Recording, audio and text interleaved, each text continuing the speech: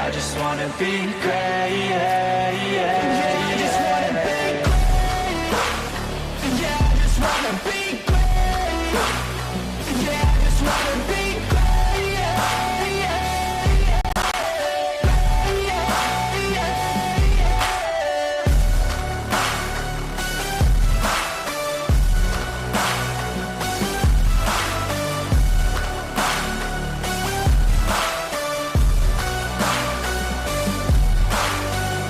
This is a statement to appreciate all that is vacant.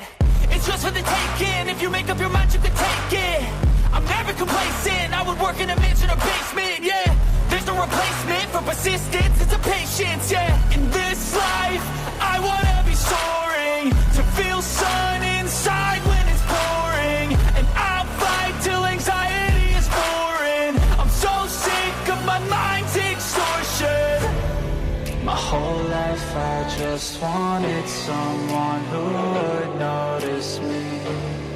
My whole life I just wanted to be somebody to be. Yeah, I just wanna be great. Yeah, I just wanna be great. Yeah, I just wanna be great. Yeah, I just wanna be great. Yeah, I just wanna be great.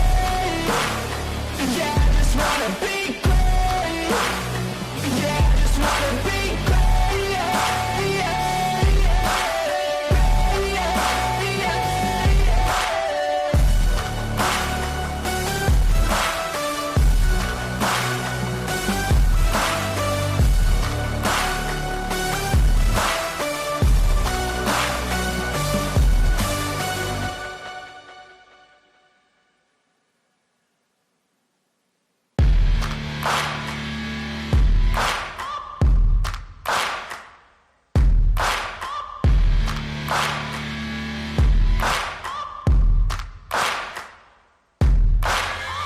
Searching for greatness in a sea of the dying and shameless, a sea of the aimless. I don't wanna be one of the nameless. I'ma wake up with the mindset that one day I'm gonna make it, and I don't think I'll be fine if I don't break my limitations.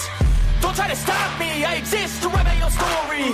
I'll make a decision if I want some peace or if I want the glory. Yeah, don't want a life that is complacent or possibly boring. I just want a life that is worth every day exploring. My whole life I just wanted someone who would notice me. My whole life I just wanted to be somebody to be. Yeah, I just wanna be great. Yeah, I just wanna be great. Yeah, I just wanna be great. Yeah, I just wanna be great.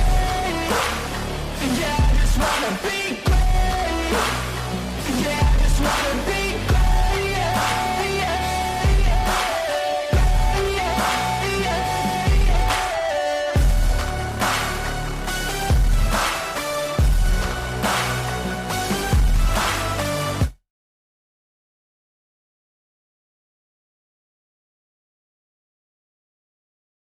Life's a ride, so let's make it count. Cherish every moment, that's what it's about. Tune in, together we're building our groove. Every beat, every laugh, we're ready to move. A little laughter, some love, we're soaring high.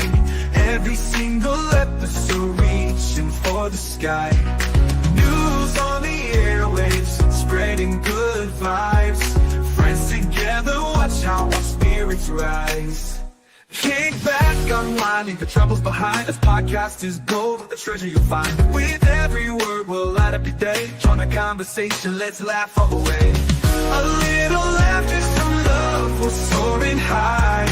Every single episode reaching for the sky.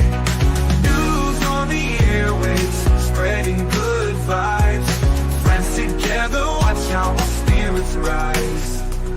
Kick back, unwind, leave your troubles behind. This podcast is gold, a treasure you'll find. Good morning, everybody. Welcome back to the cafe. Great to see you today, and thank you for joining us. I hope you're all having a great start to your day. Hope everybody had a great night last night.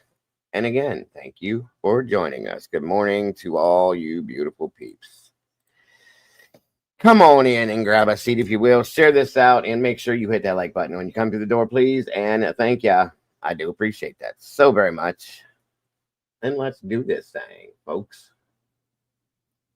Come on down. Let's see what we got here.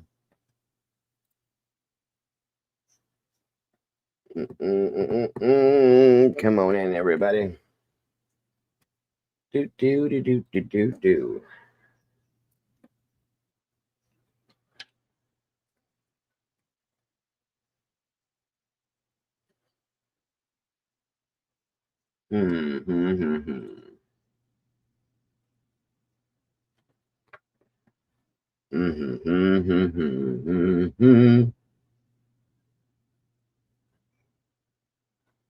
Let's see here. Show. Show. Show.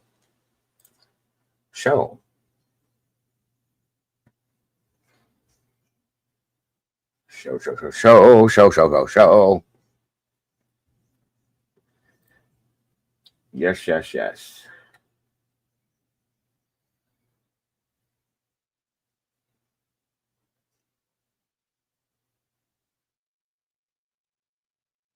Let me see.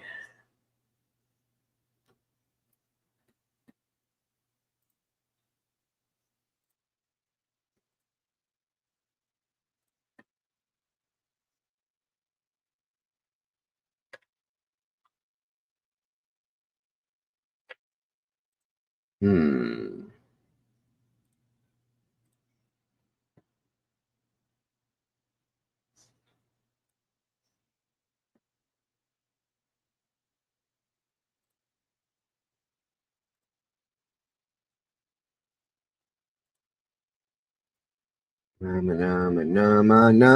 Nom. Let's see who we got in here with us this morning. It looks like Suzanne Smith. Welcome back. Cloudy Outcome. Hello and good morning. Let's see. Alicia J. Hey. Let me see. Miss Rowena's in the house. Welcome back, Ro. Larry McWilliam. Good morning to you, WB. What it be? Good to see you today. In Stitches. Welcome back to you. Dagburn, Johnny Gobble's Dead Floozy Mama's in the house. Welcome back, Miss Diana. Come on in, guys, and grab a seat if you would, please. And thank you. Let's see here.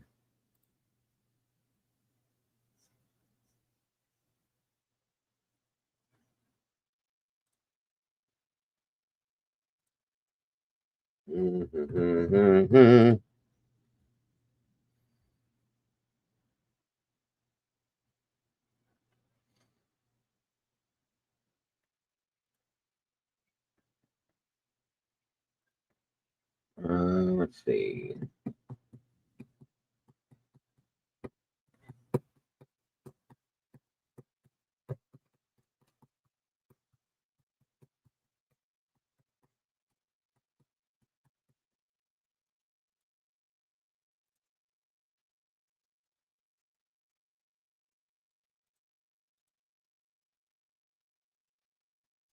Okay, come on in, everybody. Grab a seat, please.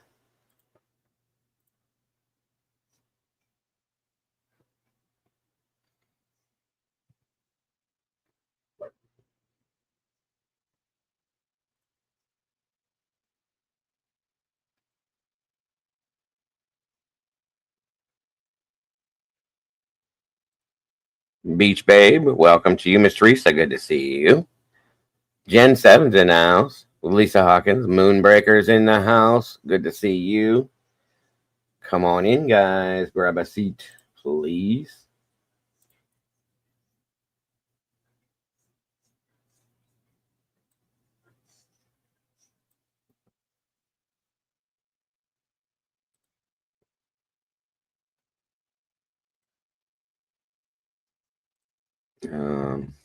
Mark Schumann, welcome back and good morning. Moonlit Baby's in the house. Good to see you, Moonlit.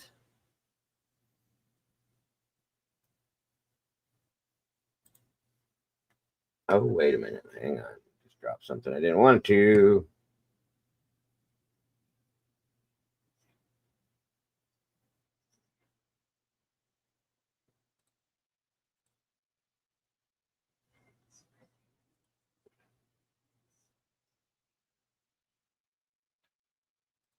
Okay. SW Music and Movies, good morning to you. Thank you for joining us today. Come on in, come on in, come on in. Good morning, good afternoon, good evening, and good night to you, whoever you are, wherever you are. Hope it's good, guys, because it's great to be here with you, as always. Still getting used to getting back in here with you guys. I really did miss you guys a lot. 5 days, guys, 6 days. It's crazy stuff.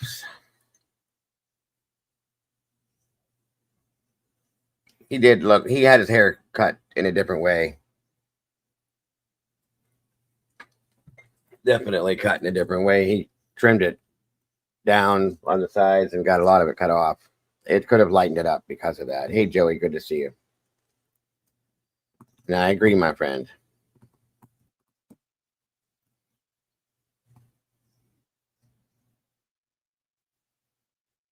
Yeah, we're going to be reviewing some stuff today through the morning show about the Idaho stuff that's happened over the past couple of days. Probably some interviews and stuff like that. And we're definitely doing an update on the Nova Scotia kids that are missing because we haven't touched that in about a week now. So that's going to be there too. But we're going to be definitely looking into some Idaho stuff today.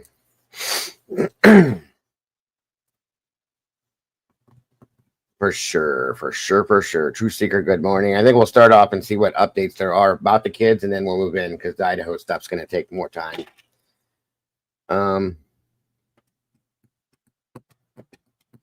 Yeah, amen to that one, Elisa. If he's making threats like that, guys, you can't, just because you, listen, again, I feel for Steve and the whole family, all the families. That's horrible what they've gone through, okay? You cannot make certain statements like that, though. Whether criminal or not, whether you're a victim or not, you can only take that so far before you're going to get yourself in trouble. And you don't need to be doing that. Go grieve the loss of your child. You can't do that. You can't do that kind of stuff. We all want justice for those victims and the families, guys. I do. And I want them to have true justice and the truth to be put out there. But come on, Steve, you can't be doing that kind of stuff. I know you're hurting and I know you're upset and I know you're angry. I don't blame you. That's not the answer, though, bud. That is not the answer. Yeah, that's kind of a good point there, Jen. that's you put it. I was being nice. I'll just put it that way. I was being nice. So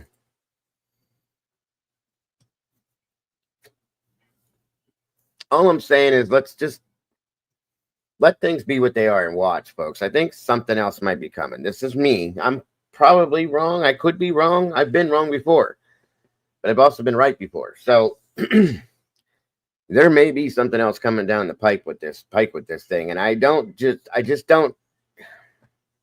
We'll talk about it. We will talk about it for sure.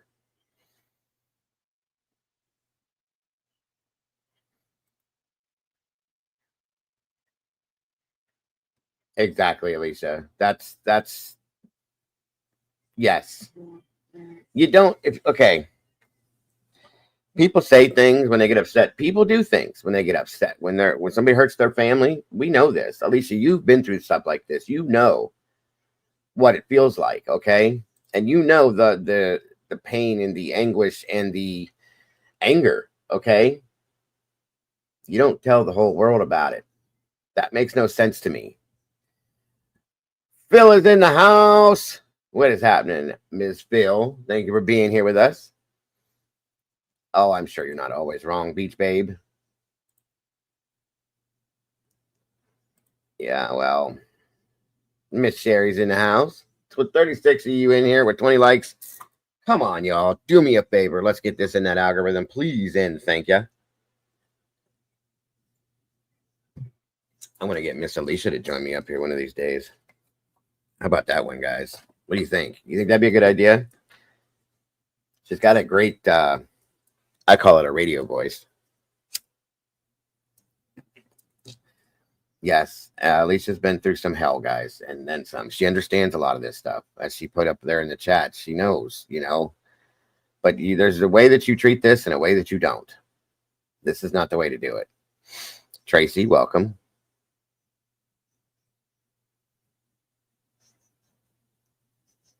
What does it say? True crime. I know you are on about a certain writer. I'm confused, Tracy. What do you mean by that, hon? Summer Jade. Welcome, cat lover. Good to see you. Summer Jade, True Seeker. All of you. Appreciate you very much. Yes, Diddy, from my understand, his bail was rejected again. Thank you guys for that. There's nothing to be worried about, Sherry. You're welcome to join me. I love hearing your guys' voices and talking to you. Thank you for that.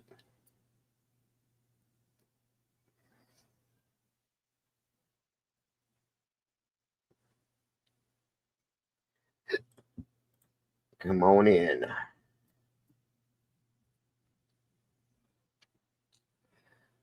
How many mods do I have in here? One. Poor Miss Alicia. You got this all by yourself? Oh, Lord. Take it easy on the mod today, guys. There's only one in here, so be nice. Teresa, good to see you. Oh, Howard Bloom coming down the bed plan. Yeah, I got what you're saying. I don't know, Tracy, but I'm not a fan of him because I think he's ridiculous, but we'll see. We will see what happens. Thanks, guys. Been 10 years. Feels like yesterday. It never goes away, guys. That never goes away. That pain just sits there and permeates, you know? She's awesome. This woman is one of the strongest people I've ever met in my life. She's amazing. She's got a beautiful heart and a beautiful soul. She's got 7, Alicia, or 8 beautiful children. She's an amazing mother. And she does this all every day. Okay. So, and she's tough as nails. Okay. So I appreciate you guys showing her a little love and a little respect because she deserves it in every aspect. We're grateful to have Alicia in our family and part of our crew. So, Dago, this morning we lost soccer player. He played from. Oh, I'm so sorry, Joey. My condolences, my friend. I don't know, Sherry. He was taking a break from this and said that I did talk to him. He said that he was, really busy with different things in life. But I'm sure he'll be back around. Feminem. 2 trailer park girls go around the outside. Oh, I'm sorry. Quit making you blush. I didn't know that was possible. You know I love you.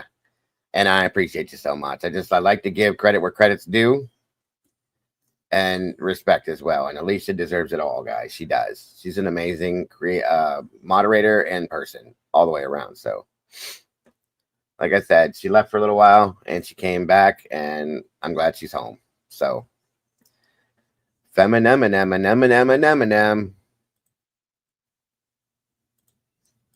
Yes, there's a great community in here. These people are amazing. And I love that you all support us and each other. You're all just beyond amazing. Thank you, Larry. Yes, I have to get in here. I haven't been able to do that in a while. Just give me 1 minute.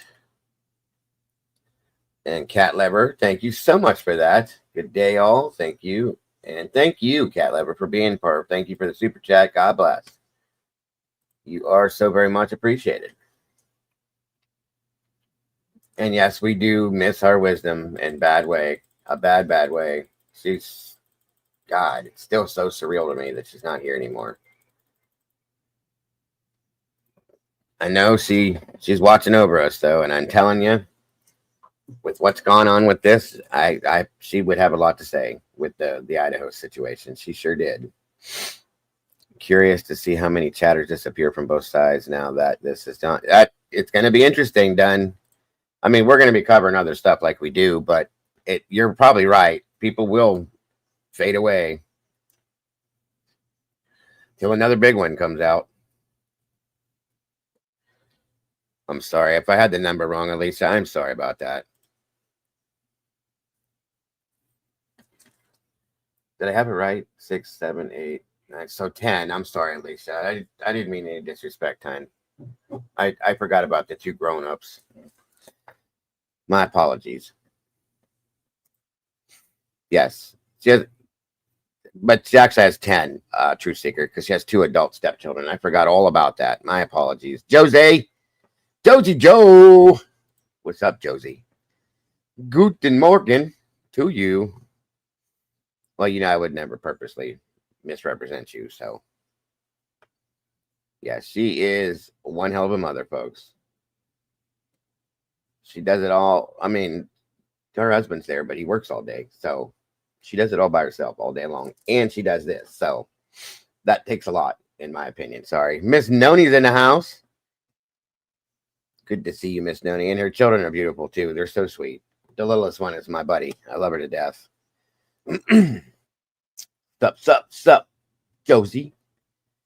Noni, it's great to see you today. I hope you're having a great day. It's great to be here with all you guys. It's a beautiful morning, beautiful day. And, of course, all of us together makes it even better. I wonder if SRB's up on the beach already.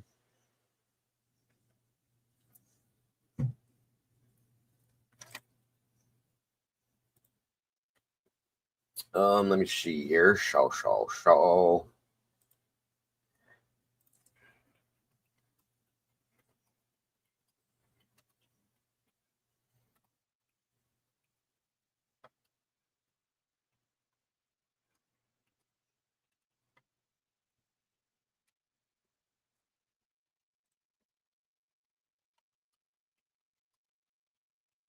So we're going to probably bounce through some different things that have been put out since all this happened.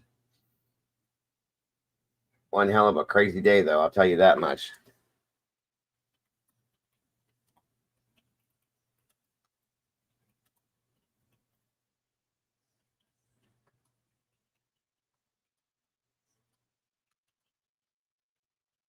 It sure was a crazy day. It didn't go how a lot of us expected.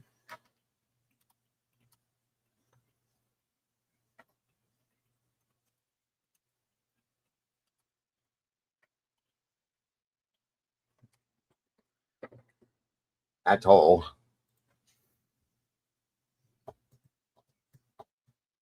Why? Thank you. Canadian Cat Lady's in the house. Thank you, dear. I appreciate that. Dr. G on BK. It's really... No, I have not, Sherry. I'm going to have to look into that. That's a good point there, Tracy. Wait, what did you say beforehand, Tracy?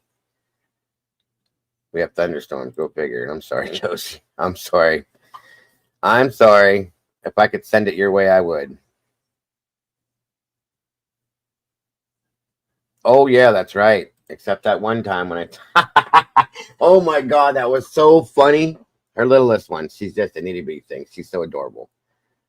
So, Alicia was making strawberry shortcake with the little, cakes and all that fun stuff. I love strawberry shortcake. And I was talking to the little one on the Discord, and I said, I'm going to take your cake. That's mine. She did not like it, and she called me out of my name, clearly, which I didn't blame her, because at that age, you say you're going to take somebody's cake? Yeah. I'd have probably called somebody the same thing she called me, and I about died laughing. It was so funny. Kids, they repeat things they hear from time to time. It happens. Howard Bloom's story. Oh, yeah. I got you, Tracy. I understand. I'm sorry. I was trying to go back and see what else you had said. Mama 4, welcome. Amanda Smith, good morning. Do you think the state offered the plea deal so the public wouldn't learn about the corruption?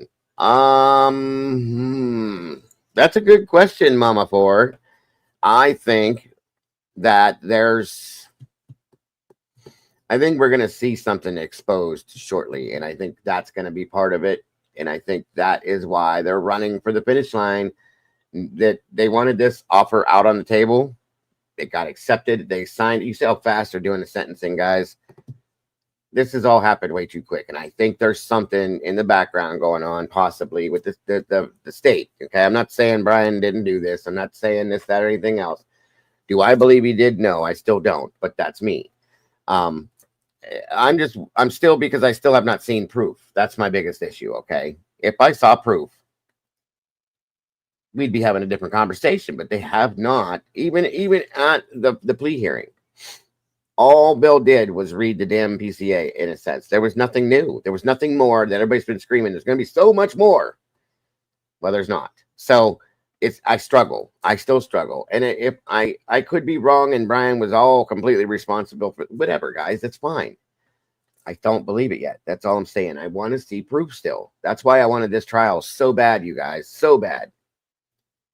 I wanted everything to be shown, and like I said, I have not agreed with a lot of what Steve has done. I still don't, because he's still doing things he shouldn't be doing. But I feel for him because he was promised something. He was told something. They used him, as far as I'm concerned, to run this narrative to get to the point where they're at, and now they don't need him anymore.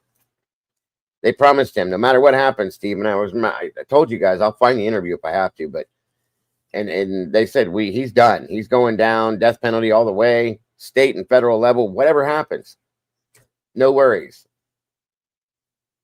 They lied to him. So, it's crazy. I really wanted this trial, guys. It really, really broke me to see that yesterday. Like I said before, it's not about Brian, whether Brian did it or not. It's about truth and justice. I don't want the wrong person to be put to death by any means whatsoever. And I don't want people that actually did this walking around out there. Okay. So that's my biggest issue. So, and it's mostly, though, about how the bullshit with the case all proceeded from the beginning. Yeah, Officer Payne is now working for Idaho University. That's kind of interesting. Told you I got issues with Scott Green as well. And after Twiz said what Twiz said yesterday too, and I agreed with him that we talked a little after this, that once this gag is lifted, people better start talking. And I mean screaming it. Truly. They need to. Because this needs to be exposed. Every bit of this. There is so much, in my opinion, from what I've seen, there is so much prosecutorial misconduct that happened that this case should have been thrown out a long time ago. Okay? And it needs to come out. It all needs to come out. The leak and all that bullshit all comes and it's all slated from the prosecution side of this stuff, guys. So it needs to be exposed. And maybe it'll be enough to throw this out because that's bullshit. I don't know. I don't know what's going to happen, and I can't make any promises, and I can't make any justifiable statements that are based on any kind of facts right now because nothing makes sense. So something's wrong. What's up, Fox Rooter? Welcome, Christina. Good to see you. One thing I will say, Steve is right about, and we've all seen it. As soon as Hitler said or brought in this special prosecutor, they all ran from the case. Didn't want nothing to do with this. These are facts. These are facts. Why did they do that? Did they do that because they knew that they were about to be exposed? Is that why? Because that's what I think it is. And I think that's what this whole thing is all about, this, in my opinion. So, just saying. I want to know who was with Brian, because there is no way he walked in there and took out 4 people, left without a trace on him. I agree with that too, Cat Lady. Warrior Mom, welcome. Good to see you all here today.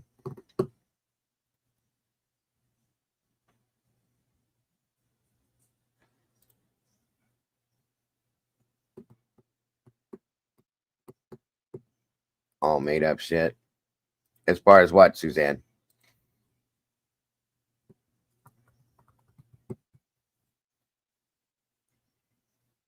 El Barriqua. No, I wouldn't say everybody, El Barriqua. There's quite a few in jail that are innocent, though. Brian's a fed. All of it is bullshit. I mean, you never know, Suzanne. You never know. Unless the DoorDash broad was lying. Oh, wait. Sorry, Josie. I missed up top. The one thing that stood out to me is the conflict with the DoorDash driver and what Santa said. Well, he was parked in the back row. In the back. So how the fuck did DoorDash? Thank you. That's a good point, Josie. That's a very good point. Thank you for bringing that up.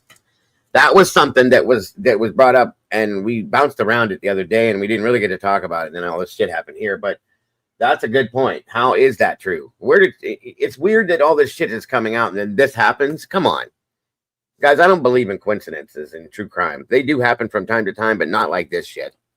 This is too much.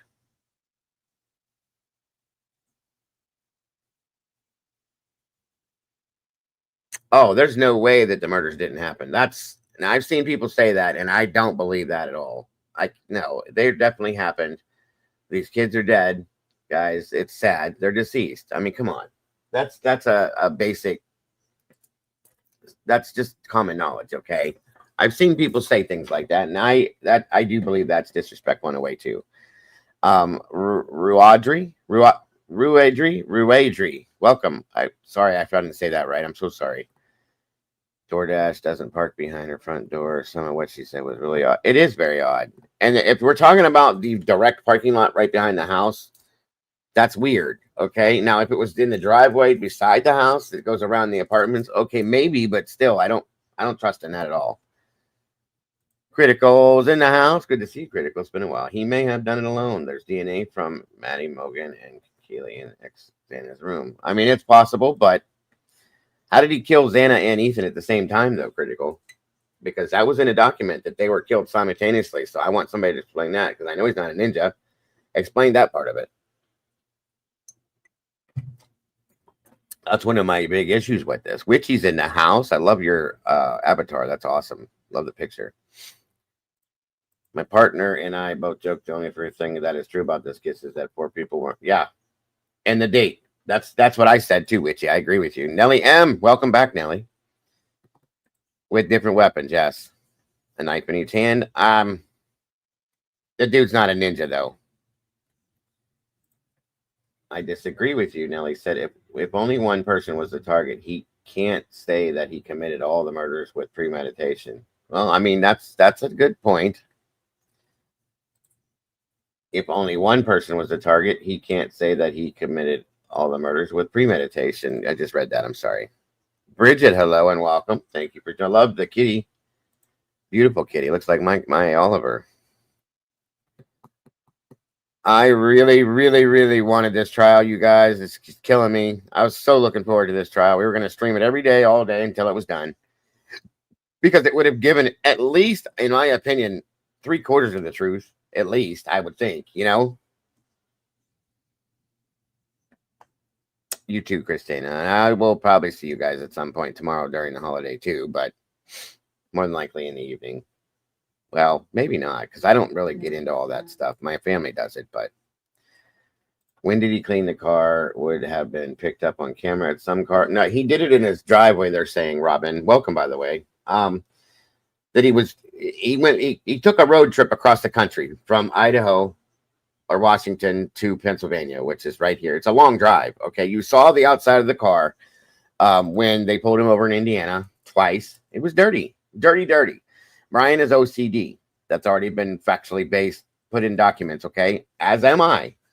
And like I said, when I clean my vehicles, I have taken door panels off. I clean with things like this in my inside, guys. It's not abnormal to do this kind of thing, okay? These special brushes, they're for cleaning in the cracks and the door cracks and getting all the dirt and the dust and everything out of the car, because I'm very meticulous about that. I'm very, very OCD, and Brian is OCD. So I didn't think that was abnormal for him to have a bucket of water and he was cleaning the inside of his car and outside.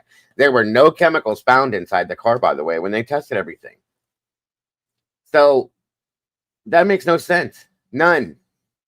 Everything that Thompson said yesterday was a whole bunch of bullshit. And it was nothing new. There was nothing new. And still, the most important thing I want everybody to understand is, with everything that was said yesterday, they have not, and remember this, the prosecution has not proven that Brian Koberger committed these murders. They did not do it. Brian agreed to charges. That's what he did. Okay. Phenomena Mom, good to see you. It's been a while. Great to have you back in the house. So I don't. Yep. I know exactly what you're talking about, Josie. pulls all the dust particles and everything out. Same way. So it's not an abnormal thing, you guys. They're making it out like he did this and did that, and everything else that they put out on him is nothing abnormal. And he did all this and didn't take one little bit of DNA from any one of the victims anywhere with him. That's crazy to me. I'm sorry. You know, I know a lot of people are saying he admitted to it. That means he did it. I don't believe that. I don't believe that. Sorry.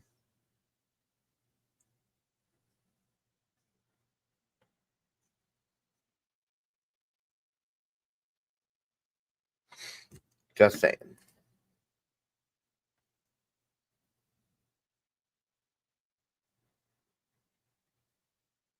Yeah, that's probably a good idea. Elisa made a good point. If there's something that we don't have anything that's factually based with coming off of a document, just put like in your opinion, in IMO or in my opinion, Baptiste said, if it's not factually based, and that's fine.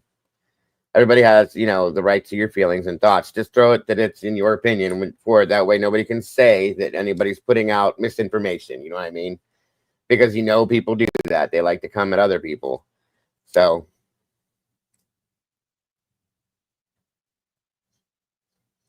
let's see. Michelle F., welcome. Good to see ya.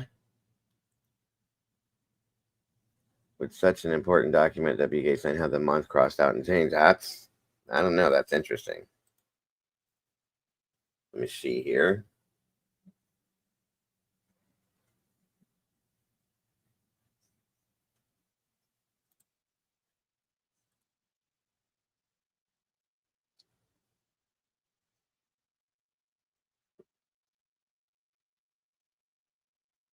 I don't know. I don't know.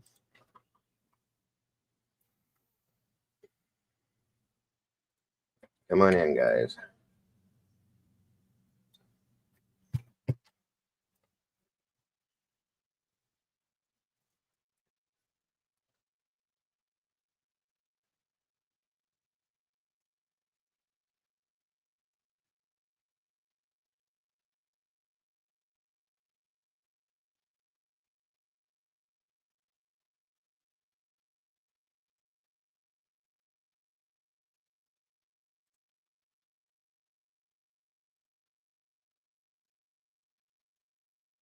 Where are my glasses?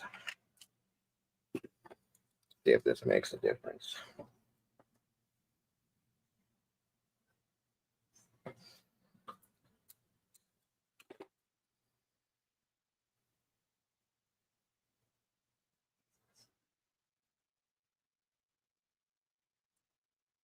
Morning, Thomas. Oksaka. Sorry. Okay, guys. We got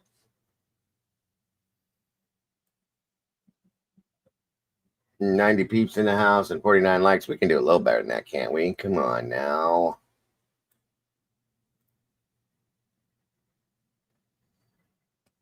Let's see here.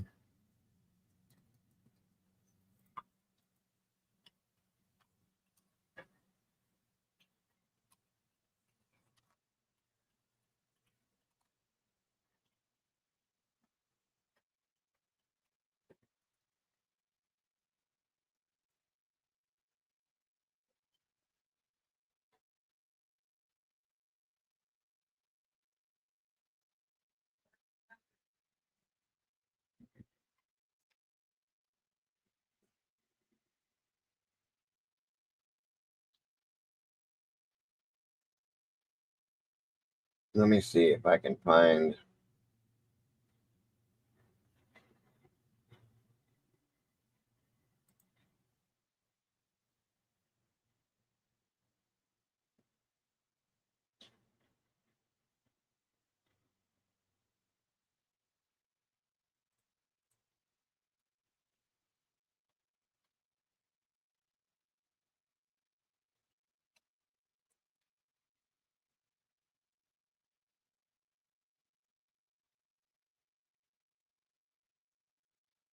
All right, I guess we'll start off with one of Michelle's videos on the kids missing out of Nova Scotia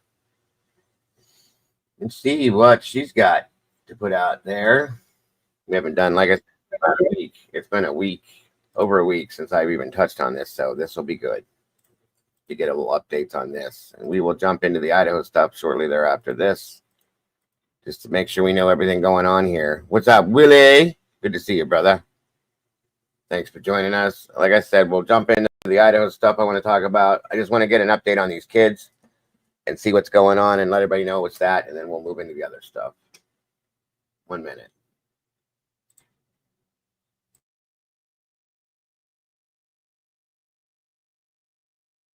My name is Michelle. I hope you're doing well. Welcome to another video. It is Wednesday morning, the 2nd of July. And we're hopping over the big pond to Canada today, to Nova Scotia, to the case of missing siblings, 6-year-old Lily and 4-year-old Jack Sullivan from Lansdowne Station. I've not talked about Jack and Lily's case for a couple of days now. There's been a lot of news this week. The biggest news, I think, is Brian Koberger, if anybody's following the quadruple murder of 4 University of Idaho students from November 2022. Well, the case was due to go to trial in just a month's time.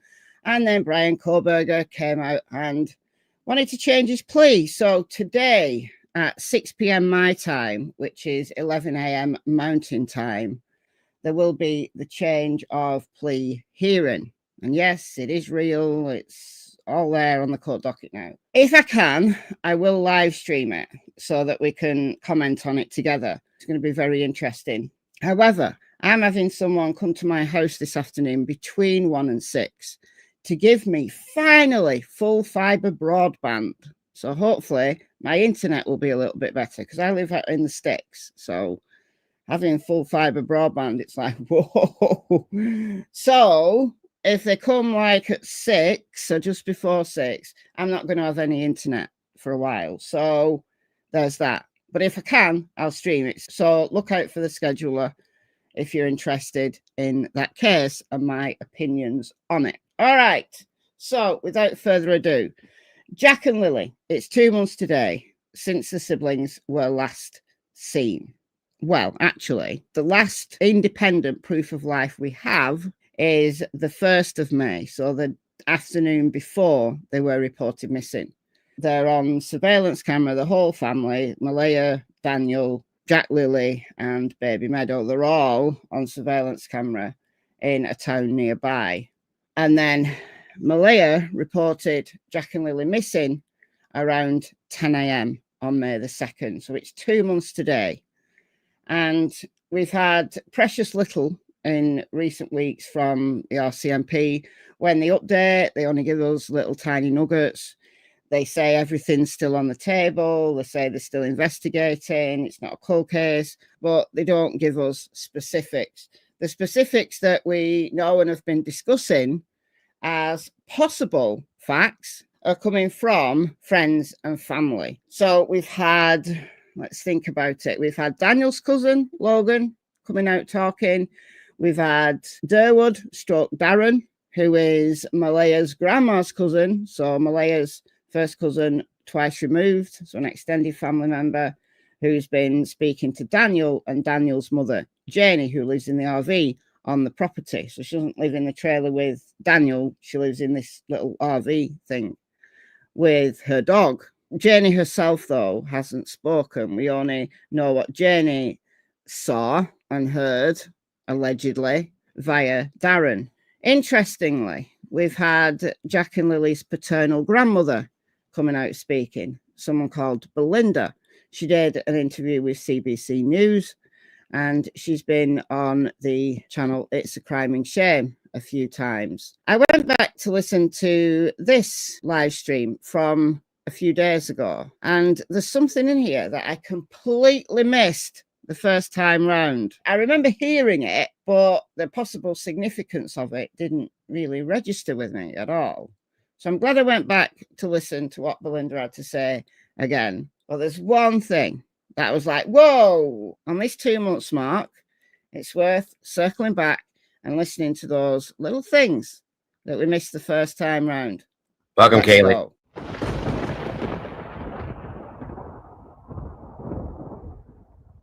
All right, so this is concerning Janie and what Belinda heard Janie saying on the 3rd of May, so the day after Lily and Jack were reported missing. Belinda and her sister went to help with the search. Reminder, Belinda is Cody's mother, Cody being the biological father of Jack and Lily. He's not involved at all. But Belinda told Malia in a bunch of text messages on the 2nd of May, just after they reported missing, that she'd come, if they weren't found, she'd come on May the 3rd. And she did. And she went a total of 3 times. But this is what she heard from Janie on May the 3rd. So we're going to start off at the 12-minute mark, so very early on in this live stream, and then we're going to hop it all over It's great to be back. late on in the live stream, where Belinda brings this topic up again. There was a policewoman standing there, and the policewoman was talking to them. We couldn't make out what she was saying until we got up closer. And Janie was really crying a lot. And this woman was saying to her, "It's okay, Mom. They're not blaming you. They just want to look in your trailer. They're not blaming you. They just need to make sure that there's nothing in the trailer." And she went on to say that there was nothing in the trailer. She didn't want them around her dog. And the policewoman told her that she was impeding an investigation and she would have to get a search warrant. And then I thought, well, we'll just continue on into the trailer. That was the only thing I found just a little strange, that I was wondering what that was all about. When I got inside the trailer and after I had hugged Malaya, I mean, I took to crying. Now, I didn't notice because I wasn't watching, but my sister stated that she noticed Malaya wasn't crying at all. She didn't have any tears.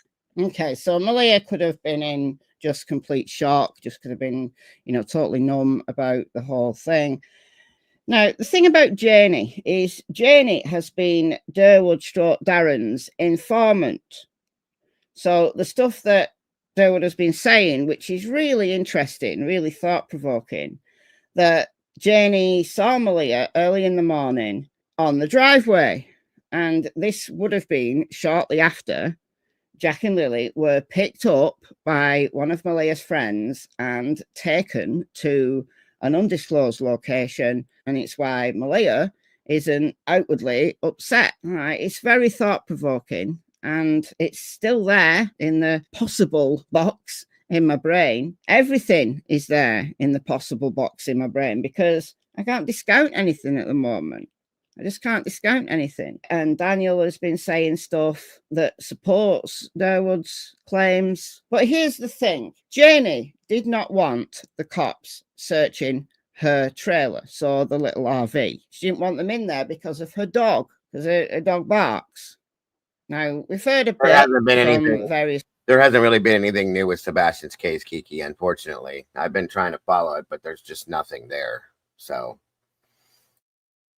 people who've been to the property about the dog, some say that, yeah, the dog barks, and Durwood says he's like some kind of little Yorkie mix, but he's a bit of a barker, and other people have said, well, he doesn't bark that much. Listen, if your step grandkids are missing, why don't you just take the dog out of the trailer? I don't know, take the dog for a walk or something while the police are checking your trailer.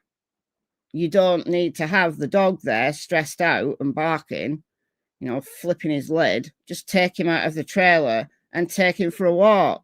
Or get someone to take him for a walk, or put him in a vehicle while they're searching. It's hardly going to take long to search an RV, is it? It's not like a 10-bedroom mansion, is it? It's an RV. It's not going to take them that long to search it. But she didn't want them in there, and the policewoman said, well, we're going to have to get a search warrant. So they would have searched the RV. They would have. I don't know whether they needed to get a search warrant, but they would have. It just looks dodgy and, yeah, impeding an investigation. But we're going to skip now to the 1 hour 50 mark and listen to what Belinda says here. She circles back to it. Right away when we pulled up, I had recognized the trailer because we had made many trips to New Glasgow and I've often seen the trailer. I didn't have a clue that's where Malaya lived. And I feel so bad now because we could have stopped in so many times. Well, we've heard from Malia talking to Belinda in text messages that Daniel didn't want Malia visiting Belinda, taking the children to visit their grandma, and also he didn't want Belinda on his property. Why? Don't know. Was it a sign of a controlling relationship?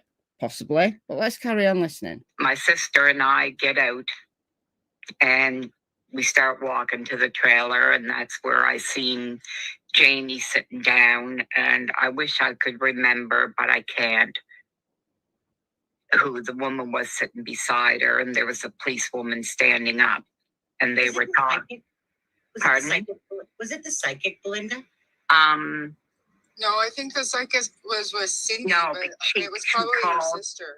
She Miriam. called Janie Mum. By the way, there's no echo anymore. Oh, You she can talk called. now. Okay, she called Janie Mum because she said, "Mum, it's okay. They're not blaming you." Okay, so we're back to the woman that Belinda doesn't know the ID of, trying to persuade Janie that it was okay for the cops to search the trailer. Now, we heard that she didn't want them to search the trailer, the RV, because of her dog.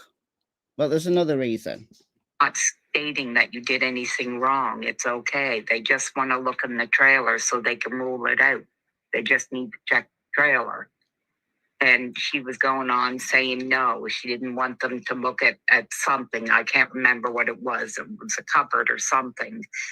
And she said about her dog. So what? I remember hearing that, but I didn't. It didn't register. I was concentrating on the dog. But Janie didn't want them to search her RV because of a cupboard. She didn't want them looking in a cupboard. Okay, so is it a small cupboard? Is it a big cupboard? Is it a cupboard big enough to put 2 little kids in? Do you see where I'm going with this? That Janie's being Durwood's informant, blaming Malia. Well, what if that was a ruse? You know, it reminds me of, remember the 2 Springer Spaniels in the Madeleine McCann case? I think it was Eddie that was the human remains dog. Keela was the blood dog, I think. Alerting on the cupboard in the apartment. Now, the thing here, in this case, they've never brought in cadaver dogs. It's not necessarily about cadaver dogs searching the woods. It's about running a cadaver dog through the property. Because there might not be any signs of blood or human tissue or anything like that. But if Jack and Lily had died for whatever reason, and maybe their bodies were put in a cupboard for a short space of time before they could decide what to do with them. Do you see where I'm going with this? Why did she not want them looking in the cupboard? Or is it completely innocent? Does she have some, I don't know, substances in there or something? I don't know whether she takes substances. I'm sure that cupboard was searched. I don't think Jack and Lily are in the cupboard. But what if they'd been in the cupboard? Look, I'm going to leave it there. But I'm just highlighting that there's a cupboard involved in Janie's reluctance to let them search her RV. It's not all about her dog. What do you think? Let me know in the comments, and I'll see you in the next video. Again, I might be live later if my broadband is fine and up and running and the man who's installing whatever cable he needs to install has gone. Let's play that one by ear. Thanks for watching. All right, so there's that. Thank you, Michelle, as always. Much appreciated for that. I don't see anything brand new on the website. I looked. Let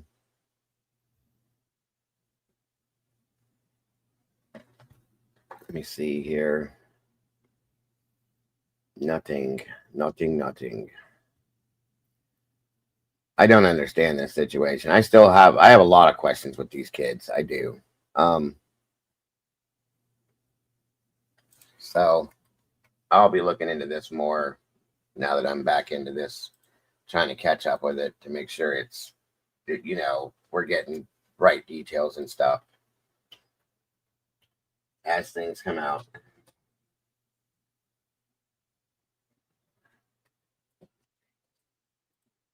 All right, let me see here. I guess we'll move into this stuff next. No, it's okay, Kim. We're going into Idaho. I just wanted to give that up, get that little update there.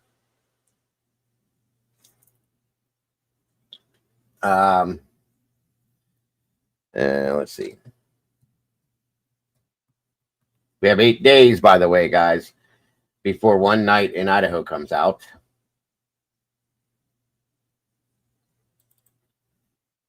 Okay.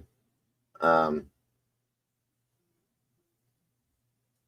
I still, even with this happening, I still need to see that. I feel like there could be something in there that I want to see. What I'm going to show you guys next, though, is Steve making an apology.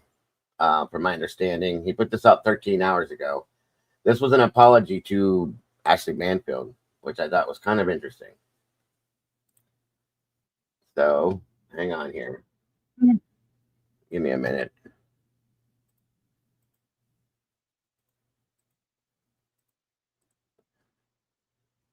Demon, what's happening, brother? Good to see you today. All right, guys, let's see what this is about.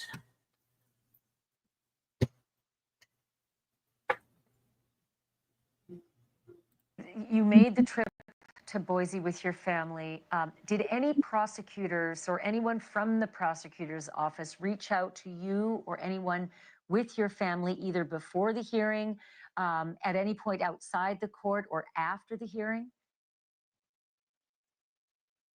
The only people who reach out to me are agents that aren't part of this court system that have warned me to be careful with this court system. And shame on me for not listening. Shame on me for letting Kaylee down. It's my mistake. I'm sorry, Kaylee. I'm truly sorry that I didn't get you a prosecutor who really believed what happened to you could only be fixed with life. Fixed, you killed 4 people, and to take 1 life for 4 seems like pretty simple math. But these guys describe this as a win, even though they don't ask us what a win looks like. So I'm sorry. I apologize to my daughter. I let her down, and it's been a terrible day. It's been terrible. Steve, I'll go on the record saying there's been no stronger advocate for your daughter than you. I get it. It's been a terrible day, but I really don't want you going forward thinking you haven't done everything. You have done everything and more for Kaylee. Look, I see the system. I know the system. Shannon, weigh in. You know the system. You're a lawyer. You're in Idaho. I get this, guys, but like I said, I feel bad for this. This makes me feel bad. It does, because this isn't his fault. This is not his job as a parent to find the right prosecutor to give you what you believe justice should be in this sense. That's their job. So this part, I feel bad about it, but you can't go making threats and treating other people that did not commit the crime like they did. Brian's family and the things that are said. I mean, I know he's angry. He should be angry. I don't blame him at all with that, but he needs to take a break and get, truly be able to grieve his loss and not worry about this for a little while, which I know is hard to say, but I don't know. This makes me feel bad.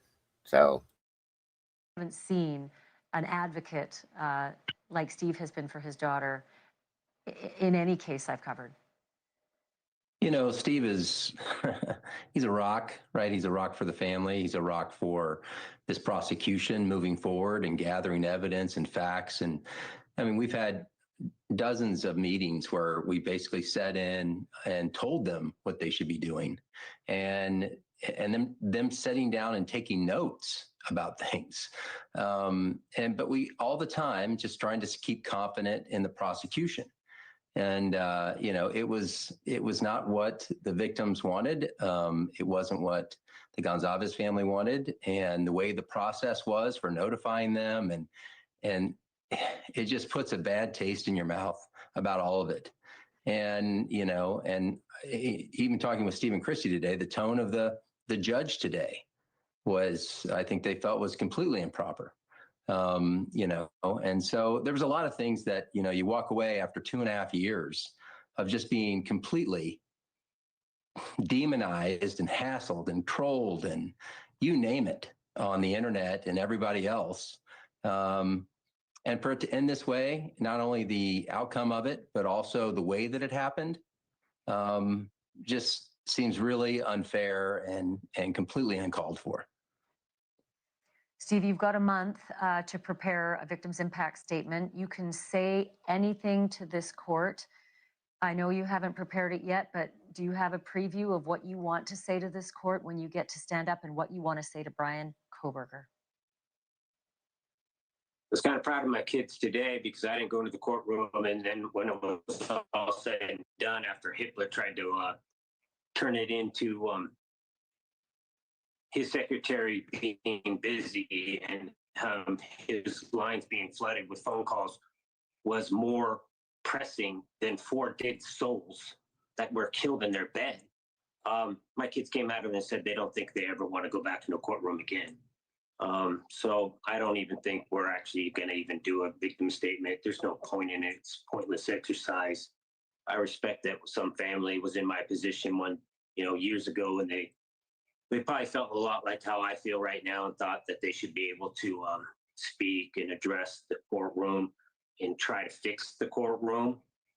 That's probably what these victim statements were supposed to be, but they're not that anymore. And we're G's, we're Gonzalez's.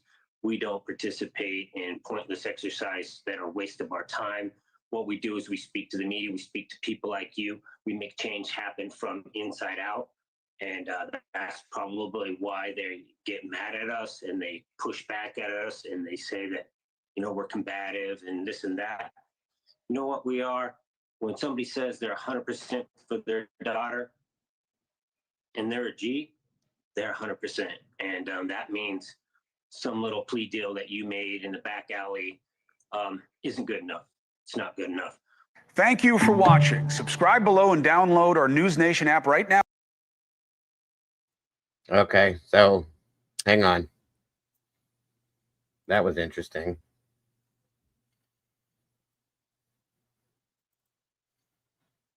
I got another one that dropped last night too. Hold on.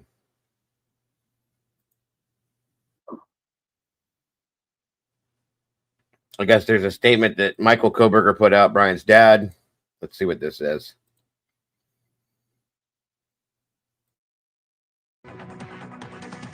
What a day. If you are in the true crime community, what a day. I haven't had a day like this, I think, since OJ maybe, or Casey Anthony, but what a day. Sean Diddy Combs finds out he's partially not guilty and partially guilty, finds out he is not getting out of jail anytime soon. Nope. He is right back tonight at 10 o'clock Eastern, probably laying his head on a prison pillow at the MDC in the Southern Manhattan, right? Because the judge said, you're too dangerous to let out. You're too violent. My words, but effectively, that's what the judge said in denying him bail. And he's got another 4 months or so till Fine. Don't worry, Moonlit. We'll get it. October to find out how long he's going to spend in federal prison for 2 counts of violating the Mann Act, prostitution across state lines. Okay? Could be 20 years. If it just goes to the 9th, right? The nth degree, it could be 20 years. Probably not, but it could be. So he's going to have to stick it out. It's going to be a crappy summer for Sean Combs in the federal lockup until he finds out if it's going to be a crappy 5 or 10 or 20 years in prison. And all of this happening at the same time that one of the biggest stories, I dare say, of the last 10 years, right? The Idaho quadruple murders, the mystery of why a man would break in to a home where 4 students were sleeping peacefully and brutally slash them to death, stab them to death.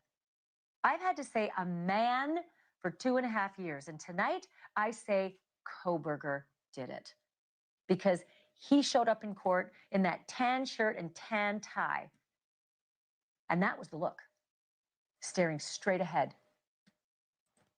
I don't know if you noticed this, but a producer I work with said, did he shave his eyebrows?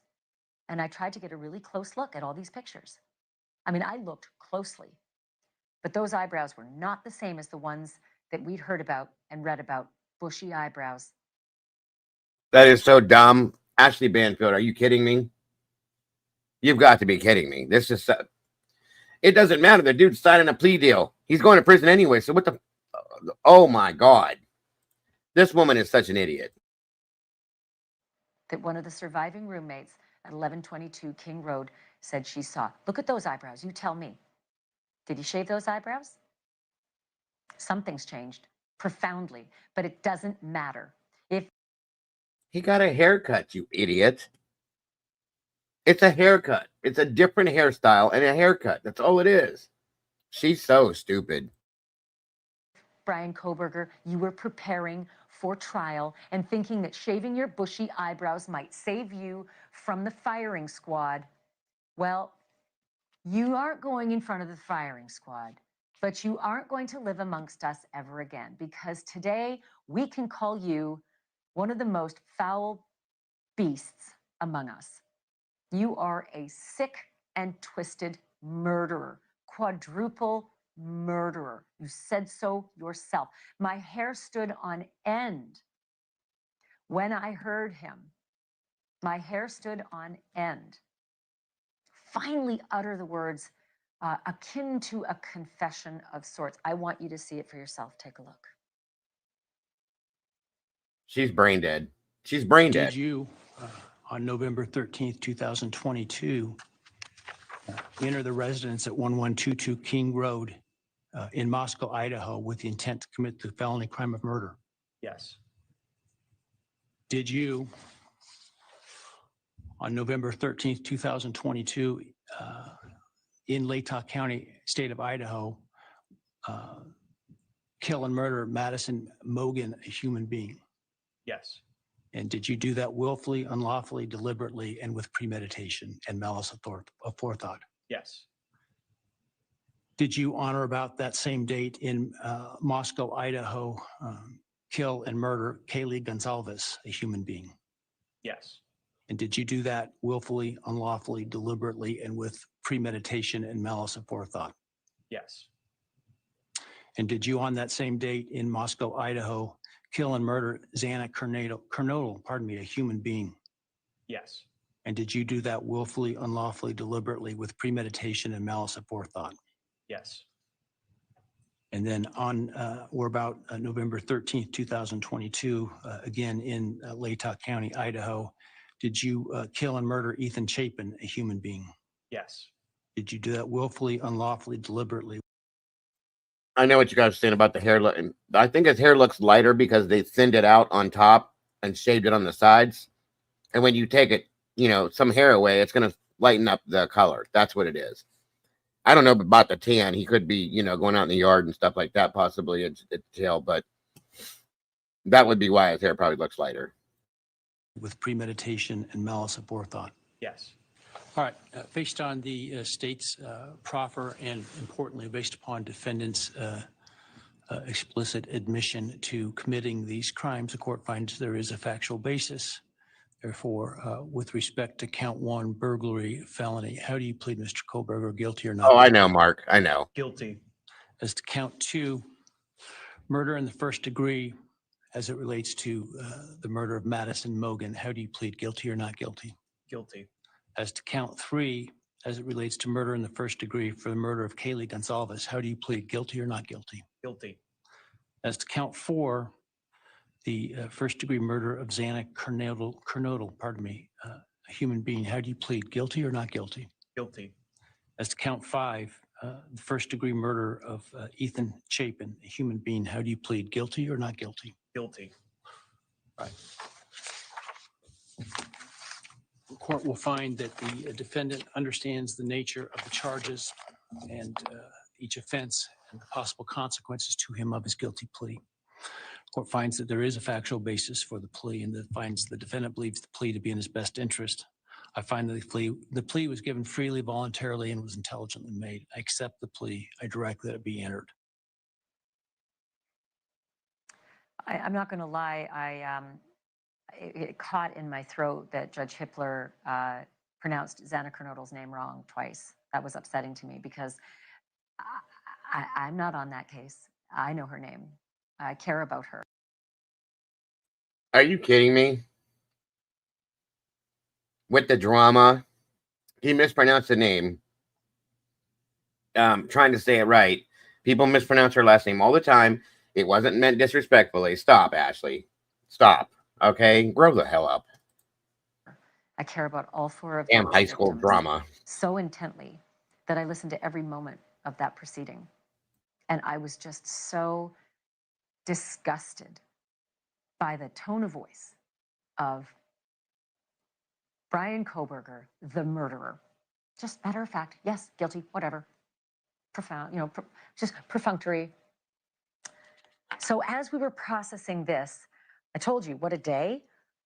Everything else was happening on the other coast in New York. Again, Diddy, more activity. We had to wait till 5 o'clock today to find out, is Diddy going to get out of jail? Waiting his sentencing? Will he have some kind of a appeal where he'll be able to be with his family while a long appellate process plays out before sentencing? And it didn't work for him. Didn't work for him at all. Nope, the judge said, no, you're not going anywhere. And then his lawyers, late in the day, if you missed this, came out on the courthouse steps to talk to the huge crowd and to the reporters who were all waiting. And this is what Mark Agnifilo, his lead attorney, said. Today's a great victory. It's a great victory for Sean Combs. It's a great victory for the jury system. You saw that the Southern District of New York prosecutors came at him with all that they had. They're not stopping, but one thing stands between all of us and a prison, and that is a jury of 12 citizens. And we had a wonderful jury. They listened to every word, and they got the situation right, or certainly right enough.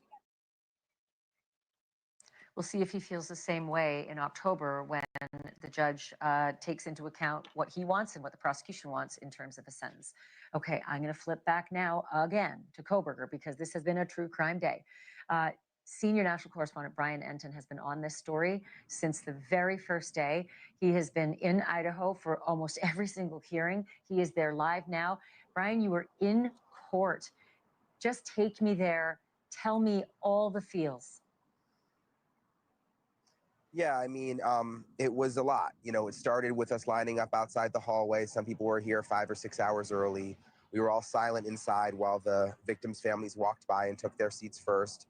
We went in. The first thing I noticed when Brian Kohberger came in is what you noticed. His eyebrows were a lot less bushy. He had a fresh haircut. His hair was much shorter. He was skinnier than I remembered seeing him last time. And then it all started. And I think I was waiting for some kind of emotion, finally. I mean, some kind of remorse.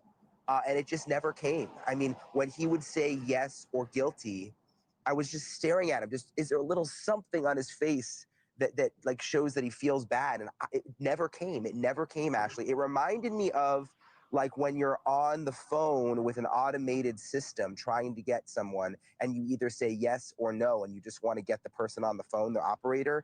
Like, that's the way he was answering the questions. Like, this wasn't about 4 innocent people murdered.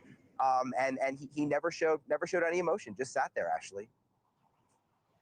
I wonder if he enjoyed the control that he had in that courtroom, if he felt like it was control. Certainly isn't control there.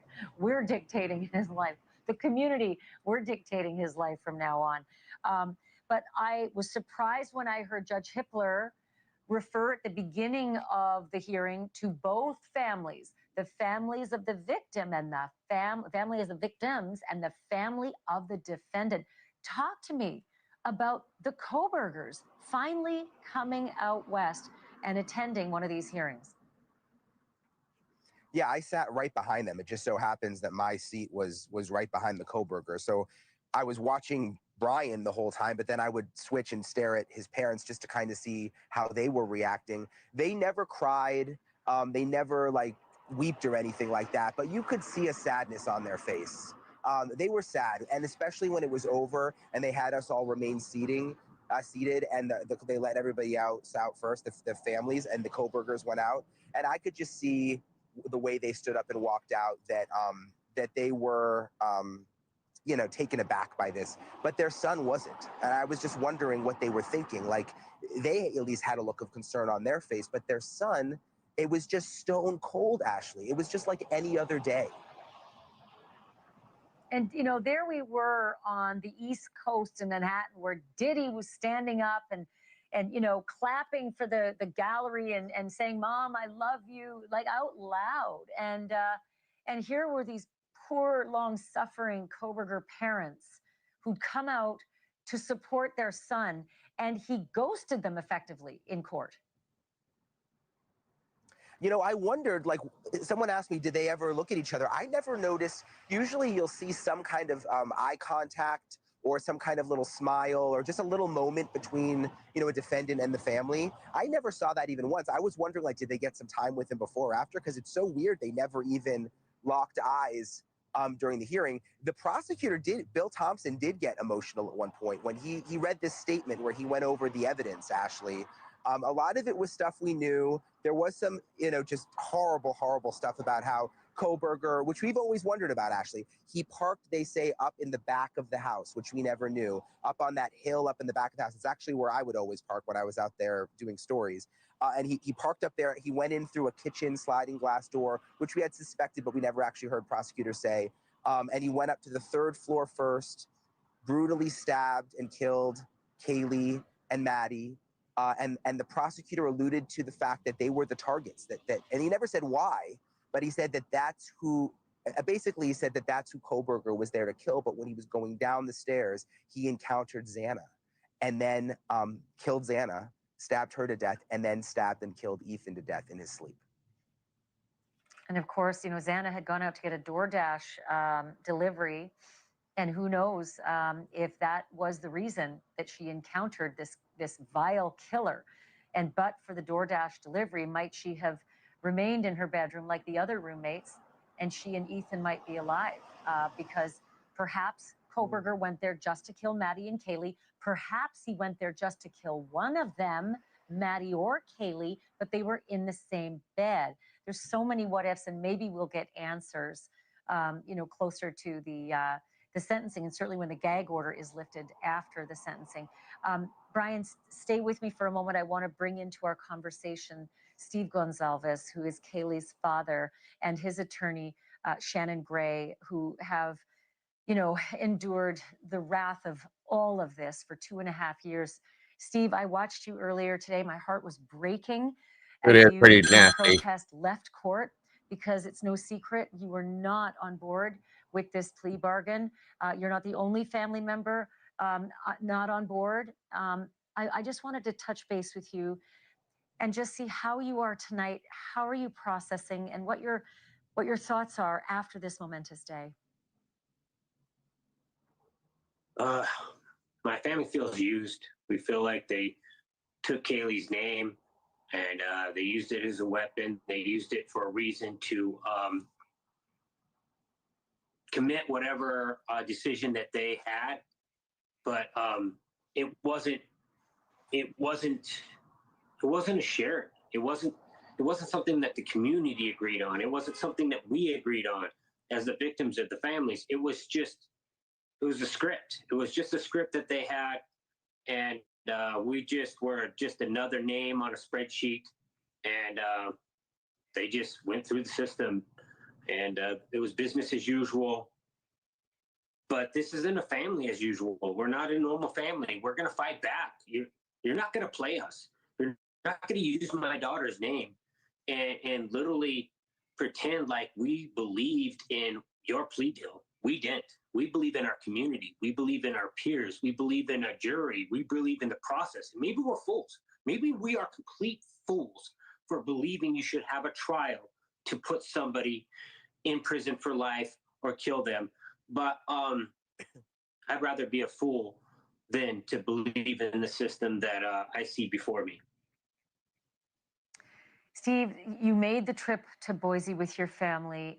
Did any prosecutors or anyone from the prosecutor's office reach out to you or anyone with your family either before the hearing, at any point outside the court, or after the hearing? The only people who reach out to me are agents that aren't part of this court system that have warned me to be careful with this court system. And shame on me for not listening. Shame on me for letting Kaylee down. It's my mistake. I'm sorry, Kaylee. I'm truly sorry that I didn't get you a prosecutor who really believed what happened to you could only be fixed with life. Fixed, you killed 4 people, and to take 1 life for 4 seems like pretty simple math. But these guys describe this as a win, even though they don't ask us what a win looks like. So I'm sorry. I apologize to my daughter. I let her down, and it's been a terrible day. It's been terrible. Steve, I'll go on the record saying there's been no stronger advocate for your daughter than you. I get it. It's been a terrible day, but I really don't want you going forward thinking you haven't done everything. You have done everything and more for Kaylee. Look, I see the system. I know the system. Shannon, weigh in. You know the system. You're a lawyer. You're in Idaho. I haven't seen an advocate like Steve has been for his daughter in any case I've covered. Steve is, he's a rock, right? He's a rock for the family. He's a rock for this prosecution moving forward and gathering evidence and facts. And I mean, we've had dozens of meetings where we basically sat in and told them what they should be doing, and them sitting down and taking notes about things. But we all the time just trying to keep confident in the prosecution. And it was not what the victims wanted. It wasn't what the Gonzalez family wanted, and the way the process was for notifying them, and it just puts a bad taste in your mouth about all of it. And and even talking with Steve and Christy today, the tone of the judge today was, I think they felt, was completely improper. And so there was a lot of things that, you walk away after 2.5 years of just being completely demonized and hassled and trolled and you name it on the internet and everybody else. And for it to end this way, not only the outcome of it, but also the way that it happened, just seems really unfair and completely uncalled for.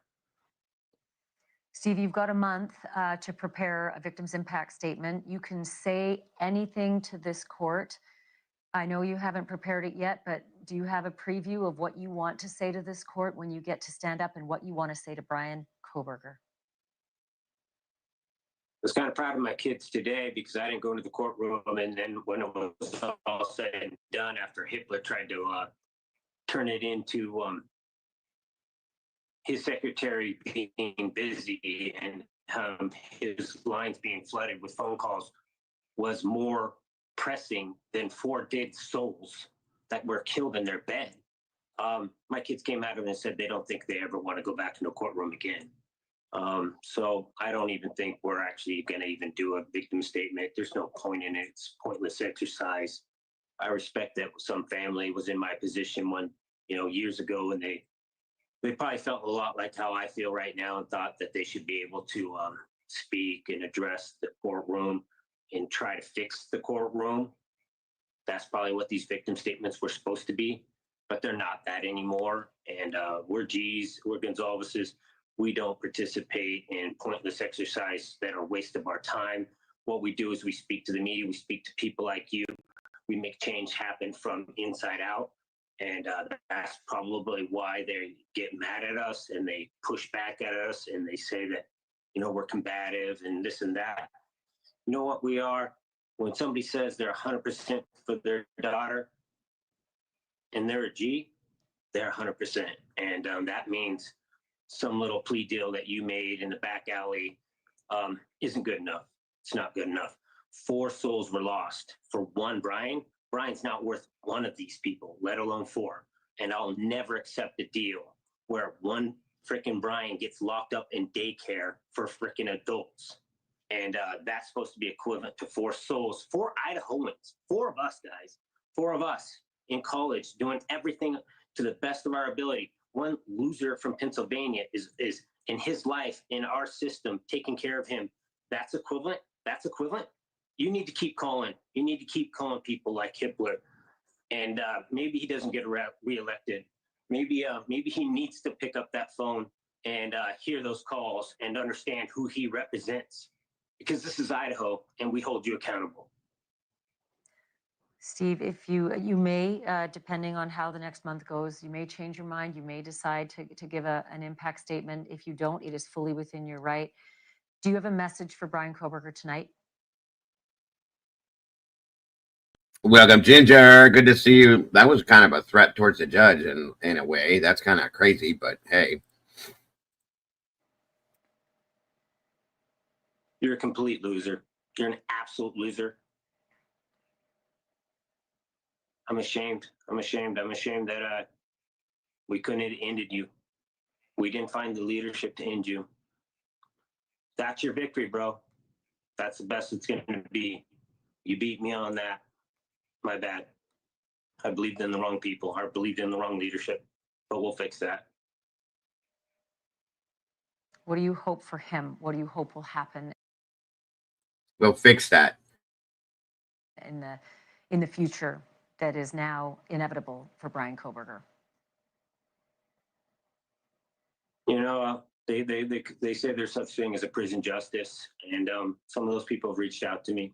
Maybe they have a welcome gift for him. Maybe they can, maybe this Pennsylvania city kid can go to Idaho. Some of those guys in there have kids just like mine, look just like mine, same age as all these other kids that were here. And you worked your, you made a couple choices, made a couple wrong turns, and you're in there. But you want the best for your kid. You want your kid to go to college. You want everything for them to go in there and win. And now I'm gonna say right now, this question and this answer was absolutely News Nation's fault, because they set that question up for him to give an answer like that. You know that, and I know that. We heard it. Period. You don't want them to die. You don't want them to die. So maybe you should talk to Brian, have a little welcome package for him, and welcome to Idaho. It's completely understandable. I can't imagine being in your shoes. Like I said, it's a month away. Exactly. Maybe Brian and Tim, you could step exactly. in for a moment and just give our audience a reminder of what comes next and on what dates and what happens in the next month. Yeah, the sentencing actually has been set at the end, excuse me, of July, and that is when the victim impact statements will be made. I believe maybe Brian Koberger could also. And that's an absolute fact. Listen, this is a damn shame that this is going. I wish somebody, his attorney, would stop him from saying this, because he's harming himself, guys. Because if something happens to Brian when he goes in there, guess what? He's going to get charged with it. He absolutely will.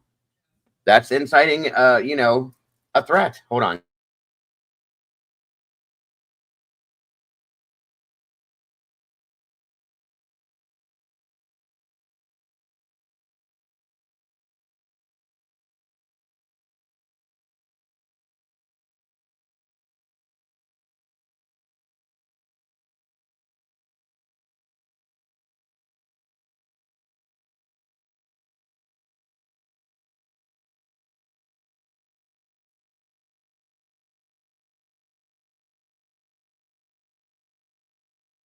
Say something if he wishes. I do want to elaborate on one thing Steve was saying when his connection was breaking up, and I'm curious what you think about this, Ashley, because you've covered so many cases, but it was very odd to me that when we went into the courtroom, and it was such a solemn feeling, and it was, like the biggest hearing in Idaho history, and the families are there, and Brian Koberger's there, and there's just this really just deep, feeling. And the first thing the judge says is, I've got something that I want to address, like almost with an attitude, and says that it's been incredibly disruptive, that me and my staff have been getting calls and the calls need to stop. And my staff has work to do. And this went on for a couple of minutes, and again, I'm curious what you think, Ashley. You were probably listening in the beginning, but like, it just seemed kind of tone deaf to me. I'm not going to lie. I was surprised. You know, I just kept thinking about Steve and the other family members. That's what they're hearing first. You know, I know Steve wasn't in the courtroom, but it was difficult. But I also know how affected so many people across the country, indeed across the world, have been by the loss of these 4 beautiful kids. And so I can understand that there have been some calls and messages as well. I mean, look at those faces: Ethan Chapin, Madison Mogan, Xana Kernodle. Like I said, his attorney is an idiot. He should have shut him off and said, no, you don't say things like that, Steve. I understand he's mad. He should be. I would be pissed, but you don't say these things out loud. Okay? You don't put these things out to the world to hear. Good God. I mean, this is crazy. Yes, his brother is in prison, DK. I doubt that he'll go to the same type prison. They're even talking, I've seen rumor that, and it's rumor, so don't take it and run with it, that he might be going to like a psychiatric, possibly, Jesus, it's like a psychiatric medical prison, if that makes any sense from what I've heard. I have to look into that more, but don't quote nothing, guys, because there's nothing in writing anywhere that I've seen as far as documents. Miss Tandy's in the house. Good to see you. So yeah, like I said, you guys, you gotta. Hey, Kat, good to see you, dear. Hitler's staff work with other cases too, so to have those cases affected anyway by harassment, it's stupid. It is stupid to be. Listen, nobody, and this is a judicial system. It's not a store down the road or calling the manager of Walmart or, you know, any of that kind of stuff, guys. This is a judge, and it's a whole governmental system. Anybody calling there is not going to change his mind. Nobody, you know, and then you know, to make the, well, maybe you won't be elected next year. I mean, come on, dude. You need to focus your anger and your hurt and your pain in a different way, to do something positive for this, not to cause more. Hey, Tomboy, flying in, not to cause more trauma or more drama or any of that stuff. Like Brian Koberger's parents, for instance, you know, making threats or any insinuation towards them. They did not make Brian do this. They didn't teach Brian to do this. If Brian did this, it wasn't because they learned it. He learned it from his parents. Okay. They're going through something too. They're losing their child, their only son, to prison for the rest of his life. That's something too, guys. That is something too. Granted, it's, you know, they didn't lose him like Steve lost Kaylee, but it's like, come on. You can have all the thoughts you want. You can have all the feelings you want and emotions you want, but you don't say these things out loud and enact a situation that could cause you to go to prison. What good is that going to do to your family? You've already lost your daughter. Come on. This is crazy. Kaylee Gonzalez, prime of their lives. Beautiful, beautiful kids. And this is what it's come to. My great thanks to Steve Gonzalez and Shannon Gray, who has been his rock. I know, Shannon, you called Steve a rock. You've also been Steve's rock. Steve, we're here for you. You know that we're going to continue to follow this. We're going to continue to support you as well. And I can't say it enough. And you two are no better. Brian, well, actually, Brian didn't say anything, but Ashley and News Nation, like, shame on you. This is ridiculous. They're playing off of the anger and the vengeance that Steve has in his heart and his soul right now because of this, and they're playing off of it, asking these questions, putting it out there. This is ridiculous. They should know better than this. We give you our condolences always, but we also send you our love as best we can from where we are in your moment of grief. Thank you for doing this and sharing this with us. I so appreciate it. Thank you for your microphone and your audience, because without it, we'd just be crazies that nobody would ever listen to. We don't know that for a fact Well, yet. we're listening, and we will continue. Wait till we see it in a And document. Brian Enton, amazing work, And incredible then, coverage. then we and, can definitely he say will that's where it's continue going for sure. be on this case as well. To all three of you, my heartfelt thanks for this evening. I do appreciate it so much. Thank you for watching. Subscribe below and download our News Nation app right now on your phone, and you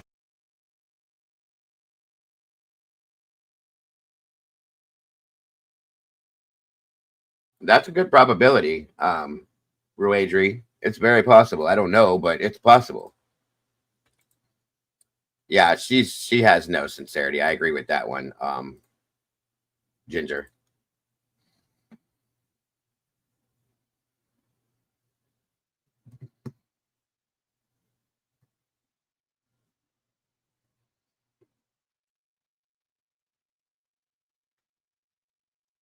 Well, we don't know anything that they've done.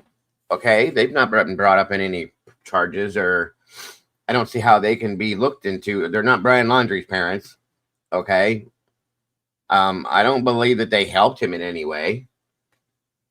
Because that would have been talked about already. So just saying. Just saying. All right, let's see what's coming out next here, guys.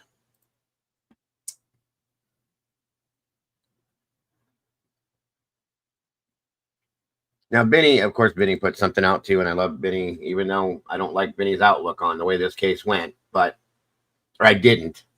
Sorry. He's not as idiotic as she is, but hang on here.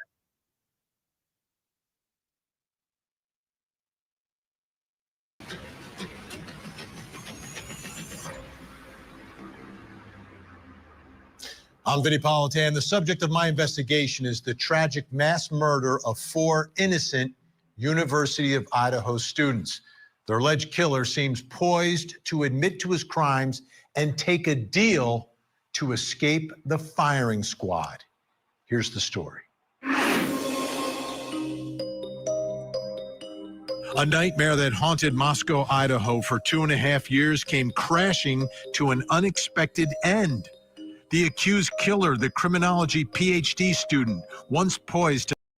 I do remember that, Mark. That was crazy. I do definitely remember that whole thing. I watched that, actually. That was on Unsolved Mysteries, I think. Wild stuff. Face the brutal facts of his alleged crime in an August trial, suddenly struck a plea deal with prosecutors. On June 30th, he agreed to plead guilty to the stabbing deaths of Kelly Gonzalez, Madison Mogan, Xana Kernodle, and Ethan Chapin. In doing so, he avoided Idaho's death penalty, potentially execution by firing squad, and now faces 4 consecutive life sentences plus 10 years for burglary. The plea offer stunned the families. Still, prosecutors argued the deal guarantees a lifetime behind bars with no appeals, a resolution quicker and more certain than a... See, look at his hair there. Okay, it's darker because it's thicker. When they shaved the sides and faded it and then thinned the top out, it lightened it up. So that's why it looks like that, guys. Trial rife with potential delays. A change of plea hearing is scheduled for July the 2nd, with sentencing expected later in the month. The courtroom saga may be close to over, but for grieving families, closure is impossible. Closure is impossible. I mean, this is an unexpected turn of events in this case. I didn't expect it, and it seems the families didn't expect it either. Now, each family has their own way to react to all of this, but Kelly Gonzalez's family and her father, Stephen, have been very outspoken, and her sister as well, Aubrey, have been very outspoken from the beginning of all of this, and have been there and have been strong for Kelly, and have you know what, pushed prosecutors in this case. They have posted their reaction to some of the developments in what has transpired in the past few days. I heard a rumor, Greg, is what I heard, about him going to a mental criminal, what the hell is it called now? It might have been Pavarotti that said it. It's a rumor, though. There is no documentation that proves any of that yet, but that's what I was saying. I think it's like basically a prison for criminally insane or mentally incapacitated or whatever. Again, we'll have to wait and see if that's documented anywhere. I want you to take a look and a listen to these posts from social media. One of our producers, Janet McGowan, is going to read them for you. But take a listen. I think it gives you an idea of what's going on with this family. It's true. We are beyond furious at the state of Idaho. They have failed us. Please give us some time. This was very unexpected. We appreciate all your love and support. Hello. My name is Aubrey Gonzalez, and I'm the youngest member of the Gonzalez family. What the families of Ethan, Kaylee, Maddie, and Zaina have endured over the past 2.5 years is beyond comprehension. We've had faith in the system, but at this point, it's impossible not to acknowledge the truth. The system has failed these 4 innocent victims and their families. The introduction of this plea deal just weeks before the scheduled trial is both shocking and cruel. Brian Koberger, facing life in prison, means he would still get to speak, form relationships, and engage with the world. Meanwhile, our loved ones have been silenced forever. That reality stings more deeply when it feels like the system is protecting his future more than honoring the victim's past. The justice system was created to serve and protect, not to re-traumatize grieving families, and yet time. What if this would have happened in Washington where there is no death penalty? What would have happened then? Then you don't have a choice for there to be the death penalty, and you would get prison for life. It's still justice in a sense, okay? Because he's going to prison forever. There's really no life. And I understand what he's saying, a life for life. What's up, Lucy? Thank you for joining us. Good to have you here, dear. But luckily, I don't know. I'm just saying, like, it could have been that there was no death penalty and it wouldn't have mattered anyway. That's all I'm saying, Time and time again, we find ourselves blindsided, unheard, and unsupported. This last-minute plea deal feels less like an act of justice and more like an afterthought. We did talk to the prosecutor on Friday about the possibility of a plea deal, and it was a hard no from our family. Sunday night, we received an email that sent us scrambling. We met with the prosecution again today to reiterate our views on pushing for the death penalty. Unfortunately, all of our efforts did not matter. We did our best. We fought harder than anyone could ever imagine. The death penalty is merely an illusion in the criminal justice system. When available, it serves as a bargaining tool for the state. And when rarely applied, it's never enforced due to a highly Absolutely heartbreaking and frustrating for families that have to go through the loss, they go through the shock, and then they go through our system of justice. And again, each family dealing with it their own way. Each family has their own perspective on all of this. But that brings us to the first question in our investigation. How will this plea deal impact the families? Because it is a deal. Oh, he's getting something. Absolutely. Life is different than life on death row. Here to help answer that question, clinical and forensic psychologist Dr. John Paul Garrison and Dr. Janie Lacey, psychotherapist and CEO of Life Counseling Solutions. Great to have you both here.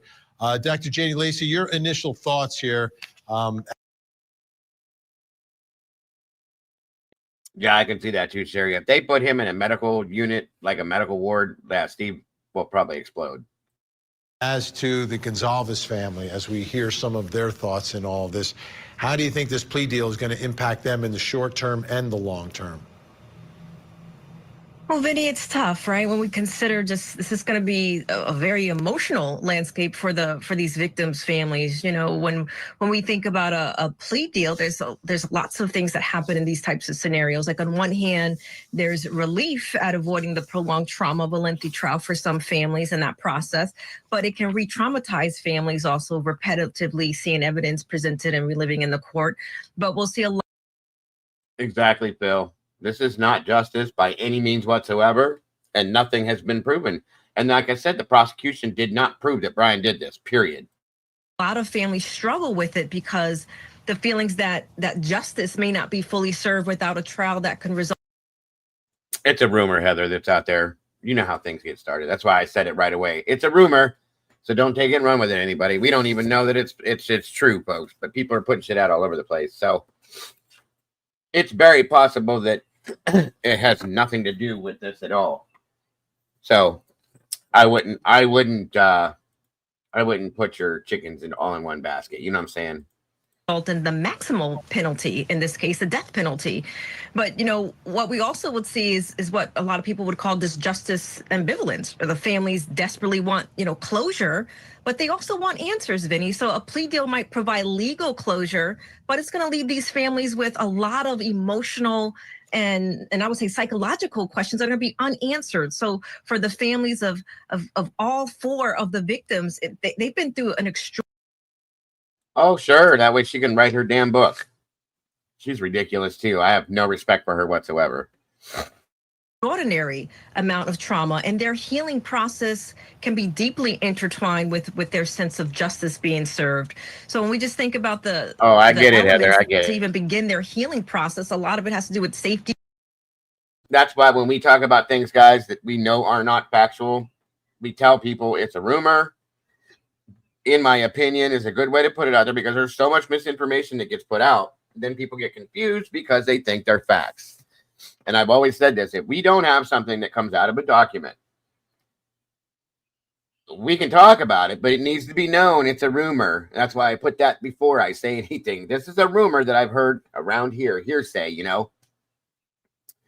And that's that. So until it comes in a document, it's not fact. And even then, as we've seen, we got to question that too sometimes. So truth and meaning making, and a plea deal may address some of those, but them being incarcerated, but it's going to complicate them seeking the truth. And when cases go to trial, families can get the more complete picture of what happened to their loved ones. When a plea deal, some of these details may never fully be explored in a public forum, Vinny. Yeah. Dr. G, I want you to take a look at this. This is from CBS News, who spoke with Kaylee's best friend's parents, Maddie's family, Maddie Mogan. Mogan's father, Ben Mogan, told CBS News he was relieved to receive the letter regarding the plea deal that would keep the alleged killer in prison for the rest of his life without the possibility of parole. But for Mogan, the plea deal is justice. We can actually put this behind us and not have these future dates and future things that we don't want to have to be at, that we shouldn't have to be at, and that we have to do with this terrible person. That is true. We get to just think about the rest of our lives and have to try to figure out. Michael 007, good to see you, my friend. Thank you for joining us. Yes, sir, I did. But I'm doing good now thanks to a lot of great people. And I'm beyond appreciative, and I'm glad to be back here, sir. And it's great to see you, Michael. Thank you for joining us today. How to do it without Maddie and the rest of the kids. What are your thoughts, Dr. G, about how this plea deal is going to impact these families, short-term and long-term? Well, not surprisingly, we see a divergence in terms of how people handle this. Yeah, I like Dr. G, too. I think he's actually got some common sense, and he's decent with this stuff, so. Some people are going to feel out of control. Some families are going to feel like we've been robbed of the opportunity of him facing justice. And that loss of control is going to be a little bit re-traumatizing. On the other hand, there are families that are going to see this as some degree of at least beginning to heal, some degree. Well, if it's a state, and if it's a state conviction, they'll keep him in Idaho, Cat Lady. From my understanding, that's how that typically works. Whatever state that you're either convicted in or, you know, the crime was committed in, that's where you'll go to prison at. If it's a federal situation, you can be moved to different federal prisons, but it just depends on how this is all played out. To me, it looks like, hey, Duquesne, good to see you. I wish somebody would help me pronounce that right. I think it's right, but I'm pretty sure that this is a state situation, and I do believe that he's going to an Idaho State prison. Degree of closure, and for them, they're going to be able to avoid being re-traumatized by the. And that's true too. Prison's not going to be that great for him, folks. Okay, he's got a target on his back. He had a target on his back before he went in. I think, was Watts a federal case, Teresa? Was there a federal charge in there that he was convicted on?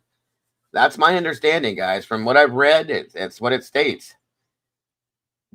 It could be different because of this type of a case or because of what Watts' case was. But from my understanding, if it's in the state that the crime that was committed in it, I'm sorry, the state that the crime was committed in and that the person gets convicted in or whatever it is, however it goes, whether it's a plea deal or conviction, it's still a conviction.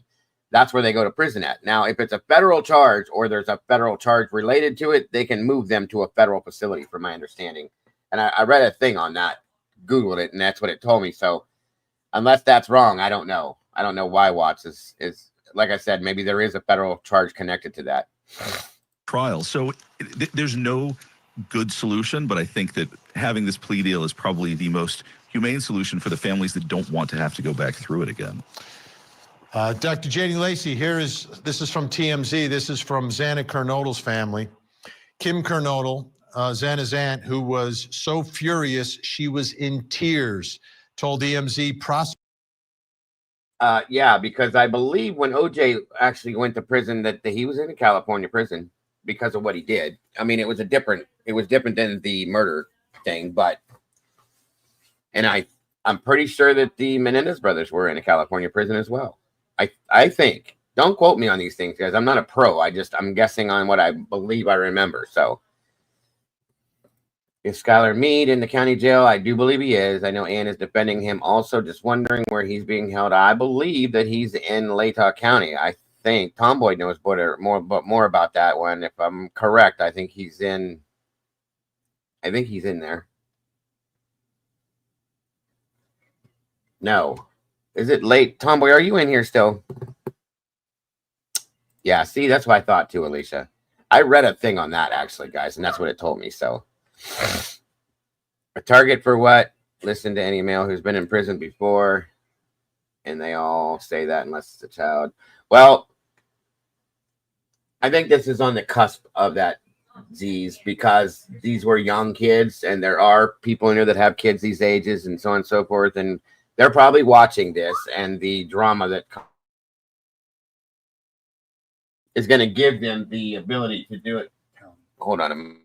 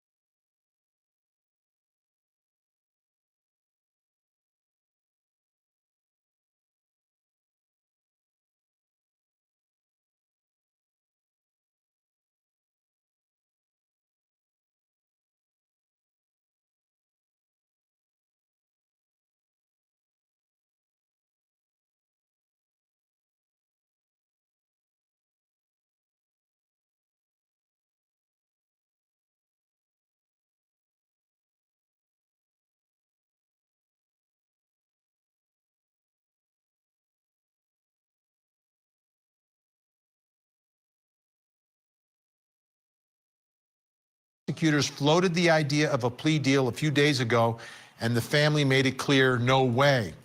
When we spoke with Kim, she was on a conference call with prosecutors. She says prosecutors told her the defense approached prosecutors with a plea deal, and the prosecution went along to spare the families the pain of a trial. Kim says that's ridiculous because at least two of the families, hers and the Gonzalez families, wanted the suspect to face a jury.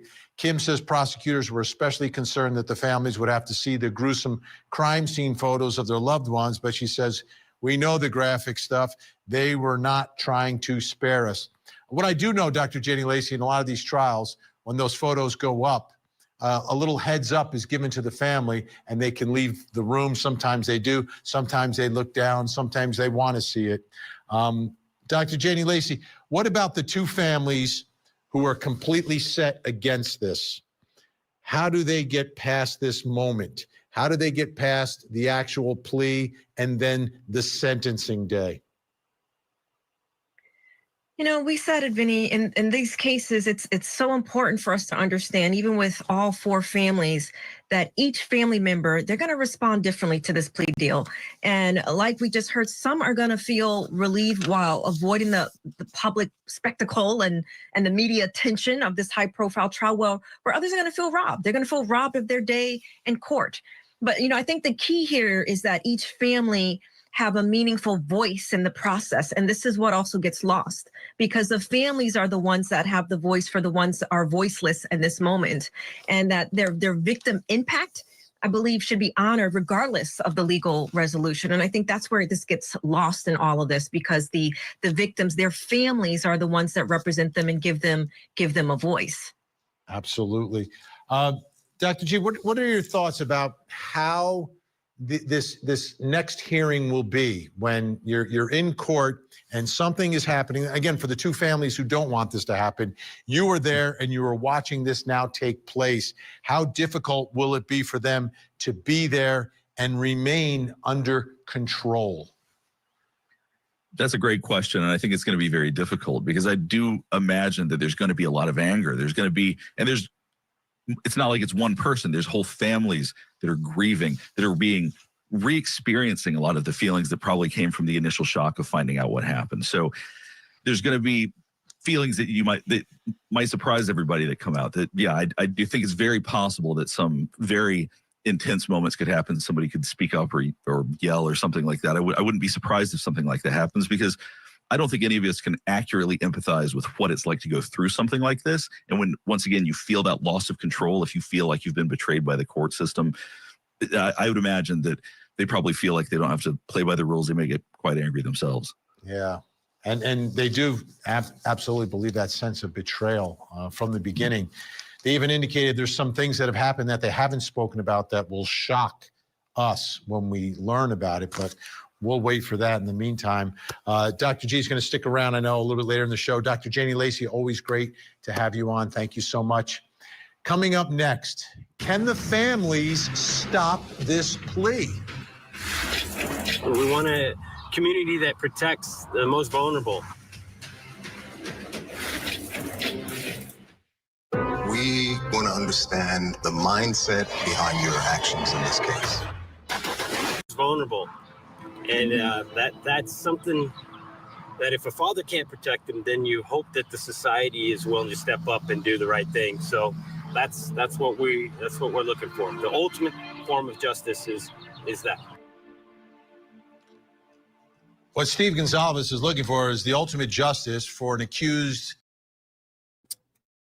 What do you mean by that there? Well, anyway, the main question is, who's kidnapped? Hold on. Did I miss something? Sorry, somebody was talking to me. I just got some bad news.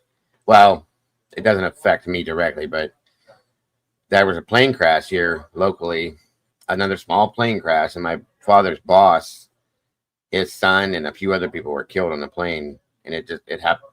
Plane crashed right into one of our back roads out of our local airport here, smaller airport, I should say. But yeah, so I was hearing that too while watching this. So I'm sorry if I missed something, Fox.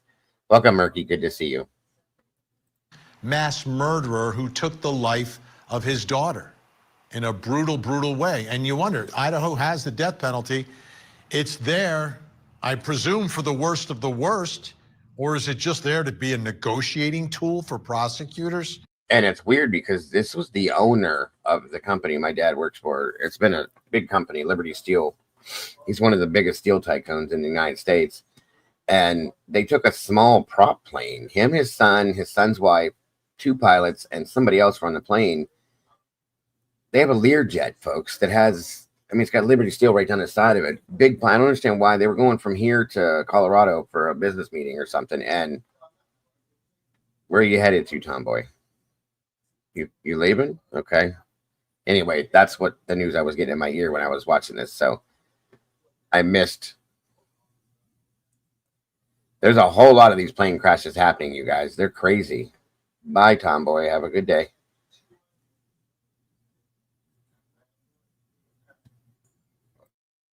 Wow.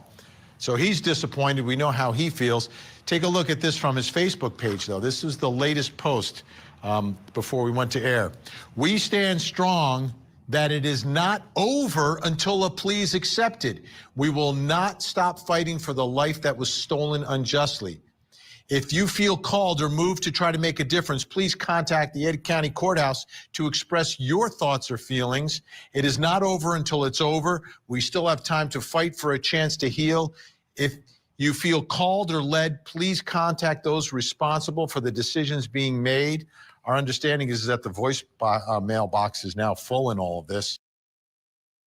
Well, I read the plea yesterday, Witchy. The document was dropped already. I read it yesterday, and I can pull it back up if I need to, but I think it's all in there, every bit of it. And that brings us to the next question in our investigation. Can the family stop this? Oh, I'm sorry, Michael. I didn't. Let me back up here. My apology, my friend. Hold on here. There it is. Thank you so much for that, brother. Appreciate that very much, Mike. Very much appreciated. Thank you. God bless, sir. Plea. Do they have rights? Do they have the power? Do they have the influence to do it? Exactly. Joining me to help Thank you. answer this question tonight in our investigation, trial lawyer, former prosecutor Dave Leroy. Also with us, criminal defense attorney, former prosecutor Jack Rice, also a former CIA officer as well. All right, agent. Okay, Dave, let me start with you. You're out there, Idaho. You know the stuff inside out. You were the chief law enforcement officer of the state.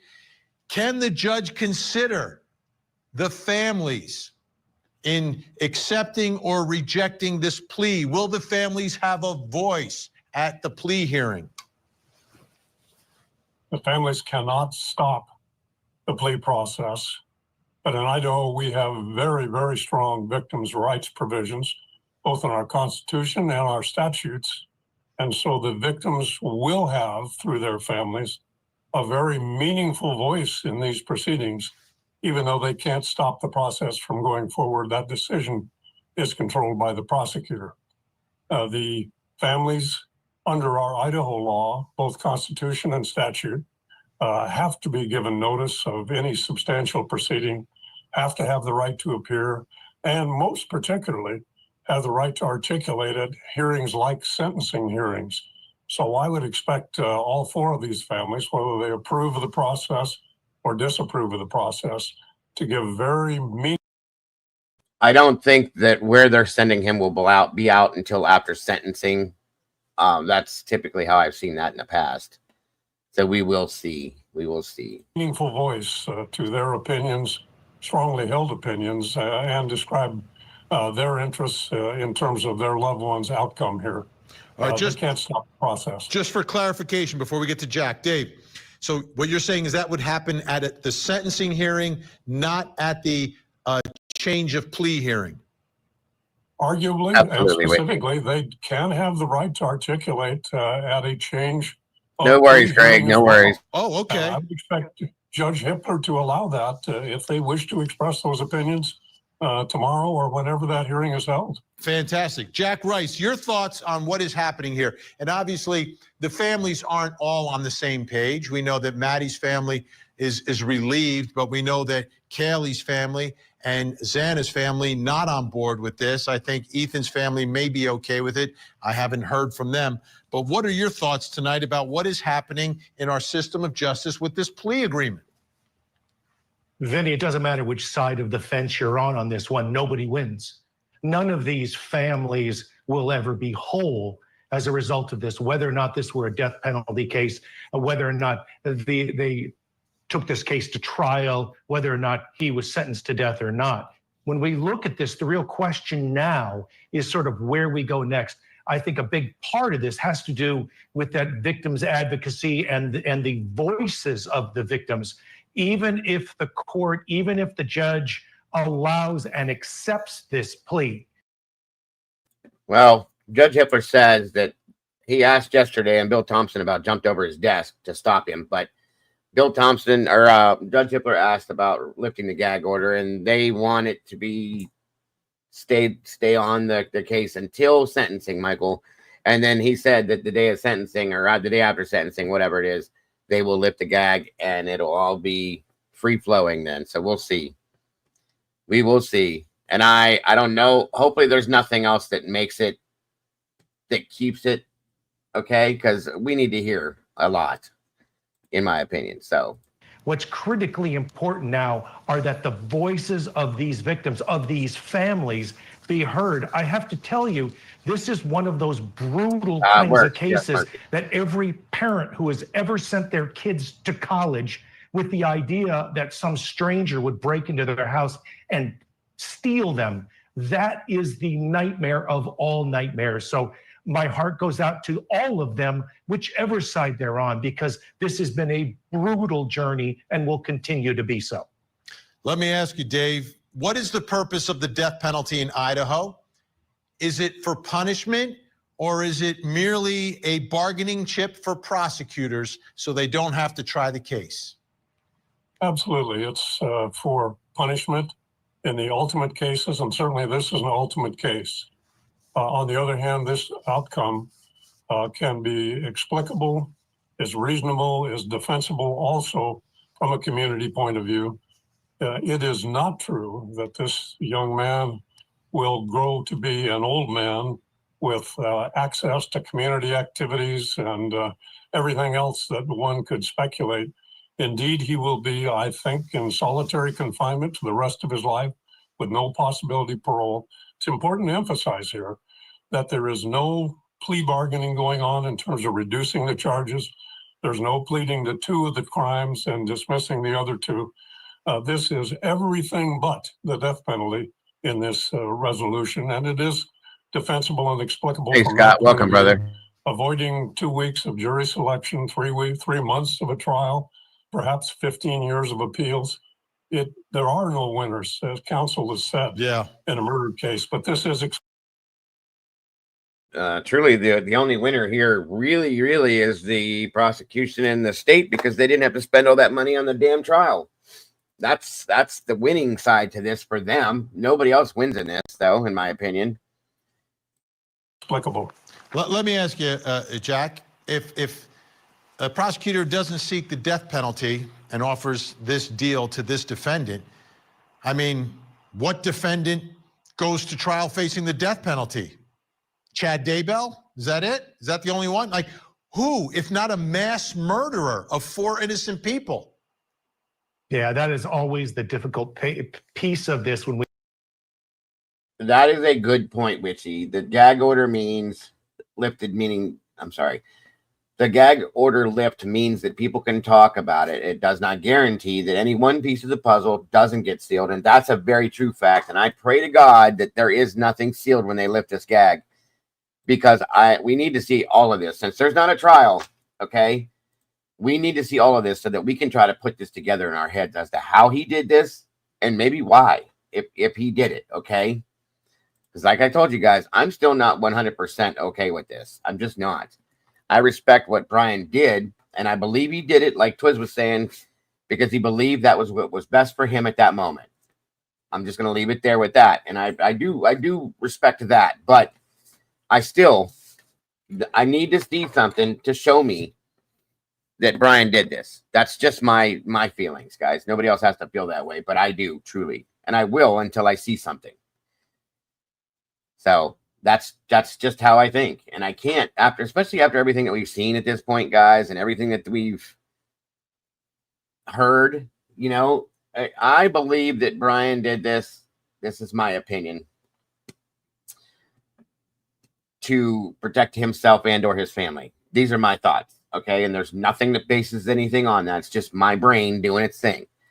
Okay. I think that's why he did this, because nothing else that he's done, nothing else would make any sense.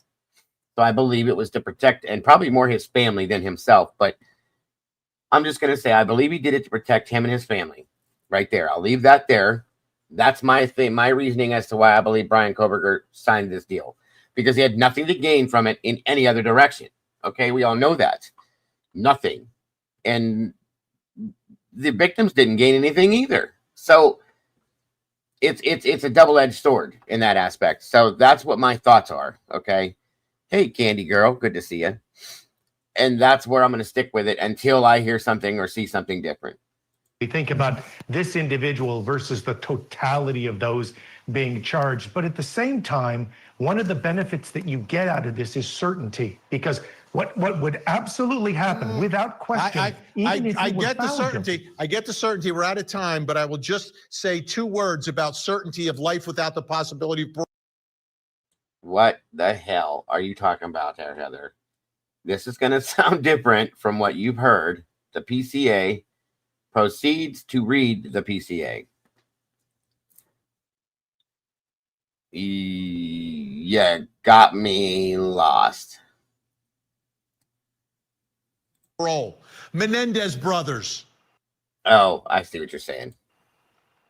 Coming soon to a freedom state near you.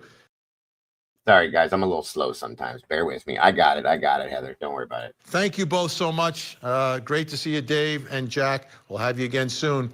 Up next, will the accused killer reveal why he did it?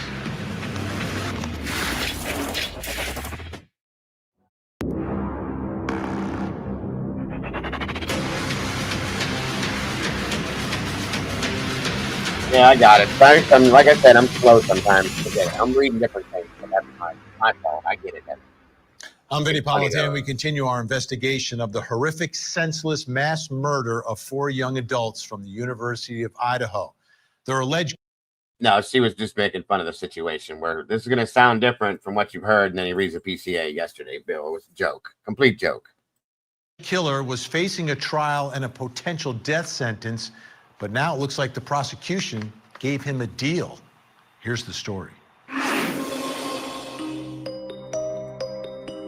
The Idaho murder case of 4 University of Idaho students was poised for a high-stakes August trial until a plea deal crashed in like a thunderbolt. On June 30th, the accused agreed to plead guilty to all charges, receiving 4 life without parole sentences and an extra 10 years for burglary in exchange for avoiding the firing squad. But families were blindsided. The Gonsalves. The psychiatrist, I believe it was, don't be hating, who they had on the defense side retired. Clan called it shocking and cruel and accused prosecutors of rushing a secretive deal weeks before the trial without meaningful input. Steve Gonsalves railed that while the accused killer avoids execution, their daughter's voice was silenced forever, calling the system a failure. Prosecutors defended their moves, citing overwhelming evidence and warning of potential appeals and trial trauma, arguing the deal guarantees swift justice. Yet the emotional rift remains, some families embracing closure, others feeling robbed of accountability and pushed towards silence. It's tough, right? This deal, the reaction of the families to this deal, the reaction of the public to these deals as well. But there's something else happening here, and it's about the defendant. And what will this plea hearing be like? What will he say? What will he do? Well, we've seen him in court before with his attorney. Let's go back to May 22nd of 2023 at his arraignment. Ms. Taylor, is Mr. Koberger prepared to plead to these charges? Your Honor, we will be standing silent. Because Mr. Koberger is standing silent, I'm going to enter not guilty pleas on each charge. Counts 1, 2, 3, 4, and 5. That was at his arraignment, but now it's a change of I know exactly what you mean, Jen. I get it wholeheartedly. plea. So I can't imagine that he will again be allowed to remain silent or stand silent. In many courtrooms in front of many judges, when you plead guilty, you have to allocute. You have to reveal what you did. And that brings us to the next question in our investigation. Will the accused killer reveal why he did it? If he sets forth the factual basis and admits his guilt, will he ever, either in court or out of court, talk about why he did it? Here to help answer that question, clinical and forensic psychologist, Dr. Gary Brucato. He's also... I don't know. That's a good point, J. Lord. I never thought of that, but the Dateline episode brought in Ashlyn Couch, and that was all of a sudden Maddie's best friend. And did they separate that at that point? I mean, that is a weird situation. It's a great point too. Maybe Maddie's family said to stop talking for her. They wanted to do it themselves. Maybe, I always wondered that too, but that's a good point. And a very good eye, J. Lord. Thank you for pointing that out. That's very interesting. I think maybe they have. Maybe they spoke up and said, okay, this is our daughter. We'll talk for her, so on and so forth. But it is very strange. I do agree with you. Yes, absolutely. Also the author of The New Evil. Also with us, clinical and forensic psychologist. Amen, Richie. See, I agree. And I said that in the beginning. Maddie's family deserves to tell Maddie's story. Maybe they weren't ready to at the beginning. They weren't emotionally okay with it. But I think you can see with the interview, and I'll show you the interview with Ben after this.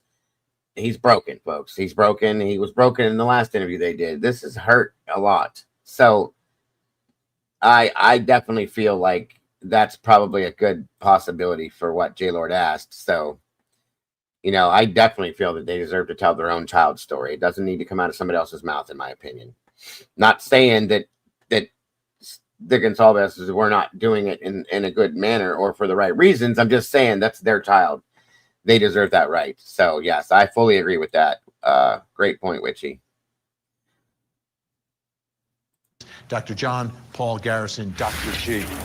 All right, Dr. Gary Brucato. We've seen killers, mass killers, serial killers plead guilty Very before. good point, Lucy. I just want to remind everyone about what happened when the BTK killer or Dennis Rader, BTK, was in court for his guilty plea. What happened? Let's take a look.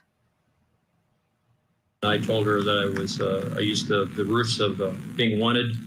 I was on the run. I needed food, car, warm up. And I asked her, I handcuffed her and kind of talked to her, told her that I would like to get some food, get her keys, her car, and kind of rest assured, talk with her a little bit, and calmed her down a little bit. And then eventually I checked, I think she was still handcuffed. I went back and checked. Good point. And, I said yesterday, and nobody has to agree with this, but this is how I could see this. If this is not truly what it is with Brian, okay, and I'm not saying that it's not. This is an opinion of mine, okay? This would be the biggest, most absolute horrendous piece of propaganda that we've seen in this entire case. Okay? To think about it in that sense. So, yeah, agreed, Heather. Absolutely stupid. Out where the car was, stimulated getting some food, odds and ends in the house. Felt like I was leaving. Then went back and removed her handcuffs and then tied her up. And then I got you. And then eventually strangled her. What did you strangle her with? Pantyhose. All right, what happened then? Kind of like Mrs. Hedge. I already figured out my. I hope so, had a J Lord. I do. plan I on hope leaving so. and put her in a blanket and drug her to the car, put her in the trunk of the car. So you were able to strangle her to death with these packages. Good point. Good Yes, point, Lisa. And You know, Tangible. that was a shocking moment none of us are going to forget. And I just wanted to remind the folks at home what can happen at one of these plea hearings. What are your thoughts, Dr. Gary Brucato, about the accused Idaho 4 killer? Do you think he will ever reveal why he did it, either in court or in any other scenario? Well, what's a little complicated about the question is that we're not fully sure of the motive. We have something of a catch-22 there. That's a good point, if too. The motivation is similar to what it is that I've been speculating about for some years now. We would expect that this individual has motivations that look a lot like. Welcome, Bemmy. He's worried about his mom. That's part of this, too. Okay, got you. And thank you, Bemmy, for joining us today. Murky says, I will say without 100% allocation in this situation like this, give actual details of the crime. Only the perp knows. Too many do this just to save their own life from death. That's a very good point. Yes, Murky. And that's truly exactly how it should go down. Thank you for the super chat. God bless, dear. But yeah, I agree with that 100%. A lot more like those of a serial killer than somebody committing an isolated mass murder. With an individual of that type, giving them any forum in which they are, number one, expected to tell the truth, number two, given a chance to kind of relish in details, recall details publicly, receive attention, is always problematic. If Brian were to come forth with details that nobody knows about this case, guys, and I mean nobody except maybe law enforcement, okay, specific details, then yes, I would believe that. I would believe him. How else would he know it? You know what I mean? If it's something that's been in the news and everybody knows it, then no, of course not, because any one of us could say that.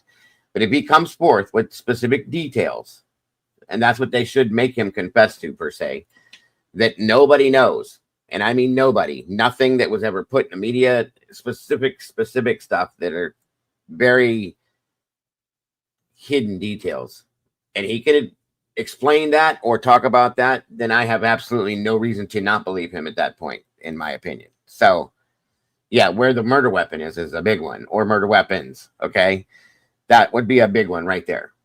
And if that was the ability, if he had that ability to do that, I have no choice in my mind but to believe him. So, and in this particular individual, will there's it such happen? a I doubt it, scientific, but we'll detached, mechanical quality that the relaying of details, if they are true, would be probably very painful for the people listening, because as human beings, we have a tendency to anticipate that there will be emotion, some degree of remorse, some tearfulness, some regret. What I think you'd see here is a. Oh, of course not, Lucy. 100% you're right. I wish he. See, here's the thing with all this, guys. If he would do something like that, maybe I would believe then that he was guilty at that point. But until then, see, that would be that proof I'm talking about, or the prosecution or somebody showing some proof. Then I would believe that. But it's not going to happen that way, guys. It's just not. It would have been done already. So I don't know. We'll see what happens. We'll see what happens. Yeah, if it's true that he did this 100% and they prove it, yeah, I agree with Stevie 1983 on that. I do. He's an absolute monster if that's true. That's still yet to be seen yet, so we'll see. Mechanical, callous, detached presentation of facts as if you're talking about amoeba in a petri dish. And I think that would be extremely painful. I also believe that underneath everything that would be seen in that sort of tone is this colossal ego that ultimately. She's right. The Central Park Five sat in prison forever till they were adults, basically. Some of them, okay? They had nothing to do with they weren't even close to the situation in that one. So it is very possible they were coerced and they were forced. They weren't actually coerced per se. They were just forced into admitting to it. They were tricked into admitting to what they did, and they didn't even do it. So that is a perfect example of a situation where this can happen, and it's a horrible situation. Those were kids, guys. young kids, and they sat there for a long ass time. They've had emotional damage because of it, physical, mental, I mean, all of that. So there's that. That's another horrible case. I covered the backstory on it a long time ago, but very horrible situation. Would enjoy this. It's part of what is so frustrating about the way this story turned out, is you're going to wind up with an individual that now is sitting in an isolated place and able to join the pandemonium of criminals that will receive fan mail, love letters, book requests, etc. Yeah, I agree. Dr. G, what are your expectations about what we will hear from this accused Idaho 4 killer in court and perhaps afterwards down the road? As far as in court, I think he will be very literal with whatever the judge asks for. I don't think that he's going to provide a lot of superfluous details. I think similar to BTK, he really enjoys his intellect, so he might provide extreme detail if that's what's asked for. But I don't think that we'll ever have the full truth outside of court, outside of these days.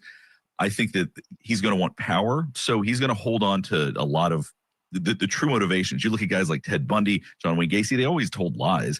They would have confessions, they would have interviews, and so much of what they said wasn't true. So there's lots of motivations they've talked about that were complete nonsense, and I could see something similar happening here. So ever having a truly meaningful or satisfying answer, I think, is unlikely.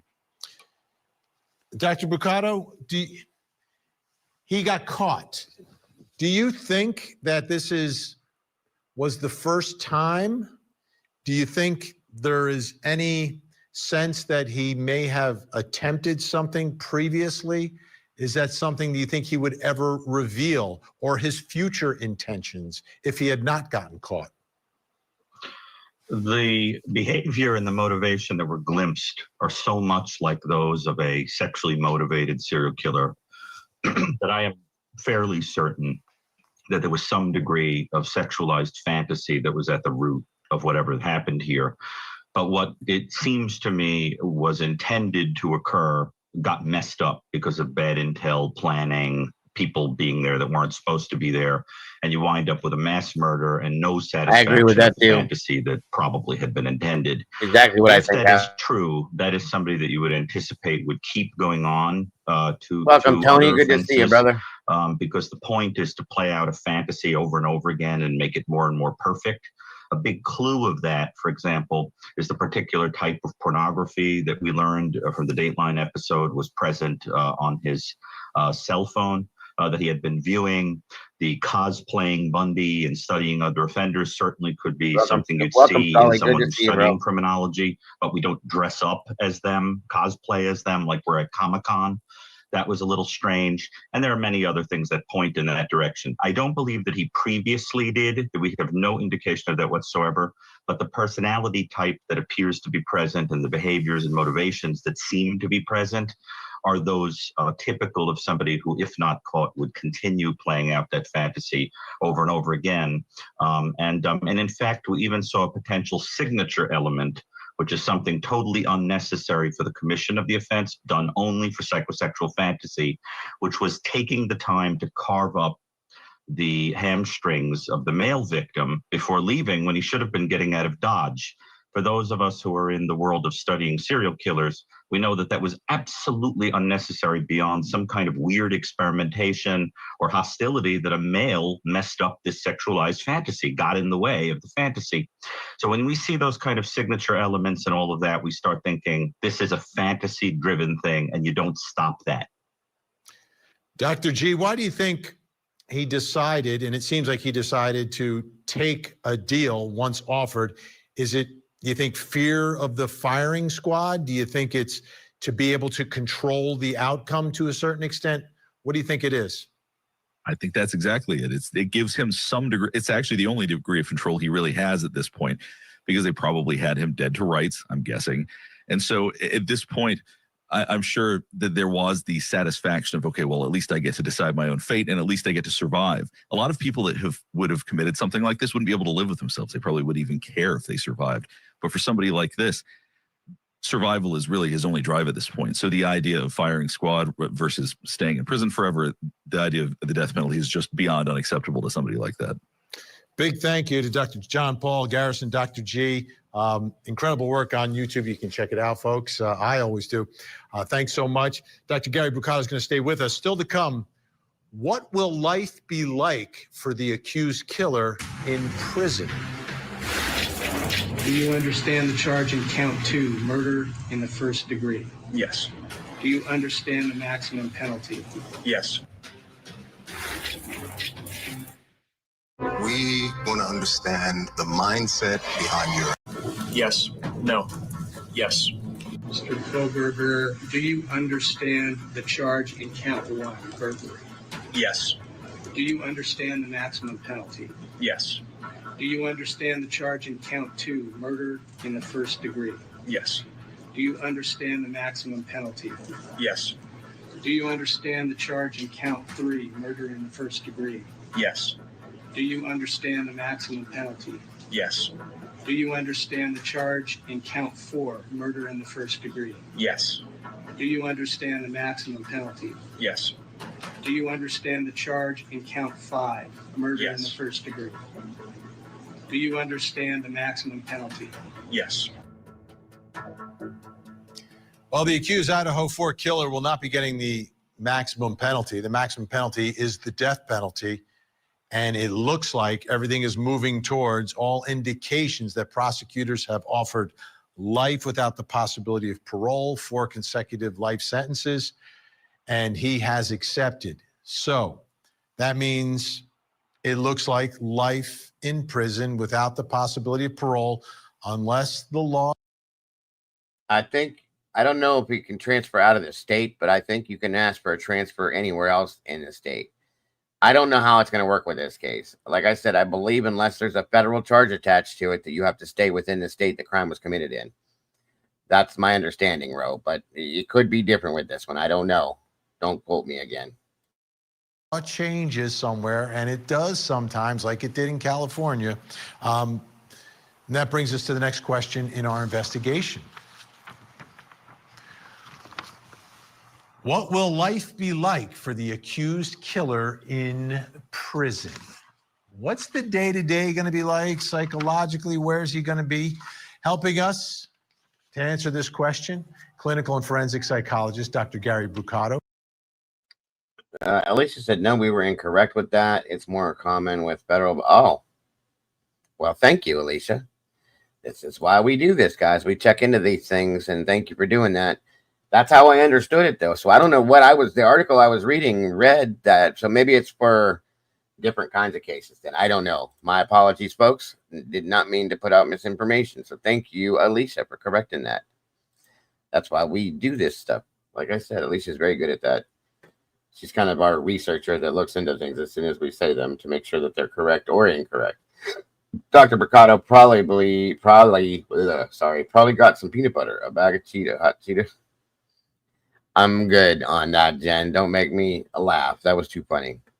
Yeah, Watts went to Wisconsin. So CB4, article I read on that stuff, maybe it's certain types of crimes that are, not as dramatic as this. So that's a good point. He was never charged federally. Okay. See? Well, there we go. We are wrong about things. And now we're corrected. That's good. Learn things new every day, and I love that. Thank God I'm sick of I bet you are, Heather. I bet you are. And also joining us, Sam Mangle, federal white-collar advisor and sentencing mitigation expert.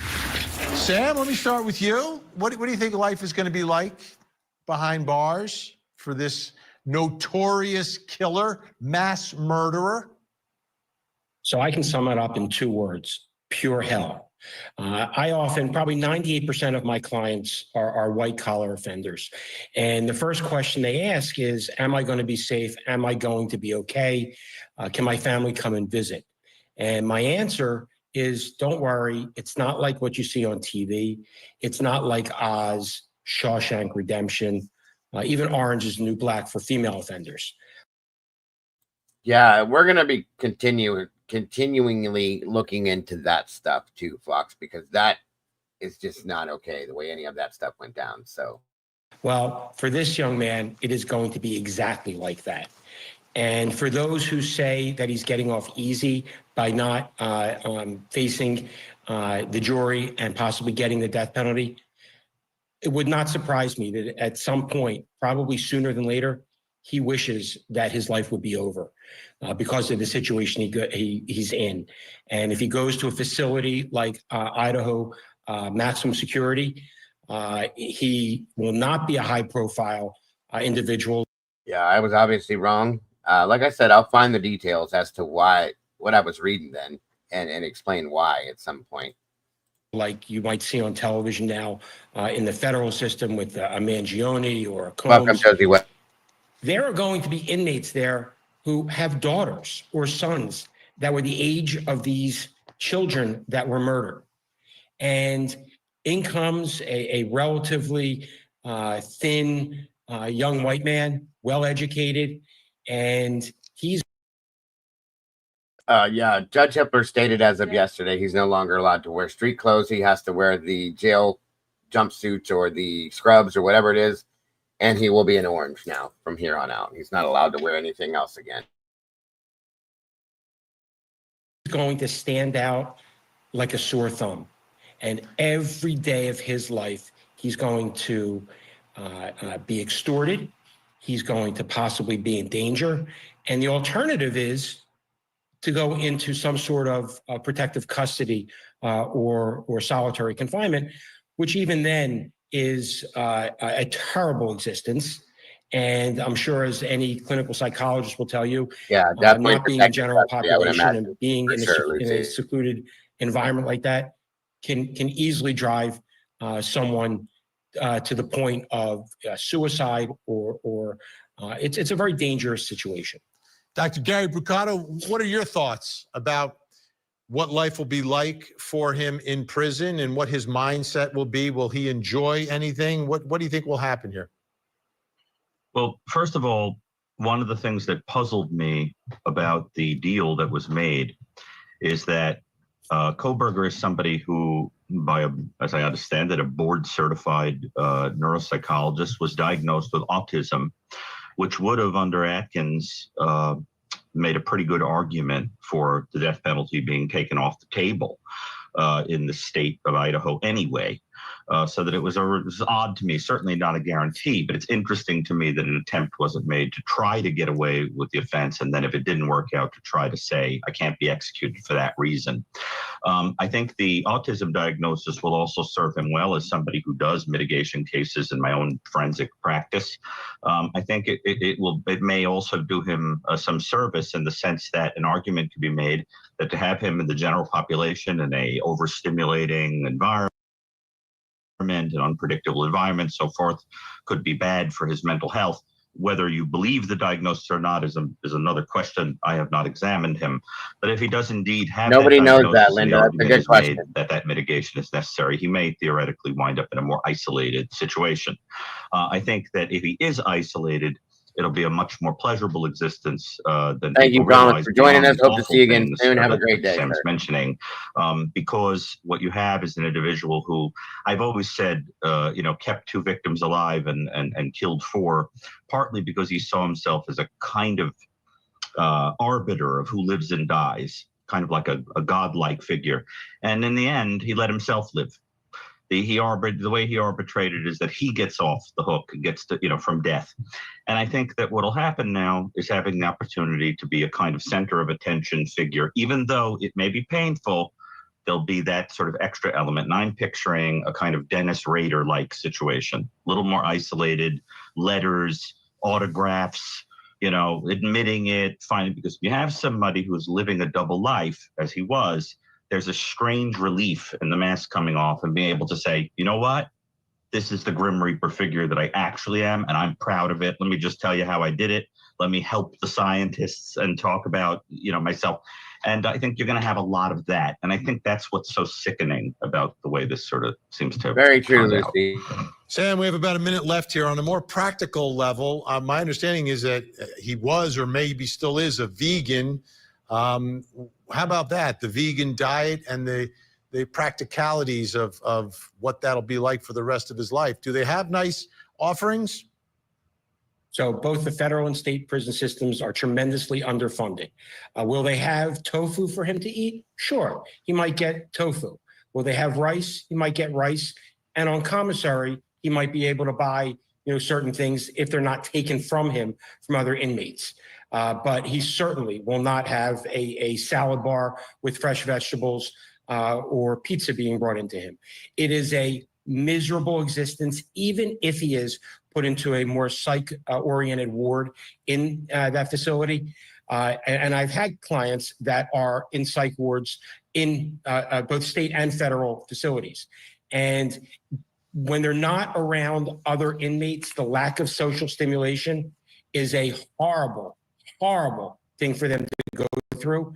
And chances are he won't have access to family for quite some time.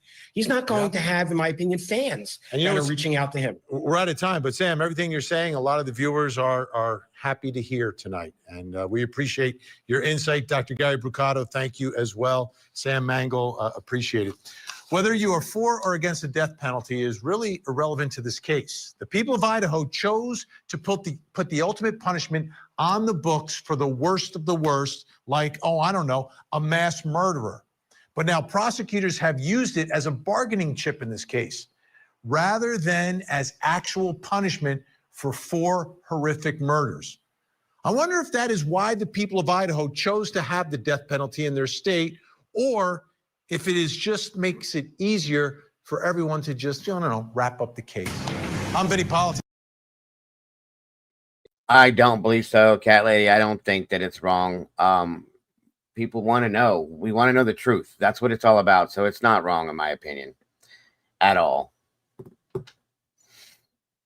The fuck? Why would you need a set? Well, again, because he's got the autism stuff. They're looking at it in that aspect, I believe, Heather.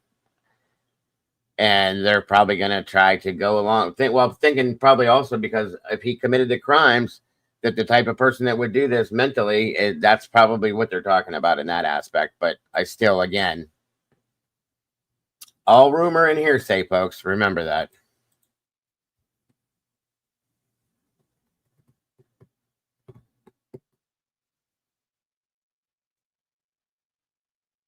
I agree with that to a level, Heather. I do. I guess it varies by the case too, sadly. And we'll dig for the answers as the investigation continues.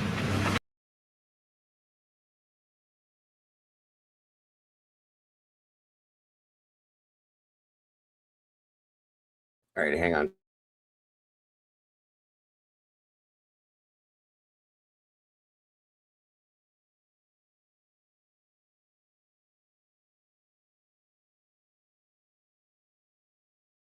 Now we're going to get back to, actually, you know what? Let me just do this real quick. How much time do we have? Okay. I have something else I wanted to update you guys with too, but we'll go back to that. No worries. Hang on. Let's see here.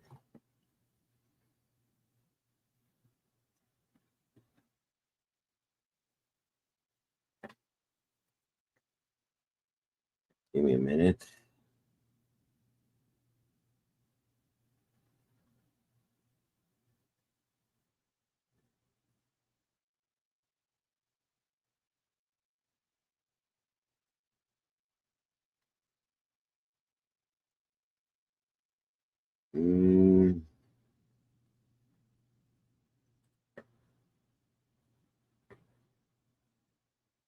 One minute here. Let me see.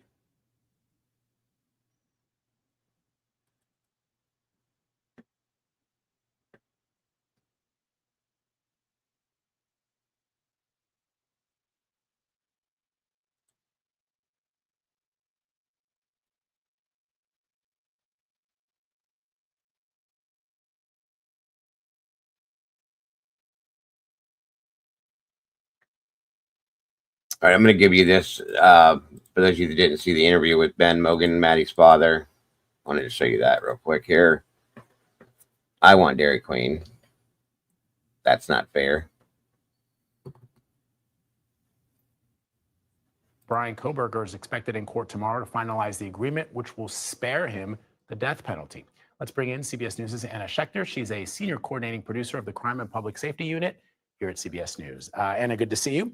So remind us again the details of this case and what transpired to lead to this guilty plea. Well, 3 years ago, these 4 college students were murdered, I agree, stabbed to Jeff, death in for their sure. home off campus. They were all students at the University of Idaho. And investigators found surveillance footage of a car that looked just like Koberger's car circling around, driving by, cell phone pings. They also found a knife sheath with his DNA on it that they said matched an Amazon.com purchase of his, a knife with a sheath. So investigators and prosecutors have pulled all of this evidence together, and a trial was actually set for August. So this news that No, Anne is no longer a public defender. She went into private practice. So that is definitely different. broke late last evening really has shocked folks in the community, the victims' families as well. You know, we'll talk about that in a moment. I want it but, now too, Tom. I want a really Buster bar. surprising turn of events in this case. Yeah, so you mentioned the families are responding, and a lot of them seem to be very unhappy with what has been decided by the prosecution. What can you tell me? That's right. Well, Kaylee Gonzalez's family put out a statement saying they failed us, talking about the prosecutors. They're so disappointed that this outcome actually doesn't seek the justice that they felt they were promised. So her family, they were looking forward to having a trial, and they were also in favor of the death penalty being on the table. But the families are smit. Our own Jonathan Vigliotti spoke to the father of Maddie Mogan. I think we have a soundbite from him. He felt relief upon getting this news. I think it's justice when you don't have to torture families that have been already through the most horrific thing they could ever imagine. And I don't want another day of this. And they're talking about decades. He doesn't want another day. I think I appreciate the sentiment. And man, Benjamin Mogan looks terrible. Like I can't imagine the pain of losing a child. So is he unique and alone in feeling this way, or are the others sort of subscribing to that? You know, we haven't heard directly from the other families, but in cases like this, you often have victims' families disagree on what justice looks like. Every person is processing this in their own way. So this is pretty typical where you see people having differing views about what justice looks like, Vlad. Right. All right. Anna Schechter for us. Thank you, Anna. Appreciate it.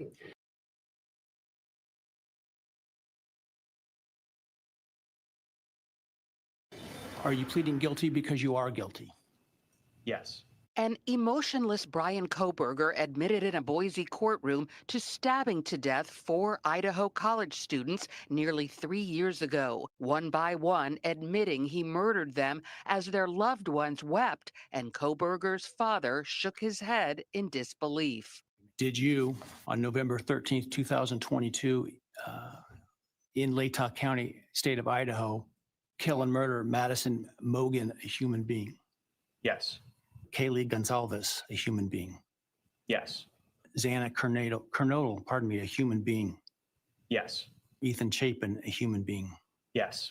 Until now, Koberger maintained his innocence. His trial was to begin next month. Prosecutors were seeking the death penalty. But just 3 days ago, a sudden controversial plea deal. Koberger's confession in exchange for 4 life sentences. At least one of the victims' parents say they were not consulted about the plea deal and don't like it. You don't think 4 life sentences is justice? Yeah, of course, that's daycare. Prison is daycare, people.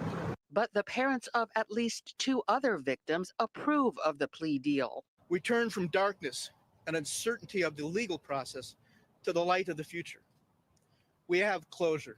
The agreement means there will be no trial and no appeals. Koberger will apparently not be required to say why he committed the crimes and what he did with the murder weapon. The 30-year-old will be sentenced on July 23rd, at which time the victims' families can tell him directly how his murderous rampage impacted them.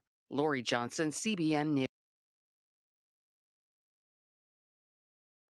Okay, hang on. That didn't have what I thought it had in it. Just a minute, guys.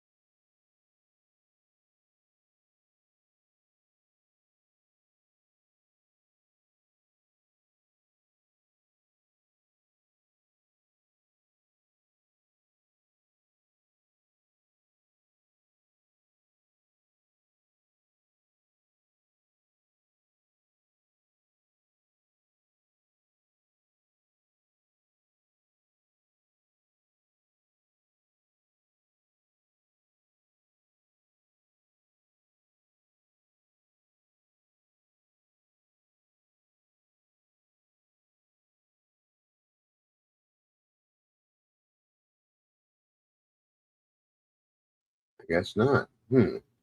Okay, hold on. I'm just going through all these things that were put out to see if there was anything.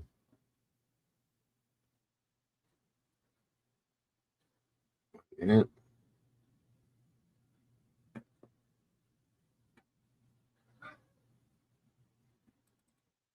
One minute.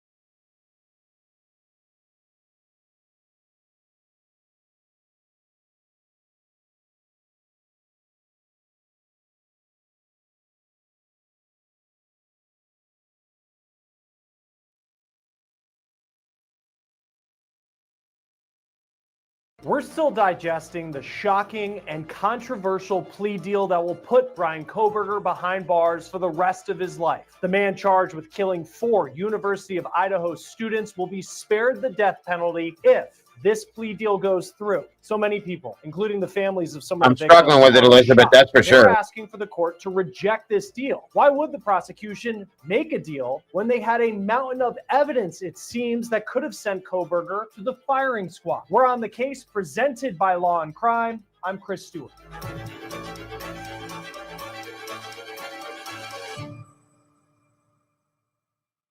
Jury selection was set to begin in the trial of Bryan Kohberger little more than a month from now on August 4th. But then yesterday, this bombshell drops that Bryan Kohberger will not stand trial because he's accepted a plea deal. Under this deal, Kohberger is pleading guilty to all the charges he faces: the murders of Kaylee Gonsalves, Madison Mogen, Zena Kernodle, and Ethan Chapin. Kohberger will serve 4 consecutive life sentences, and he also gets the maximum 10 years on a burglary charge. As part of this deal, he can't appeal. So if this goes through, that is it. Kohberger, though, gets to live out his days in prison, not on death row in Idaho, where he could have been put to death by firing squad.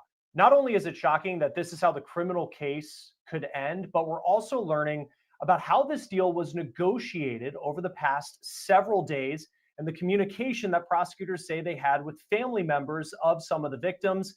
And when I tell you what prosecutors did, you may understand why those family members are so upset.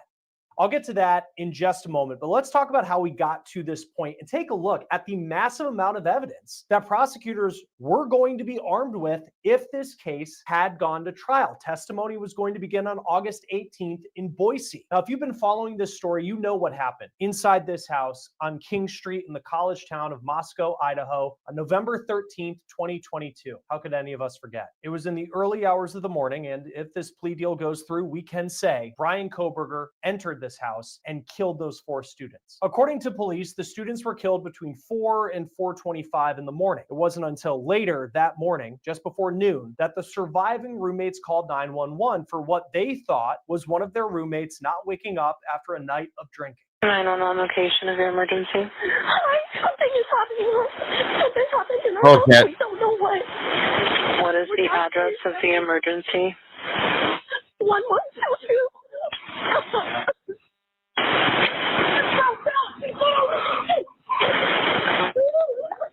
the rest of the address? Oh, Kings Road. Okay. And is that a house or an apartment? It's a house. Can you repeat the address to make sure that I have it right? I'll talk to you guys. We live at the White, so we're next to them. I need someone to repeat the address for verification. The address? Then on that call, one of the surviving roommates tries to explain what they say they saw early in the morning. And tell me exactly what's going on. One of the roommates is passed out, and she was drunk last night and she's not waking up. Okay. Oh, and they saw some man in their house last night. Yeah. Hi, and are you with the patient? Okay, I need someone to keep the phone, stop passing it around. Can I just tell you what happened pretty much? What is going on currently? Is someone passed out right now? I don't really know, but pretty much at 4 a.m. Okay, I need to know what's going on right now if someone is passed out. Can you find that out? Yeah, I'll come. Come on, but we gotta go check. But we have to.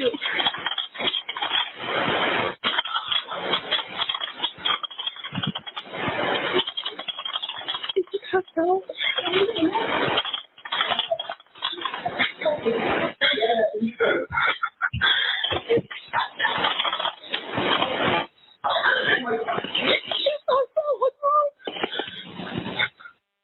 He's not waking up. When police arrived, they found those 4 friends dead. They had all been stabbed to death. Later, we would learn one of the surviving roommates said that they saw a man in their house early in the morning and that he had bushy eyebrows. I don't think anybody takes it serious, Heather. It's not. I'm not going to get into that right now, but I agree with you. For weeks, police investigated without making an arrest, but they had more evidence than they were letting on. On December 30th, they announced they had arrested a 30-year-old PhD criminology student from nearby Washington State University. His name was Brian Kohberger. Good afternoon, folks. Good point, my name is Bill Thompson. I'm the Latah County prosecutor. And it's sad to be here, but happy to be here at the same time. As Chief Fry indicated, a criminal complaint was filed yesterday here in Latah County, charging the defendant, Mr. Kohberger, with 4 counts of first-degree murder, in addition to felony burglary, which involves entering the residence with the intent to commit the crime. Thank you for being here with us, Kohberger Paula. was originally from Pennsylvania. He was arrested at his parents' house in the Poconos. Here's video from when he was flown back to Idaho after his arrest. 2 weeks before his arrest, though, police had pulled him over twice in None at all, Indiana Jay. while he was driving back for winter break with his dad cross country. Before we get back to this episode of On the Case, I want to bring you a law and crime legal alert. Did you know that children under 21 are being diagnosed with serious conditions like type 2 diabetes and non-alcoholic fatty liver disease? And there's research potentially linking ultra-processed foods to these outcomes. Our partners at Morgan & Morgan are stepping. Hello, how you doing? How y'all doing today? Good, good. Take a look at your driver's license real quick if I could. See, he's right up on that van, man. He was right up on the back end of that van. Pulled you over for tailgating. Is this your car? Okay, cool. Where are you headed? Well, we're coming from WSU, and we're standing early. What's WSU? Yeah, I go to the university basically. That is SWAT team and everything. So we're okay. I'm having a hard time hearing you because of the traffic. So you're coming from Washington State University, and you're going where? Oh, we're going to be going to Pennsylvania. Oh, okay. Yeah, we're slightly punchy because we drive for hours. Hours, days. Hours to drive. Well, almost a day. Okay. And what did you say about some SWAT team thing? Or Yeah, there was a mass shooting and everything. Where?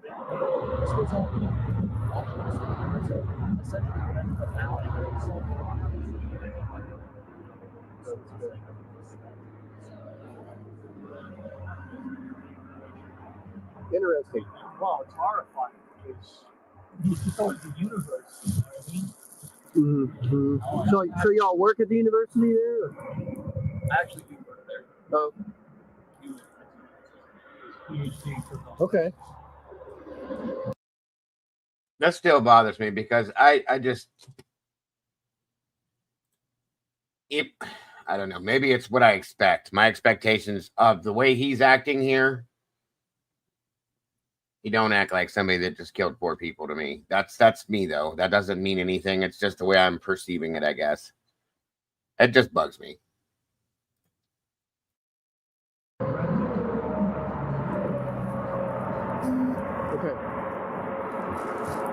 But we've learned over the more than 2 years since his arrest that Bryan Kohberger was not some college kid who needed his dad to ride with him. Yeah, WB, that's absolutely just a rumor. There's nobody knows where Brian's going yet. And they may never know purposely. Okay. So it's just a rumor. Nobody has any idea. I want stuff, Tomboy. Miss Bonnie's in the house. Don't you ever apologize for being late, dear. If I was there, I would help you set it up. But it's wonderful to see you. Thank you for being here, dear. For company on a trip home for Christmas. Police say in the bed of victim Madison Mogen, law enforcement found a knife sheath. Law enforcement tested the sheath and the DNA came back and matched. What's up, Pappy? Beyond the Good to see you, DNA brother. match, Bryan Kohberger's Amazon purchase history showed that he bought the exact same kind of knife sheath in 2022, months before the murders. Kohberger's defense tried to argue that the sheath should be thrown out as evidence in this case if it went to trial. One of the reasons they argued could have been that it was planted. They also said that the genetic genealogy techniques that matched Kohberger's DNA was shaky. The judge didn't buy that, ruled against the defense in March of this year. Bryan Kohberger's shopping also included another key piece of evidence, a balaclava ski mask. Kohberger bought one from Dick's Sporting Goods in 2020. I don't think he's weird either. I just don't. I feel like he didn't act like somebody that took 4 lives just days before. You know what I'm saying? It just was strange to me to see that stop twice. I would have expected way more nervousness, having the police pull him over if he committed that crime. I always had that feeling, you guys. Always had that feeling. I hope not either, Bonnie. Yeah, I'm used to my child. The weirdness doesn't bug me. I like it, to be honest with you.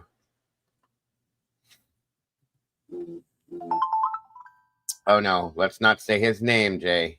Don't say his name. That's once. Don't say it to you. We don't need to do that. We're good.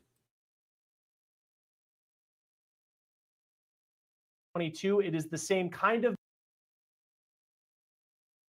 mask that a surviving roommate described the intruder with bushy eyebrows wearing the morning that her friends were killed. Perhaps his defense could argue that you need a mask like this if you were to survive a winter in the Pacific Northwest. But let's face it, the evidence at this point was piling up. Then let's go to the cell phone data. This is a map of where prosecutors believe Bryan Kohberger may have traveled on the night of the 13th. Kohberger's phone pinged a cell tower that showed him south of Pullman, Washington, around 2:47 in the morning. Then, 4:48 in the morning, he was close to the murder scene in Idaho. His defense tried to argue in motions that Kohberger was just a night owl. He loved to go out for long drives and gaze at the stars, but we can see the evidence here mounting more and more. Then you have the wave of evidence that came down over the last month through an episode of NBC's Dateline. The episode detailed more evidence that prosecutors had in this case, including a new video of a car driving around Moscow near the murder scene that resembled Kohberger's on the night those 4 students were killed. It was a white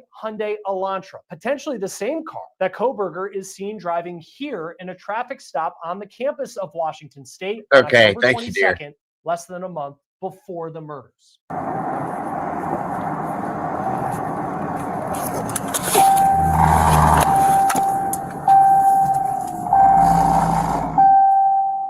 Exactly, Tom.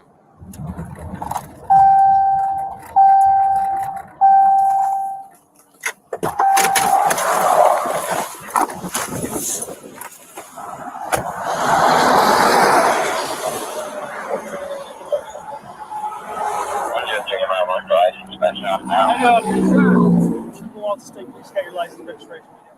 When I stopped you, when you were driving by me there, you're looking close to the back of that semi. About one car between you and the back of this trailer. We're about one car with 10 miles an hour. So we're going 60 or 70 miles. Hey, JP. About 6 or 7 cars.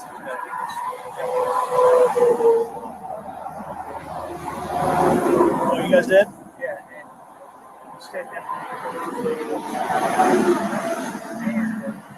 So not only was Koberger's car potentially spotted on camera, one of the victims, Zener Kernodle, ordered food around 4 o'clock in the morning on DoorDash. That's right before police say she was murdered. That DoorDash driver says she saw Koberger. Jimmy, this is two different ones. Jordan's not talking to me. Please. Are you coming? This is body cam video we received over the past 2 weeks. It's of a woman who was arrested in Washington State, and she claimed that she was the DoorDash driver. This is her being interviewed after she was arrested for DUI. And then now I have to testify. Make murder case too, so yeah, because I'm the DoorDash driver, so yeah. You have to testify in which murder case? Murder case with the college girl. Oh. It doesn't matter, JC. Unless they can overturn this somehow, it doesn't matter. But just give it some time, because I feel like there's going to be something exposed not too far down the road here. This is just an opinion I have. And I'm hoping that it happens, but that would be interesting. You know, if they find inevitable or unequivocal evidence that someone else did it, that would be interesting, okay? But at this point, you know, I don't think they can do anything about it. So,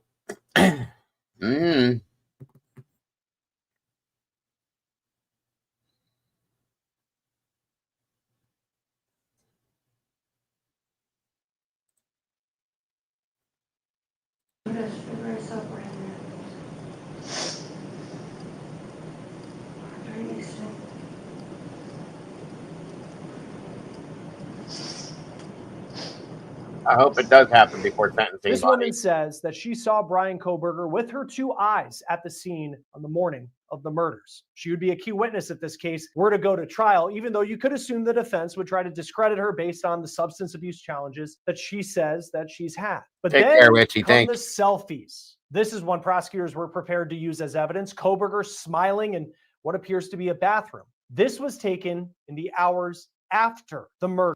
I still can't believe that Thompson used this in his statement. This has no bearing on anything, and there's no way to prove that it did. I can't believe that Hitler allowed for that. It just blows my mind. Blows my mind completely.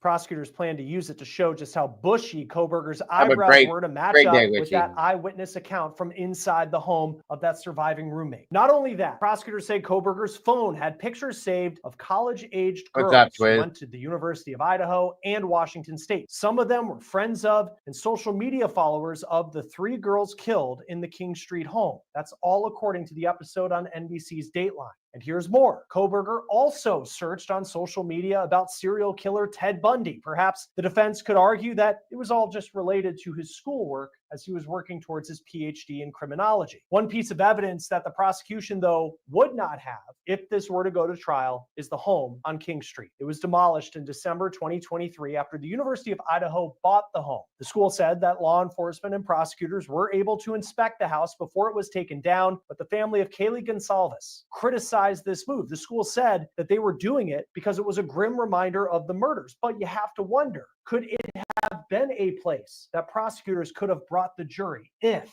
this case had gone to trial? In the days after the murders, as the story gained national attention, prosecutors also say internet search history shows that Brian Koberger watched content about the murders that had happened in Moscow, even watched content here on Law and Crime.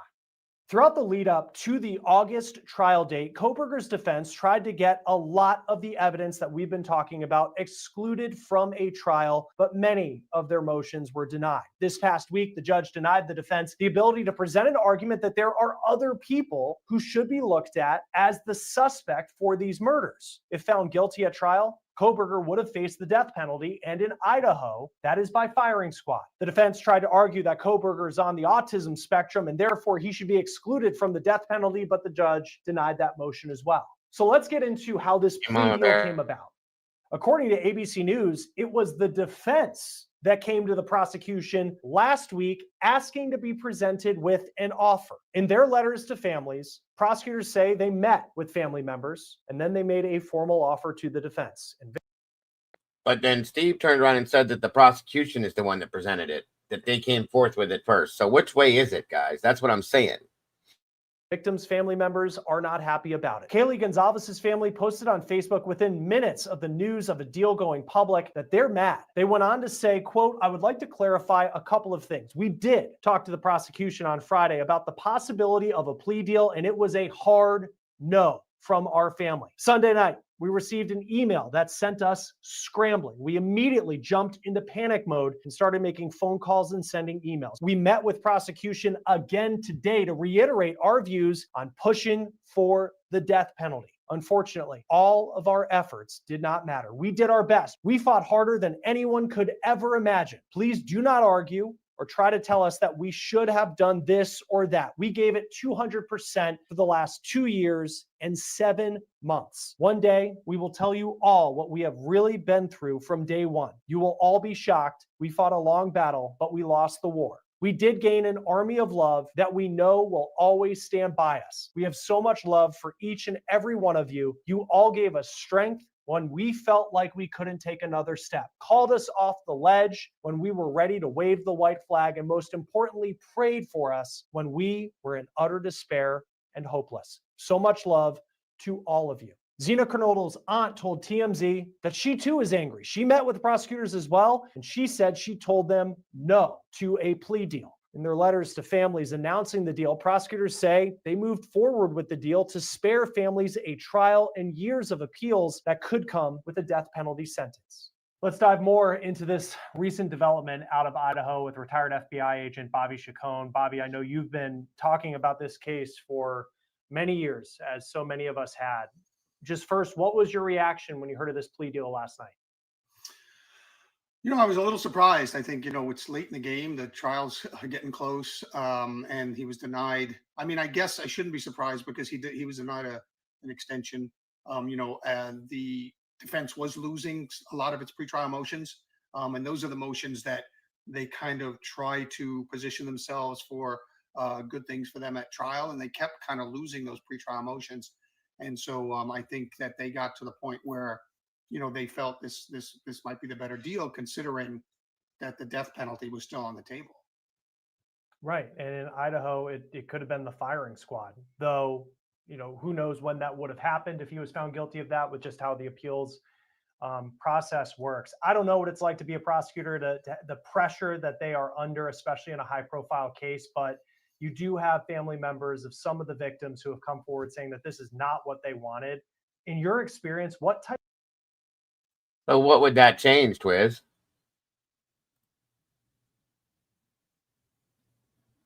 Is that the bombshell? Did they watch him do something? I mean,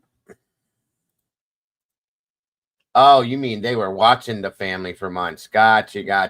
Okay. I get it now. It took me a minute. I told you guys I'm slow sometimes. I get it now. I get it. So they were watching the family for months, huh? And was the family helping Brian out in some way? You mean like until now? Gotcha. Wow. Maybe that's what Steve was referring to when he said he had their flight records. He knows when they came out. Wow. Family was being threatened. Gotcha.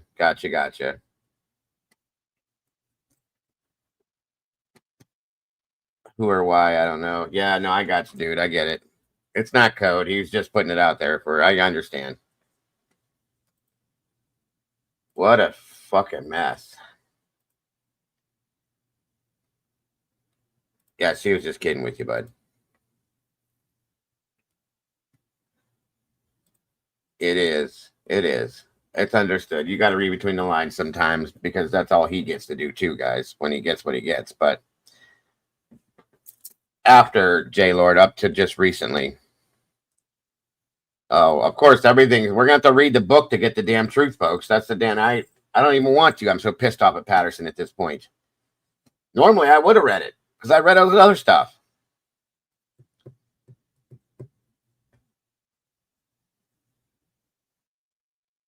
Yeah, they've been having security.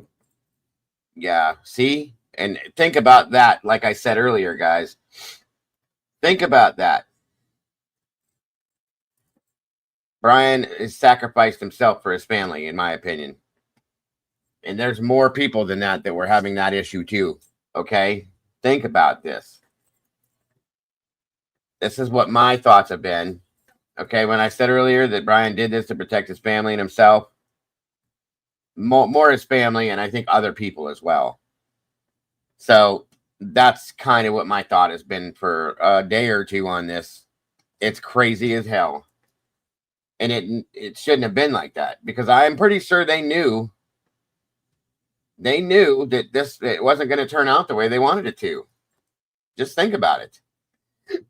We know after yesterday the prosecution didn't have a case on this kid. They did not. Okay?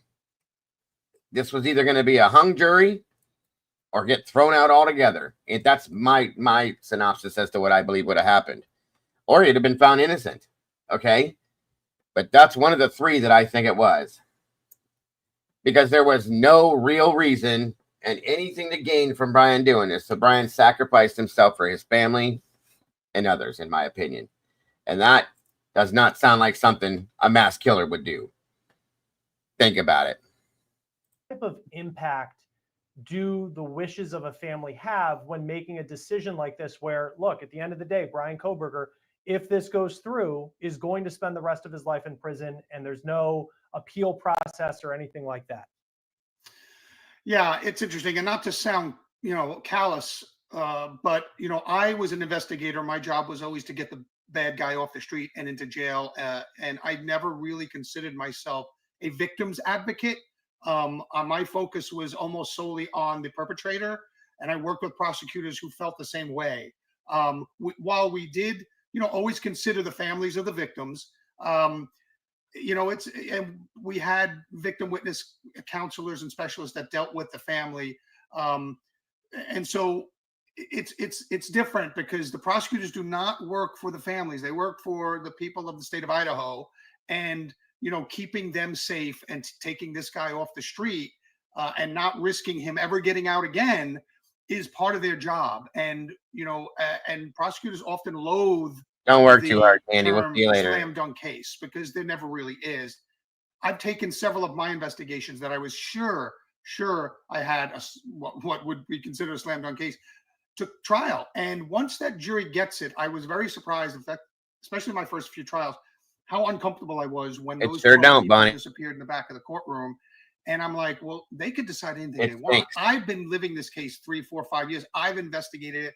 I've interviewed everybody. I've done the surveillance. But now it's up to 12 people who knew nothing about the case, knew nothing about the people before this trial started. And it's a very, uncomfortable feeling that it could go either way.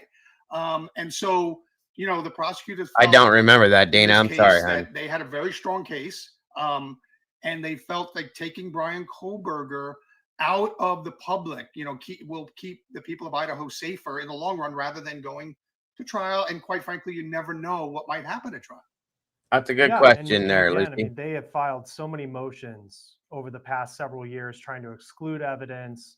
And even if that wouldn't have led to a conviction, I could see where the prosecution would say the amount of appeals that his team could file for decades to just string this thing out. And that's okay, Gary. You can have that perspective. And I just can't. I can't believe he did it. I can't believe. Listen, here's my biggest issue, okay? They were heading to trial a week ago. Think about this for a minute.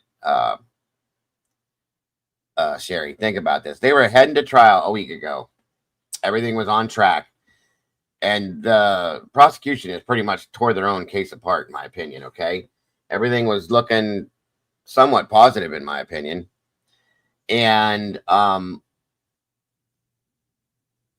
then this hits out of nowhere. There was no gain from this. The dude basically hung himself, okay?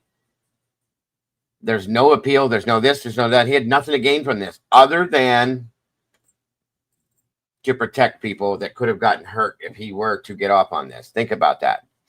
That is why I think this is happening. This is my opinion. Okay. Everything that we've seen shows that he didn't do it, other than him saying that and agreeing to those terms or those charges. That's all he did, because he had to for the moment, because it's what was best for him, in my opinion. Okay. That's all I'm saying. I'm not saying you're wrong, Sherry. I'm just saying, thank you, Miss Bonnie, for that membership again.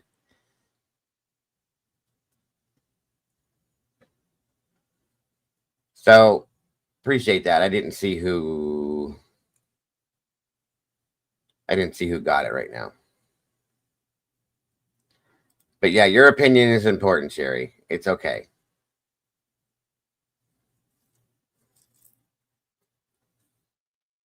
Oh, I don't remember. I'll have to go back and listen again, Dana, but I will. I don't remember hearing that, but I will definitely.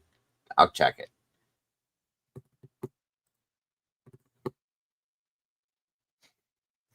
Exactly, Twiz.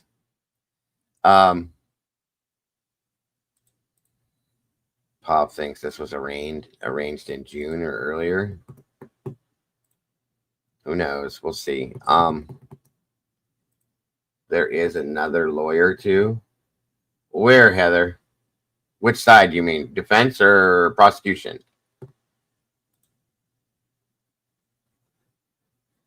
Another layer. Now you tell me after I said it. I got you. Another layer.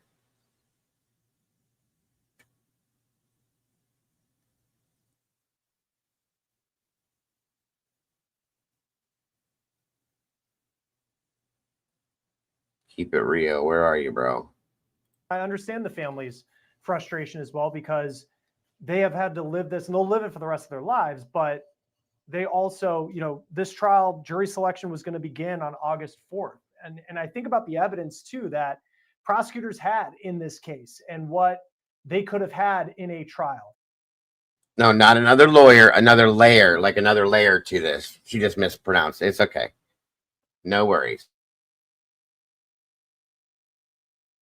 For you as an investigator, if you had to say this was the damning piece of evidence, the smoking gun, if you will, for Bryan Kohberger, what stands out to you? I think I would have to say the DNA on the sheath, the button on the sheath that was left, the knife sheath that was left in the victim's bed, covered in blood. And I think that was probably for me, the single biggest damning piece of evidence, because even the eyewitness that they have, saw bushy eyebrows, but that's not a face-to-face identification.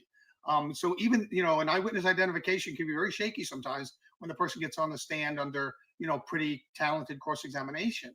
So I think that most damning piece of evidence, if I had to just put one at the top, it would be that DNA on the button of the knife sheath that was clearly the murder weapon in the bed with the victim, and Bryan Kohberger's DNA on that sheath. That puts him at the murder scene. I think and it's scientific. It really can't be subject to too much cross-examination.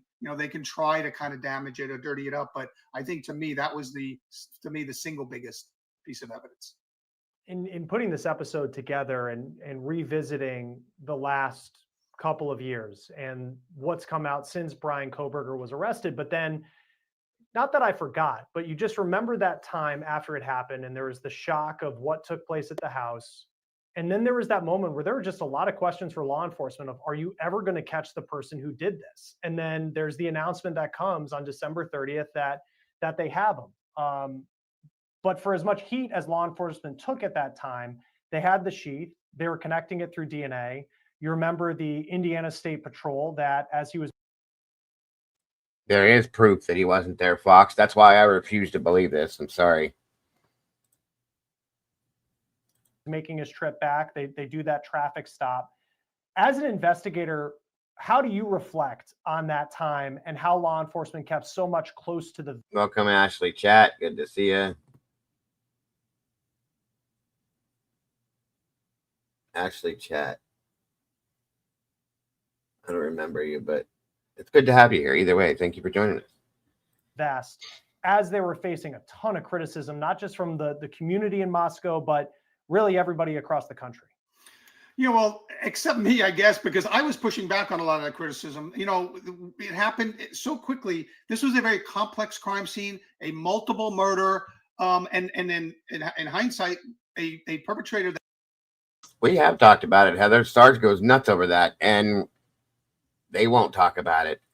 Gee, I wonder why. had no known connection to the victim. That's a very difficult case, and you know, these cases don't get solved that quickly. And so when even some of the family started, the cops aren't moving quick enough. I'm like, in the end, he was arrested. It's good to see you too. I'm sorry, Ashley, I don't remember your name, but I'm grateful to have you here. Everybody, I love seeing people in here, new people, old people. But if you're here, I was grateful that you're here then too, and now. To me, in lightning quick fashion. I mean, what Lucy said, J Lord. Hold on here. This right here, the Q1.4 unknown male DNA that was on the sheath that they didn't test for, and it's not Brian's blood, so that should be talked about, and it's not talked. They won't talk about it. That's okay, Jay. I mean, that is a very short period of time. If you look at a case like the Delphi, Indiana case with the poor two little girls killed, it was 5 years before they made an arrest. And that's not uncommon. So a case like this with a very complicated crime scene, you know, they had one piece of DNA. I think that they moved very quickly in this case. The arrest, certainly, if you look at the average murder case, the arrest came fairly quickly. You know, of course, most murderers, if they're connected to their victims, it happens quicker. But when you have a perpetrator that has no known connection to the victim, this happened rather quickly. And I think that, you know, I think there was great police work done in this case to bring Brian Kohberger, you know, in custody that quickly. And then even beyond just the knife sheath, which DNA connects to him, Amazon shows that he had bought the knife sheath.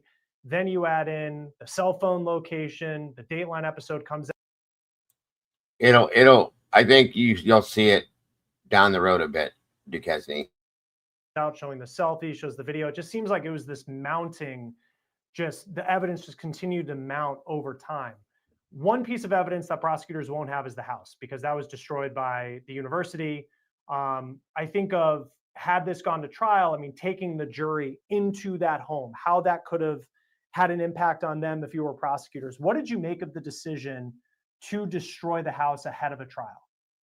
Yeah, I didn't mind it at all, because not every jury actually goes to the scene of the crime, and I'm not a big fan of that move anyway. I think that, you know, juries can kind of read into too much if they get. Now, remember that there were, you know, crime scenes traditionally have extensive photographs. In this case, they did laser line scans. They could have put a 3D rendering in the courtroom of that entire house.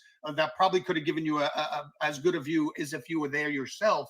I think it, you know, the emotional weight of being in a crime scene may outweigh the benefit. And so, you know, I think you can bring, and they often do bring that crime scene into the courtroom through photographs, through video. And now they have these 3D renderings they can do with computers that kind of could put that jury right into the crime scene itself, rather than just kind of staying there in, you know, standing there in the place where it comes. It's a little, to me, it's a little macabre. And I think the benefit of that is not great compared to the fact that juries can kind of do their own scientific analysis, which you don't want them doing. That's not their job. And so I think that, you know, they took a lot of photographs, they did a lot of renderings, and I don't think that would have necessarily impacted the case again. And also, you have to remember, this is private property. It belongs to somebody. You're going to unduly burden a property owner with having to hold on to this for, you know, this trial was actually going to happen quickly, but it could have been extended, you know, even much further than this. So I don't think it was really that terrible a decision to allow the property to go. They got every piece of evidentiary value out of that location that they were going to get anyway, other than the jury actually walking through it, which I don't think is a big benefit. You've investigated some really bad people in your career. I mean, that comes with the line of work and working in the FBI. And Brian Kohberger is going to be a name that I don't think people are going to forget for a long time. What are some of the big questions you still have about him, and what led up to these murders that, if he accepts this plea, that he is admitting that he did? Yeah, and I think the important thing, and everyone should remember, he's going to have to allocute on the record. What that means is he's going to have to stand up in front of a judge, on the record, and it's got to be recorded, and he's got to admit what he did. He's got to admit that he did all of the elements of the crime that constitutes the crime that he's pleading guilty to. So he has to admit to the murders. Now, we may not get every single detail, but we're going to have to get a lot of details, and different judges required the defendants to kind of go into a little more detail than other judges. But, we're going to hear from Bryan Kohberger himself on the record about what he did. He's got to admit that on the record. They have to have it, as part of the court record. He's got to admit it. The judge may question him about, pull more facts out of him, because I've seen defendants allocute to crimes and they don't want to admit the whole thing. And the judge says, no, you have to tell me what you did. You have to tell me this, this, and this, because you have to meet the elements of the crime according to the statute of that state. And so we're going to find out from Bryan Kohberger himself on the record, what he did. That might not include motive, because motive oftentimes is not an element of the crime of murder, unless it's a hate crime or something like that. So we may not end up knowing that, but we're certainly going to know the physical acts that he carried out, to commit these murders. And so some of the mystery of his movements through the house and that we've been kind of speculating about, hopefully those things are going to be answered. The sequence is going to be answered. The why of it may or may not come through, but I've always considered the why, when you have a psychopathic murderer, their whys are not going to be any satisfying to us at all anyway. So I think we're going to find out his movements through the house, how it actually went down, once he gets on the record and has to allocate to these crimes. And when he goes on the record, because though he's been in court for a ton of hearings, it's usually, yes, one word type confirming he was there, and then his attorney does the talking. In the type of hearing we're expecting tomorrow in Boise, is he going to have to say more? Is he going to have to address the family members who may be in the gallery? Yeah, it all depends on the judge. He may put the allocution off to another date, or he may take it tomorrow. I hope he takes it tomorrow, and so that then everything can be kind of settled. I don't know what the status is, because each state is different. I don't know what the status is of victim impact statements are on a plea deal like this. Normally, when someone's sentenced, prior to sentencing, a judge will hear those or a jury will hear those victim impact statements, and they're really geared towards, urging a heavier sentence usually. In this case, there is no heavier sentence. He's going to get what he's going to get. As you said, he's going to get life without the possibility of parole and waive all appeals. So those victim impact statements, I don't know if they're going to be given, but if they are, they're not going to impact the sentencing, so to speak, because, he's already agreed to take the highest sentence possible, which is life with no parole, no appeal. So, I don't know what we're going to hear tomorrow. The judge could put it off because the plea deal is brand new. The judge might want to review the deal. But it could be anywhere from delaying it till, another day next week or whatever, or it could be tomorrow. Well, we hear from Bryan Kohberger himself about what he did that night. And I know you're not an attorney, but as I mean, you know these cases as well as anyone. I know the family of Kaylee Gonsalves is calling on people to call Judge Hippler and tell him to reject this plea deal, which a judge theoretically could do. In your experience, what is the bar that a judge is looking for in accepting a plea deal as fair? Okay. Well, actually, I am an attorney. Oh, there we go. I apologize. I feel like I knew that too. I was saying it and I was like, wait a second, but no, go ahead. Sorry about that. Okay. Well, that helps So, then. Sure. I mean, the judge, and again, every judge is different. What an idiot. But the judge really just has to kind of check off that everything was done properly procedurally. There is criminal procedure that has to be followed. So they're going to look at whether the right representations were made, whether he's doing this under duress, not under duress. He's going to look at, the basically what we call the four corners, the square of the deal. And the judge doesn't usually put himself in the position of this is a good deal or not a good deal. That's the prosecutor's discretion. The prosecutor has the discretion to enter into this deal. It's only if it's an improper deal. In other words, if they improperly coerced the deal, or they didn't tell the defense all of the things they had, any exculpatory material and discovery, things like that. So the judge really isn't there to pass judgment on whether the prosecutor should have made the deal or not. because that's, again, prosecutor discretion. That's what the prosecutor's job is. And so, and believe me, because there are certain systems overseas in Europe and things like that where the judges make the deals, where there are no juries, and you have a 3-judge tribunal a lot of times hold the trial. But in this case, I think the judge will look just to make sure that all the I's are dotted and the T's are crossed, and that everybody's kind of met their burden, that the defense has met its burden of reviewing and doing right for their client. So, you know, he can't later argue an ineffective assistance of counsel thing, which, you know, is not a direct legal appeal issue, but you can say, hey, my attorneys kind of told me to go into this deal and they were wrong and it was a bad deal. So the judge will make sure that Brian Kohlberger's rights were protected by his attorneys in this process, and they'll make sure that the prosecutors acted properly in providing all the information and providing the right deal. And so I don't think the judge will enter into whether or not the judge personally feels that this is a deal that should have been made or not made. And with that, it was the defense that approached the prosecution. So their ability to present a defense, if this has gone to trial, of, well, wait, there's all these other suspects that police should have looked at, not our guy, Brian Kohlberger, that gets denied. And then apparently the defense reaches out to the prosecution and says, hey, make us a deal, make us an offer. How common is it that that's the way that these things play out? I think it's pretty common in these kind of cases where, you know, you're looking at a possible death penalty. I mean, I think it's almost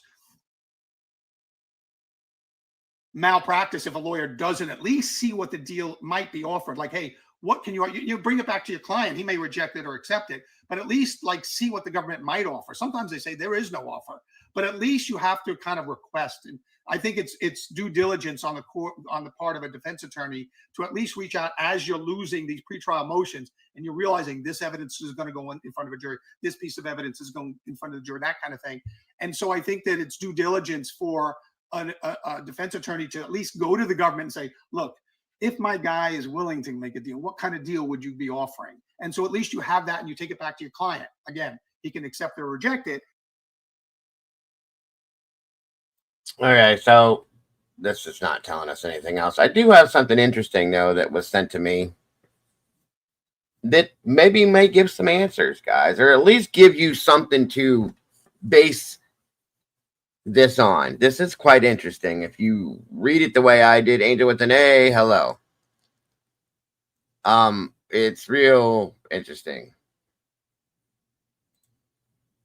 There's a few parts to it, so I'm gonna show you from the beginning, and it's just some writings, okay? And you take it for how you will.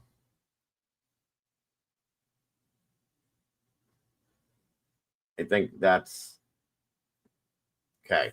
Hang on here.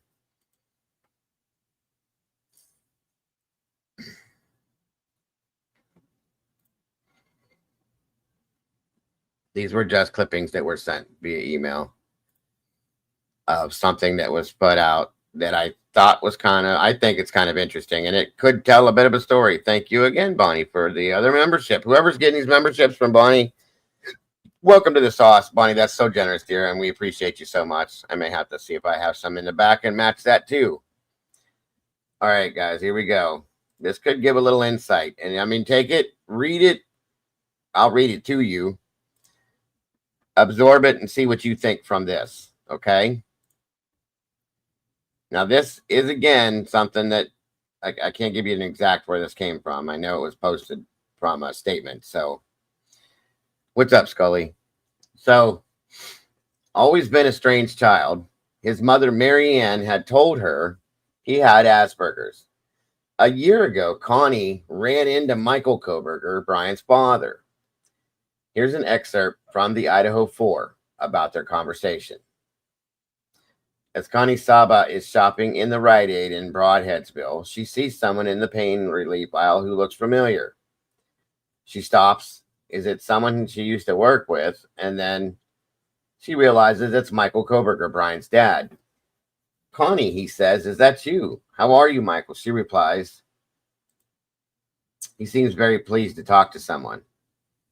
My heart goes out to Mary Ann, Connie says. How is she? Michael tells her that his wife doesn't talk to anyone, even on the phone. Okay. Next. We lead a very quiet life, Michael says. We don't go out, and even when they are home, he says. Now, listen closely to some of these pieces of what I say. Closely. If you need me to repeat it, I will.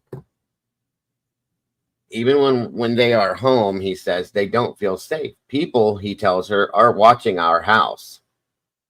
What people, she asks. Government people, he says, leaving her slightly confused. And then he says, you know Brian didn't do it, right, Connie? Connie thinks, she says, the Brian I know wouldn't do it. She wants to be supportive. It's then that Michael seems to remember that he hasn't spoken to her since Jeremy died. Jeremy was the friend of Brian's that passed away from a drug overdose, okay? Willie has talked about him before. We were both shocked to hear that Jeremy died, he tells her. Marianne wanted to call you, but she felt unable to. He doesn't explain why. Does Brian know Jeremy died? Brian was away, Michael says. He doesn't say where. We didn't tell him for months, but yes, he knows. Brian was away. He doesn't say where Brian was, but we didn't tell Brian for months, and yes, he knows.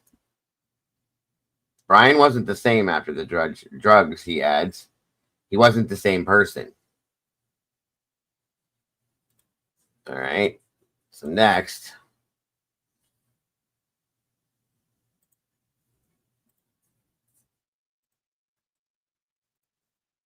Connie nods, but she thinks even on drugs, Jeremy had remained sweet and good-natured. Michael says, but Brian was framed. Connie is startled. Framed? Someone planted the knife sheath, he tells her. The police didn't find it when they first went in. There were a lot of drugs in that house and a lot of people around, but they only looked at Brian. You know how he likes to drive around when he's nervous? Connie doesn't, but Michael tells her. He always used to get in the car and drive at night when he needed to think or he had some fog. He had to get away and just to think. Or when he couldn't sleep, he would just drive around. Michael adds, things will come out in the trial. Everyone will see. The trial that is not going to happen now. I'll be right back.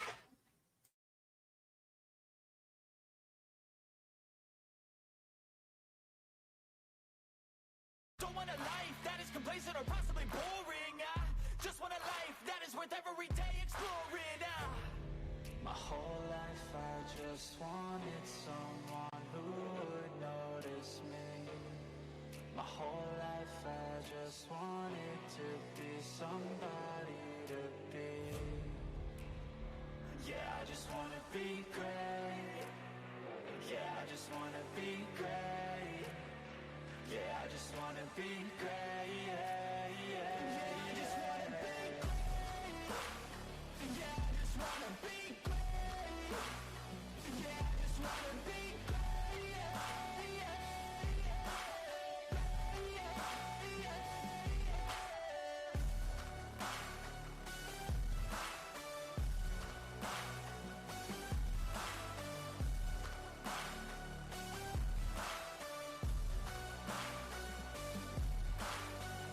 This is a statement to appreciate all that is vacant. It's just for the taking. If you make up your mind, you can take it. I'm never complacent. I would work it. All right. So that's kind of interesting, isn't it, folks? His own father. The knife sheath was planted. The police didn't find it when they first went in.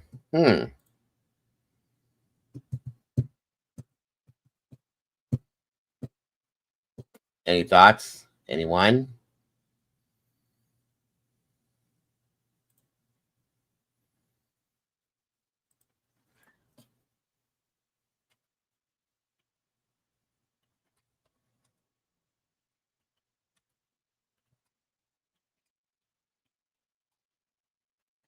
And why are there government people watching his house? That's kind of wild.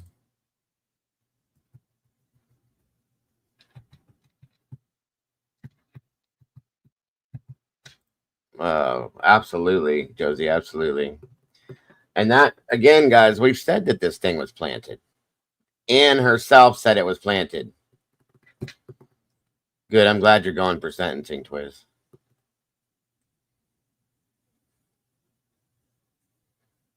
Government people watching our house. There's a few key statements in here, okay? The sheath was planted. Now think about this. Brian signed the plea. He signed the plea. Just saying. There's no knife that was found. And I'm going to say something I probably shouldn't say, but at this point I don't care because I know that this is not real. I know that Brian didn't do this in my heart, folks. I can't let go of that, okay?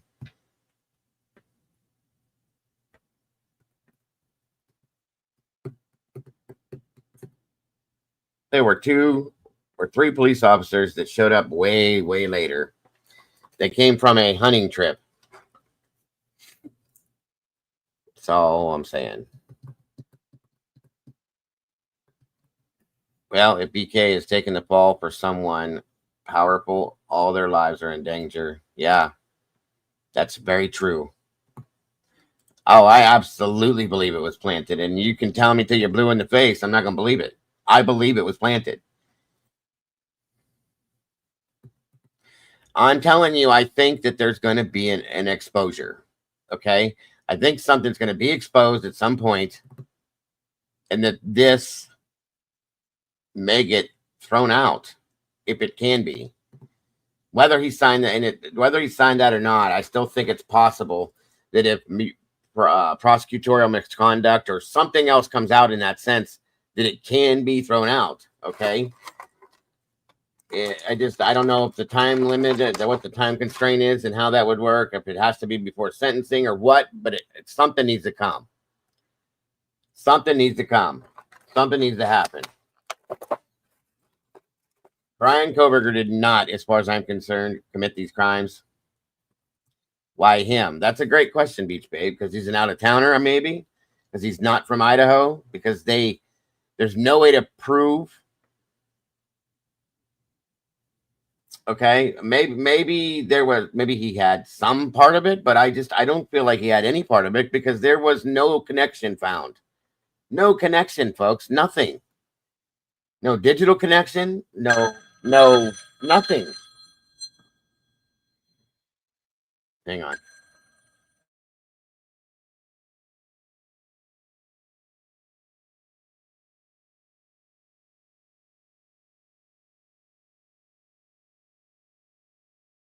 So that's the reason why I'm not comfortable accepting this. Anything. And people can disagree. I respect that.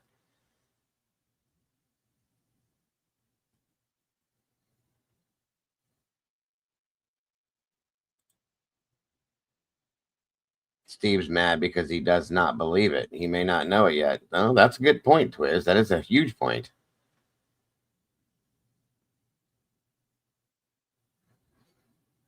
I don't think he did. I like I said, I believed for the longest that was planted. I didn't believe that they pulled his DNA off of it either, if you remember, because they didn't send it off to be tested. That's not what went off to him to be tested, you guys. It was a swab. It was a swab. They tested a swab, so we don't know what they swabbed with that. They could have tested or swabbed a door handle, a drain, his asshole. Who knows? The door handle on his car. They could have swabbed anything with that. There's no proof that they swabbed that damn sheet. That's all I'm telling you. That's why I haven't, as soon as I found out that they sent a swab, I did not accept it as being his DNA at that point.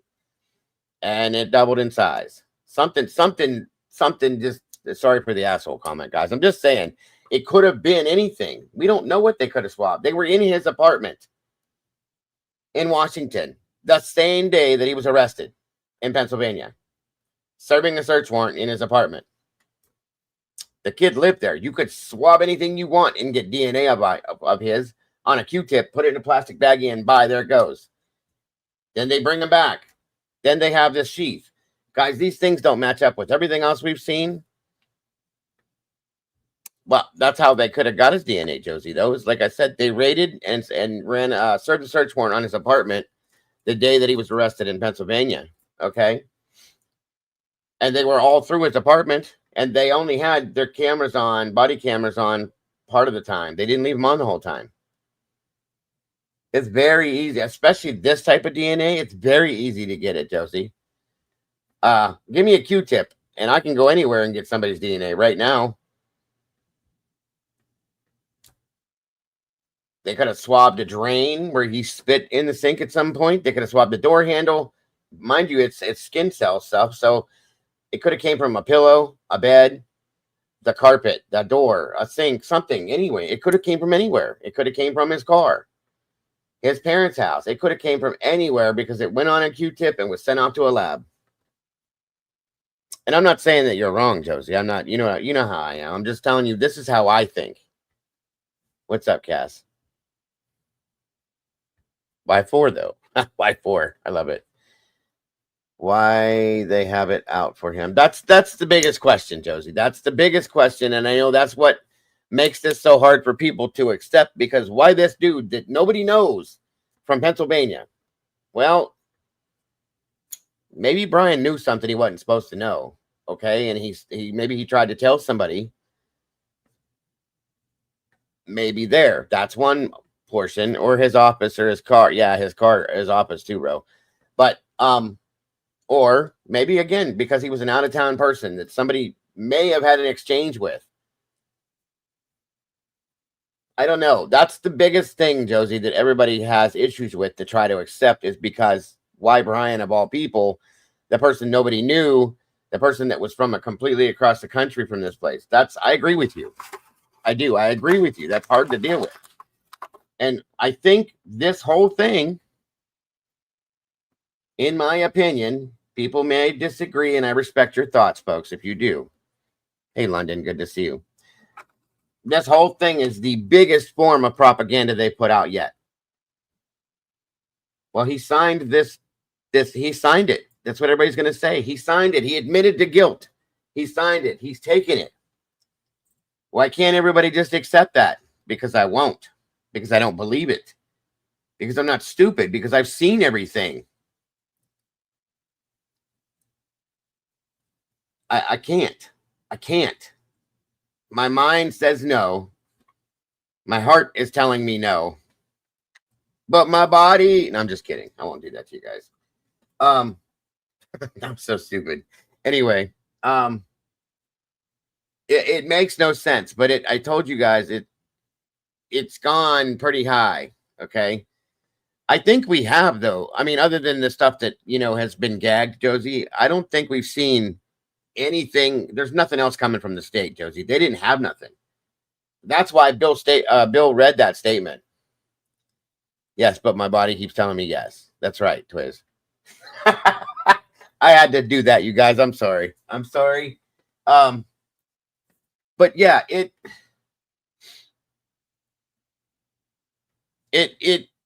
sorry, Phenomena Mom. I had to put it out there. The way I said it, I caught myself. I'm like, oh God, did I say it? It is what it is. Gotta laugh a little bit, guys, because this is like crazy shit here. So there's some shit going on in the background that is just not right. That is not gonna be, nobody's gonna know it. We're not gonna know it. We're not supposed to know it, okay? And we won't until somebody slips and puts it out. But I do feel like there could be some exposing coming. And that's why I think I've been watching this. The way this all happened, like I said, think about this. Hitler said, I'm just as surprised as you. I just found out Monday. That's interesting. We got all the stuff that has started to drop. The text messages, the 911 call, all the ridiculous stuff, okay? He agreed to charges. That's right. Thank you, JC, for correcting me. I don't want to get yelled at by Twiz. So, hold on a minute. The boss is looking at me.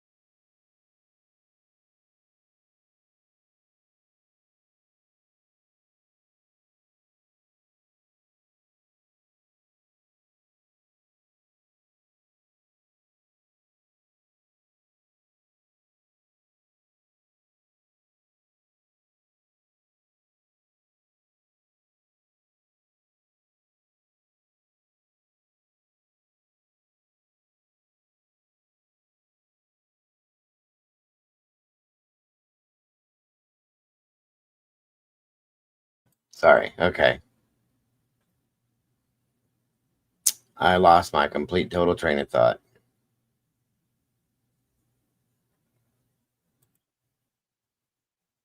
If the sheath, critical thinking here, if the sheath was planted, it could have been any sheath to any knife. The wounds aren't identified to be K, but that's what I said before, critical. We've never seen the sheath, folks. Think about that. We've never seen a sheath. I imagine they would have to have this in custody and evidence.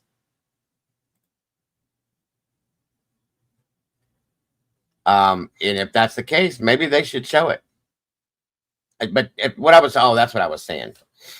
So this happened really fast. They're trying to get this done. Oh, that's right. Yeah, I didn't want to get yelled at by you for not saying it clearly the right way. Anyway, and don't worry. As far as Ann, anybody saying anything about Ann, it's not gonna come from me because I love Ann. So, but anyway, what I was saying says, yeah, the judge didn't know about it till Monday. This all happened like overnight, folks. Literally overnight. Okay, whether they were talking about it before or not, I don't know. But I don't know that it was something that was planned on. Okay. I definitely don't think it was a premeditated situation for a long period of time.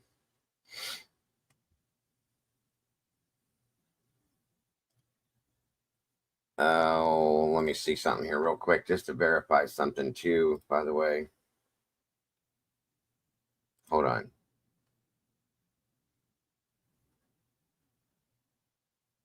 Hold on. What is the date? Today's the 3rd.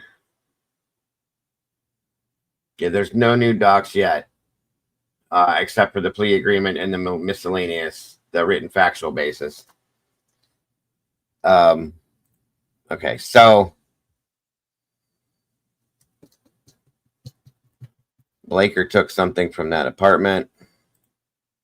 I have the footage, and it is not tagged and bagged. Interesting. Kiki can. They can't prove that he broke and entered, but they have him on the murders. You can't stab someone from afar, prove that he was in the house. That's the point, Kiki. They've never showed proof that he was in the house. They don't have any. Or we would have seen that 2 years ago. Josie, I used to think the same thing, but after everything that's come out and everything that I've seen, I don't now. I don't at all. I do not think it's far-fetched that he was framed at this point. As much as it was hard for me to believe it before, but it only takes a couple people to make that happen. Not everybody has to be in on it. There could be many people involved that are just pawns, that are just doing what they're told, not knowing what's actually going on in the background. You know what I mean?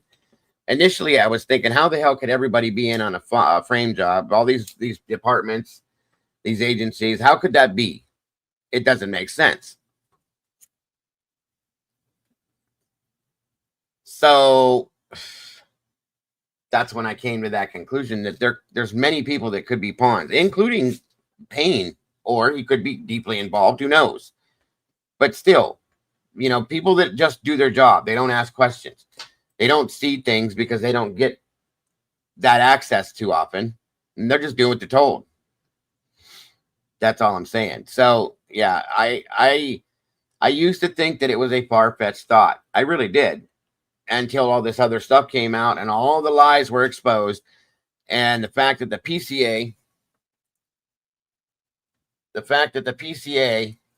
is garbage and doesn't exist. There's nothing on it. It was true. The surviving roommates lied. Many other people lied. No, I don't think it's far-fetched at this point. Why him is the biggest issue I have with that theory, okay? Why this one specific person? Why was he the one that was being framed for it? I'm trapped in the closet. Okay. I'm not 100% sure, Ro. I don't know, hon. Hang on here.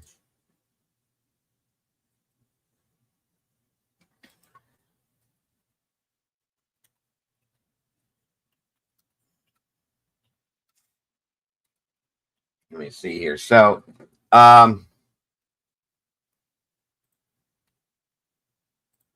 I still feel like, I know people are saying, but he admitted it. He did it under oath. Well, he kind of did it. There was no Bible or any of that stuff that I saw. He just said what he said. He promises that, okay. But people lie all the time under oath to get what they need. So you can't base that on anything. Okay. The minimal punishment you can get for lying under oath as compared to what he's getting right now is nothing.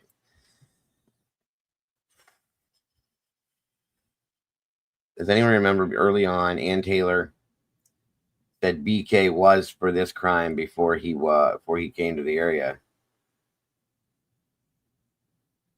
I don't know what you mean, sweet and salty, dear. I'm sorry. Was chosen. I mean, it could be. It could be based on what? I don't know. There's got to be a link somewhere that would reel him into that somehow. Maybe it was something that he did. Maybe it was that thing he was working on when he was at the sales. Somebody got a hold of it, saw it, and said, hey, this would be interesting. This would be a good part. You know what I mean? I don't know, guys. I'm just making up things in my head right now about that. But the point is Cy Ray was going to prove that Brian wasn't there. Okay? He was going to do that. This was all coming down to the end, folks. And I think somebody got scared. Like I said, they threw the plea deal out. He took it. There's reasons why he took it. He made a decision based on, in my opinion, his family and others that he was protecting. Okay?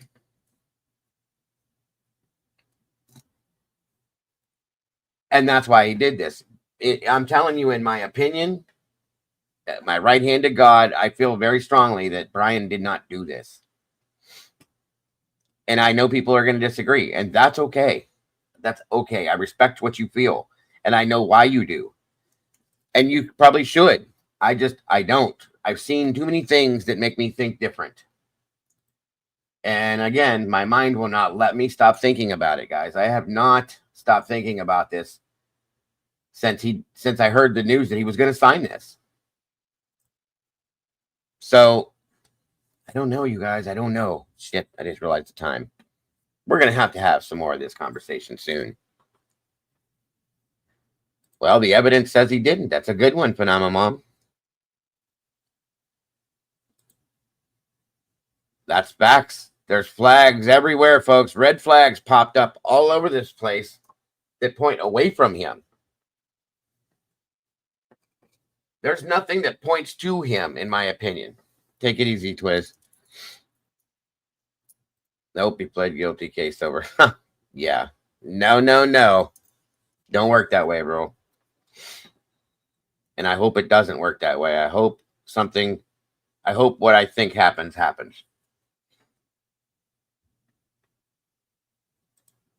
Michelle isn't talking. What do you mean, sweet, salty?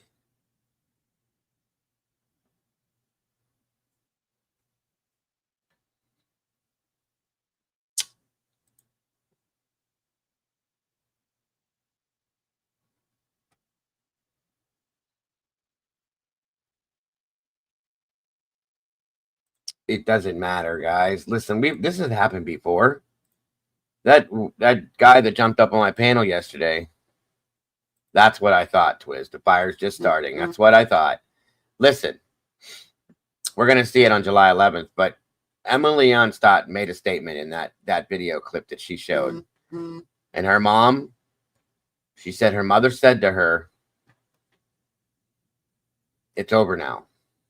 And she said, no, Mom, it's just starting. Oh, I take it. I can take a joke, bro. It's not over, Larry. I promise you it's not over. I'm sorry if it disappoints you, but it's not over. Like I said yesterday, I think this is the beginning of something else.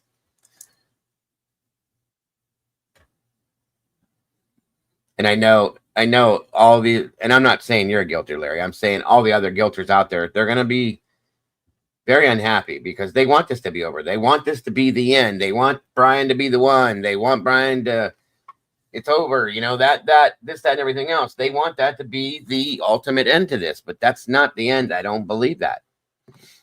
They're still sentencing, and okay. Just remember what I said about this, okay? Michelle Boger from DeSales, that, oh yeah, that recommended BK to the PhD program. Yes. Good point. Oh, that's a name you guys need to remember. That's right.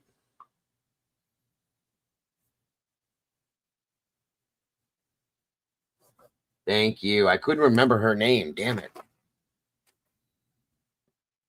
Yes, very much so, Michael. Very much so. That's another point. Whose child is next? So in effect, in my opinion, Brian is making a sacrifice right now to protect his family and other situational stuff, in my opinion. I'm just saying, people are going to call me crazy. That's fine. You can call me what you want. I don't care. I'm not going to sit down and just say, okay, he did it. Let's move on to the next case. That's not happening.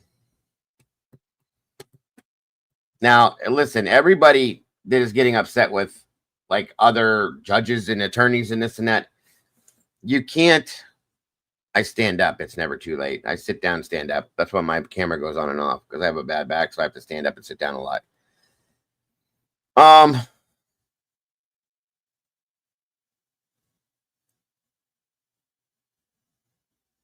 What the heck was I going to say? This could happen anywhere, though, JC. It just depends on who the government is. Agreed, LL. Agreed. She knew she was on camera, too. Think about that. I think there was a reason behind that. That's all I'm saying.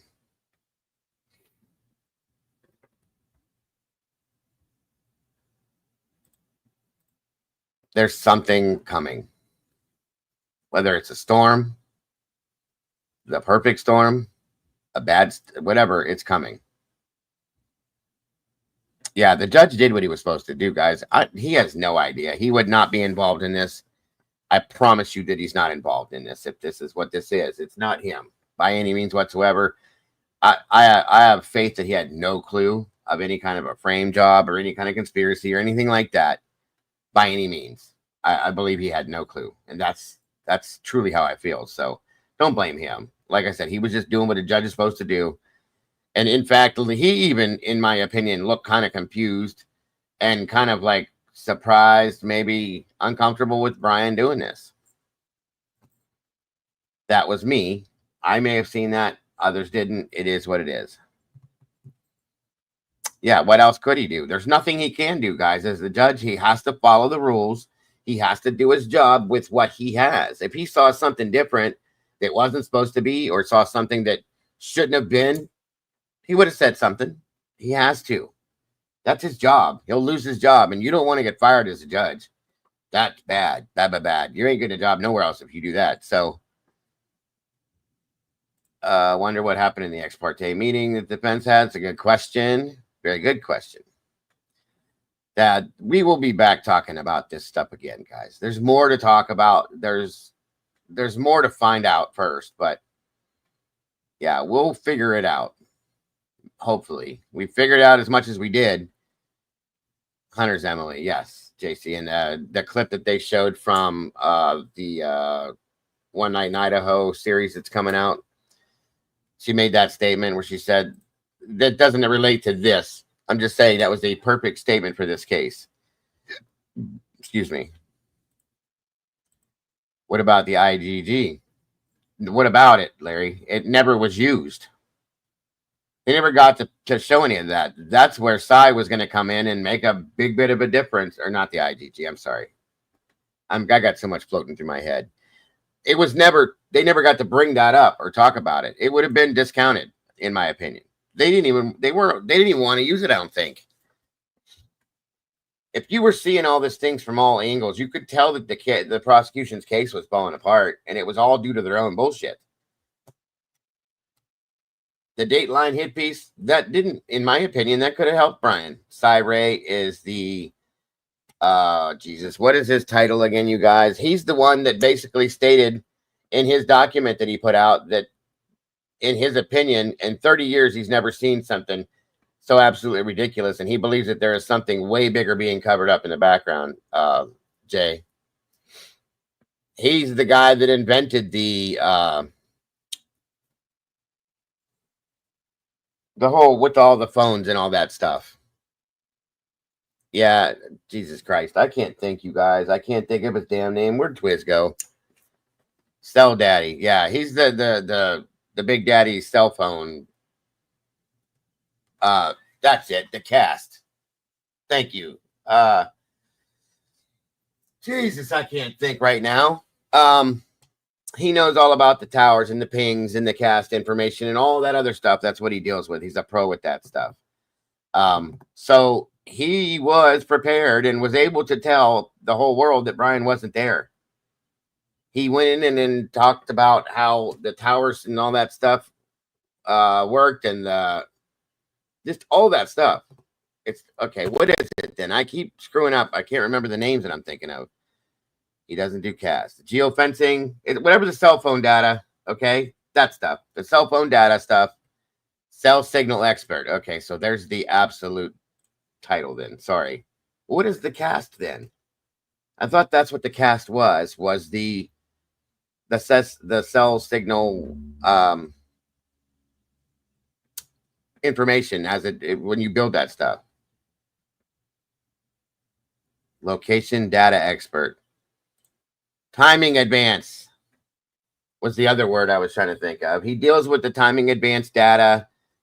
Cast is right. See, what are you talking about, Twiz? Are you trying to screw me up? Timing advance data is what I was talking about. Cast is the FBI program. My apologies. Okay. But it's still the same stuff. I was still in the same realm. I was just trying to think of what I was trying to think of. My ADHD doesn't let me do that. Location database of record. And it was involving all the timing advanced data and stuff like that, and where it pinged off of which tower and when and why and all that other stuff. And he had already stated that Brian wasn't in that area. So, and he's the expert of experts of experts of experts in that stuff. You can't be any better than him, in my opinion. So, oh yeah, he was still around, but they shut him down. The judge shut him down, Jay. Said that he was a conspiracy theorist. Well, bullshit. Because he didn't want to, the Hitler didn't want to read into the full thing. He just saw what the surface said. You know what I mean? So anyway, so yeah, there was proof right there, but they never let him get to it. He had proof that Brian was not there in that area. It showed it. It's ridiculous what they've gone through to get this to be what it was. I hope he does, Twiz. And I want to know when he does so I can hear what he says. Because he stated it's in the document too, Jay. What does anybody know what document that was for sure? Because I'll read it again. What he said. Just that little portion at the bottom of what he said. Carrie Ray. I can't remember the title of the document. I do too, Moonlit. Well, and that's what it would be at this point now. Not time for him yet.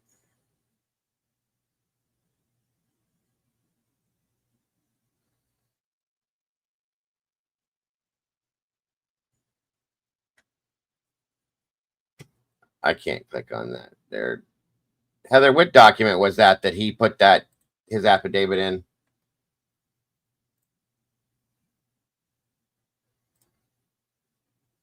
Oh, okay. Thanks, Twiz.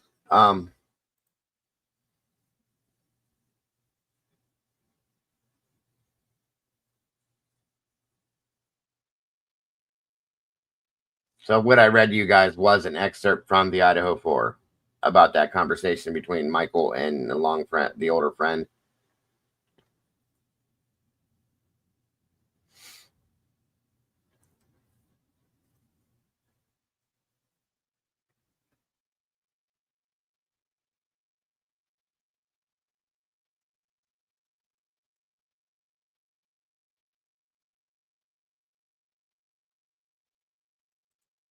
Okay. Let me see if I can find this. I want to read this last part to you guys. Oh, did you already drop it loose, Heather? Yep. Hold on, guys. I think I got it here. Thank you, Heather. Hold on, y'all. I'll show you right here. Now, I'm not going to read the whole thing because there's a lot to it. Okay. I did that months ago. And this is all about the timing advance data that they stated was not available. Okay. This is the affidavit from Cyray. So I'm going to show you a couple little pieces in here that'll tell you this is an expert. This is not just, fly by night person that, hold on. I didn't need to do that. This said about as much as you need to hear to understand that there's something wrong. There we go. So, no, I went a little too big there. You can't see the side. Conclusion. After all this, it is in my expert opinion in reviewing all the evidence that has been disclosed by the state that AT&T timing advance data was available on the defendant's phone in 2022. Number one. There is overwhelming evidence showing that the state obtaining and using AT&T timing advance data in their course of this investigation in 2022 on over 3,800 AT&T mobile devices other than Brian's. There was a 3,800 device dump, okay? And yeah, so they had the data. Now, this part here is the big part. In my nearly 30 years of working with and for prosecutors all over the United States, I have never witnessed such a deliberate attempt by prosecutors to mislead the court on evidence in such plain sight. Anyone making such a claim would have to believe the court is incapable of reviewing physical evidence in possession of the state and defense. It rises to a level beyond a simple miscommunication or oversight. It is clear and intentional misrepresentation in the hopes to conceal a much larger issue. I respectfully request that the court give this affidavit its due attention it deserves and explore these issues further. Right there. That in itself is more than enough, in my opinion. Okay? Now, that happened. Then the Dateline hit piece happened, and then minimal other little things happened. And then HIPAA decides that they need a special prosecutor brought in to figure out where the leaks are coming from. And then within a couple weeks, here we are. Brian Kohberger just signed a plea deal. Are you kidding me? Nobody sees where this is out of balance at. Nobody. This is why I'm so pissed off. It's clear to me that this is bullshit going on. It's clear to me that Brian Kohberger was framed. It's clear to me that Brian signed this plea deal to sacrifice himself for a better situation for other people. That's all I'm saying. That's all I've been saying for a long time. And that's why I'm so irritated with, he didn't do it. I will not believe he did it, period. I won't. I can't. I want you to show me absolute proof that Brian Kohberger went inside that house and committed those murders, and then I'll say okay. Then I will say okay. Then and only then will I say okay. Until then, I do not believe he did this. I believe that he signed that plea deal to protect either his family or other people, or even himself possibly, from something worse. That's my opinion, okay? And call me crazy. Call me insane. I don't care. I don't care. I know the frame thing, like I said, for months and years, I thought, no. Nobody framed anybody. Come on, that's bullshit. How?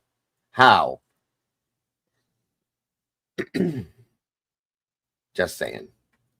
I do truly believe it at this point. Why did it happen? There's got to be a reason.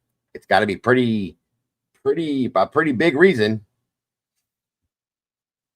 to protect somebody of way more importance in their eyes than the Idaho 4 and then Brian Kohberger.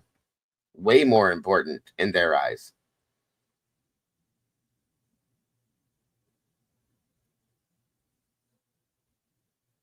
Just saying, folks. My mind's playing tricks on me.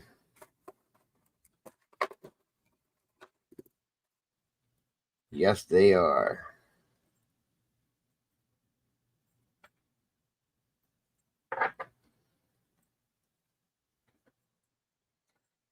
Dun, dun, dun, dun, dun, dun, dun, dun. Dun, dun, dun, dun, dun, dun, dun. That's one of my best favorite songs when I was in high school. What'd you say, Twiz? Steve Gonsalves is claiming that Brian tried. Yeah, that's insane to me too. Is trying to claim that Brian tried to frame Kopacka. If he can frame Kopacka, someone can frame him. Thank you. That's a good point, Twiz. I like the way you put that. That's a fact. That is a fact.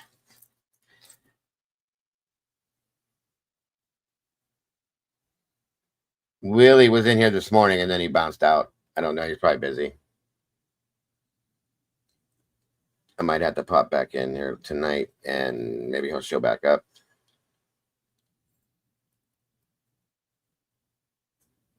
Sarge, I think Sarge is frustrated now at this point and just said, well, he said he did it. He did it. I'm not ready to accept that. Sorry. Just saying. What did you debunk, Miss Lucy? You debunk things all the time.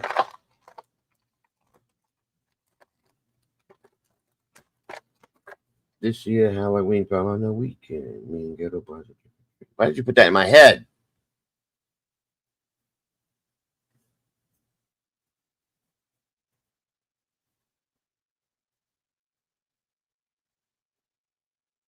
No, I don't think he was either. I think they had, I'll be honest with you, out of the 4, one of them was the stalker guy. I think one of them was Jack Decor. That's my opinion.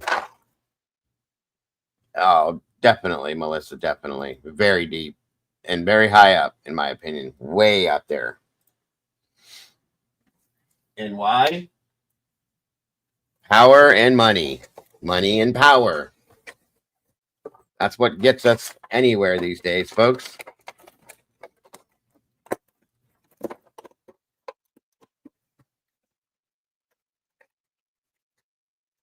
Well, we don't have access to that stuff, Beach Babe. They have it at their fingertips. They have somebody that goes and gets them that information, like right now. You know what I mean? I don't have that access. I'm sure I could FOIA something of it, maybe. I don't know. I doubt it. But reporters have access to things that we don't have. Some people do that are in here. They get ways to do it. Lena has ways of getting all sorts of stuff, but I don't know. Movement. It was just somebody Joey had stated they lost. Warren Newcroft said one of them was Enan Hars. I don't know about that, Warren.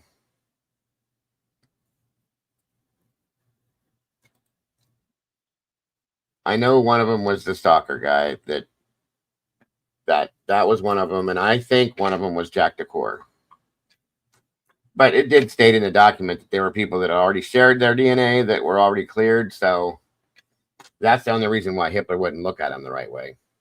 You know, look at them in the way that they wanted, if he wanted him to. So, all right, guys, that's going to do it for this morning show.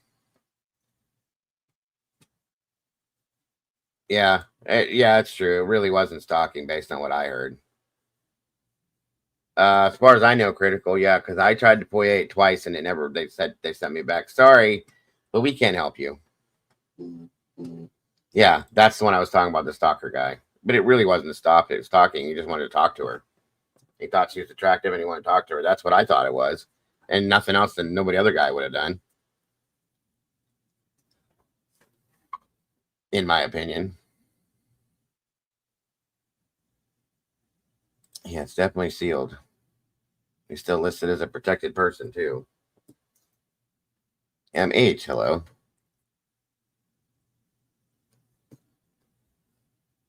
I felt bad for the calling guy yesterday. He came on panel, MH, if that's what you mean. Very dark what's happening in his case.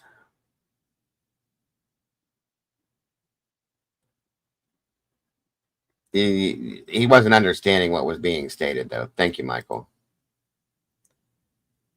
When Thompson sent the FBI to DNA expert Vargas' home, something very dark. Yeah, I agree with that one too, Carla. You don't do that every day. Yeah, Twiz, he's talking about, I think it was Jack, the guy that claimed to be an attorney. The guy that had the pet frog with him or whatever that noise was that was going on in the background that was making me laugh my ass off. I couldn't hear anything but that burp, burp. It sounded like a frog was burping. So anyway, I appreciate your guys' thoughts. I think his name was Jake or Jack or something like that. MH. I can't remember. But he said he was an attorney. And every time we would give him a piece of information or ask him, like, you know, do you think this can happen? Well, yeah, that can happen. But then he was flipping it around again. Remember that Governor Brad Little gave them $1 million. We asked him for help with a missing child case, and he said no. That's a good point, Melissa. Yes, very good point. Yeah, he's an attorney. That's what he says. A public defender. He just wanted to argue is what it was, though. He's the one that provoked the argument, though, MH. That's the difference. And he kept saying, I was just trying to get a statement out to make him understand the part that I was trying to make, and he wasn't hearing what Twiz was saying. And he wasn't being nice. He come out automatically. What is wrong with you people? When he first came up and said, this is done, and what's wrong? Why are you saying this and why are you saying that? It was that, you know, because people have different opinions. He wanted to argue that, so people argued back.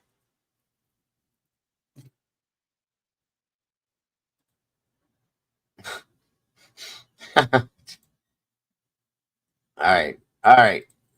Thank you guys for joining us, Twiz, and everybody. I appreciate you being in here too, Heather. It helps when you can help with different pieces of info. When I can't get something right about cast, thank you guys. Appreciate it very much. Very much.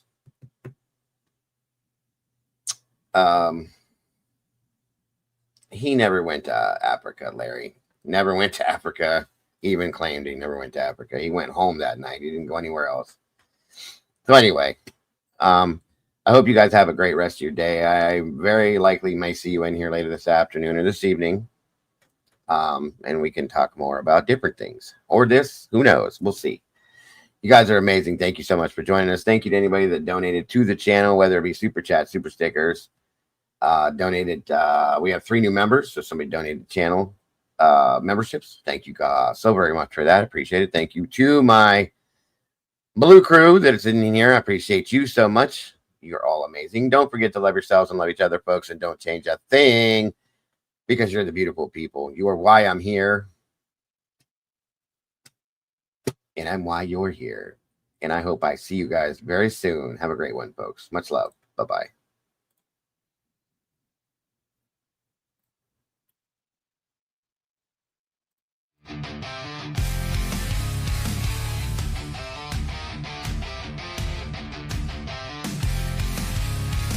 Coffee black like the sins in my mind. Sitting here where the lost souls unwind. Blood stains on the counter never fade. This is where the guilty come to trade. True Crime Cafe, where the secret's spilled. Every cup's a confession, every shot could kill. Underneath the neon lies a dark valley.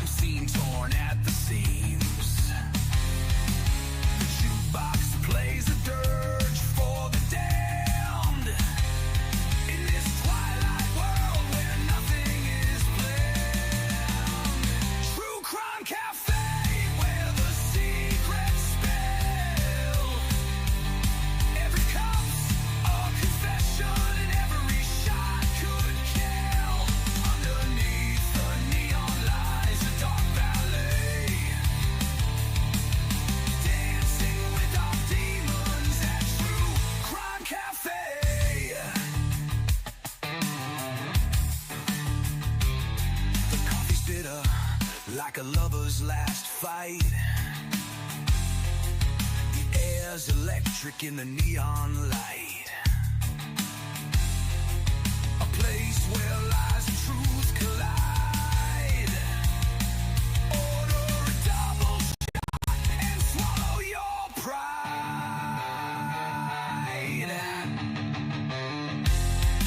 Smoke curls up like whispers from the grave.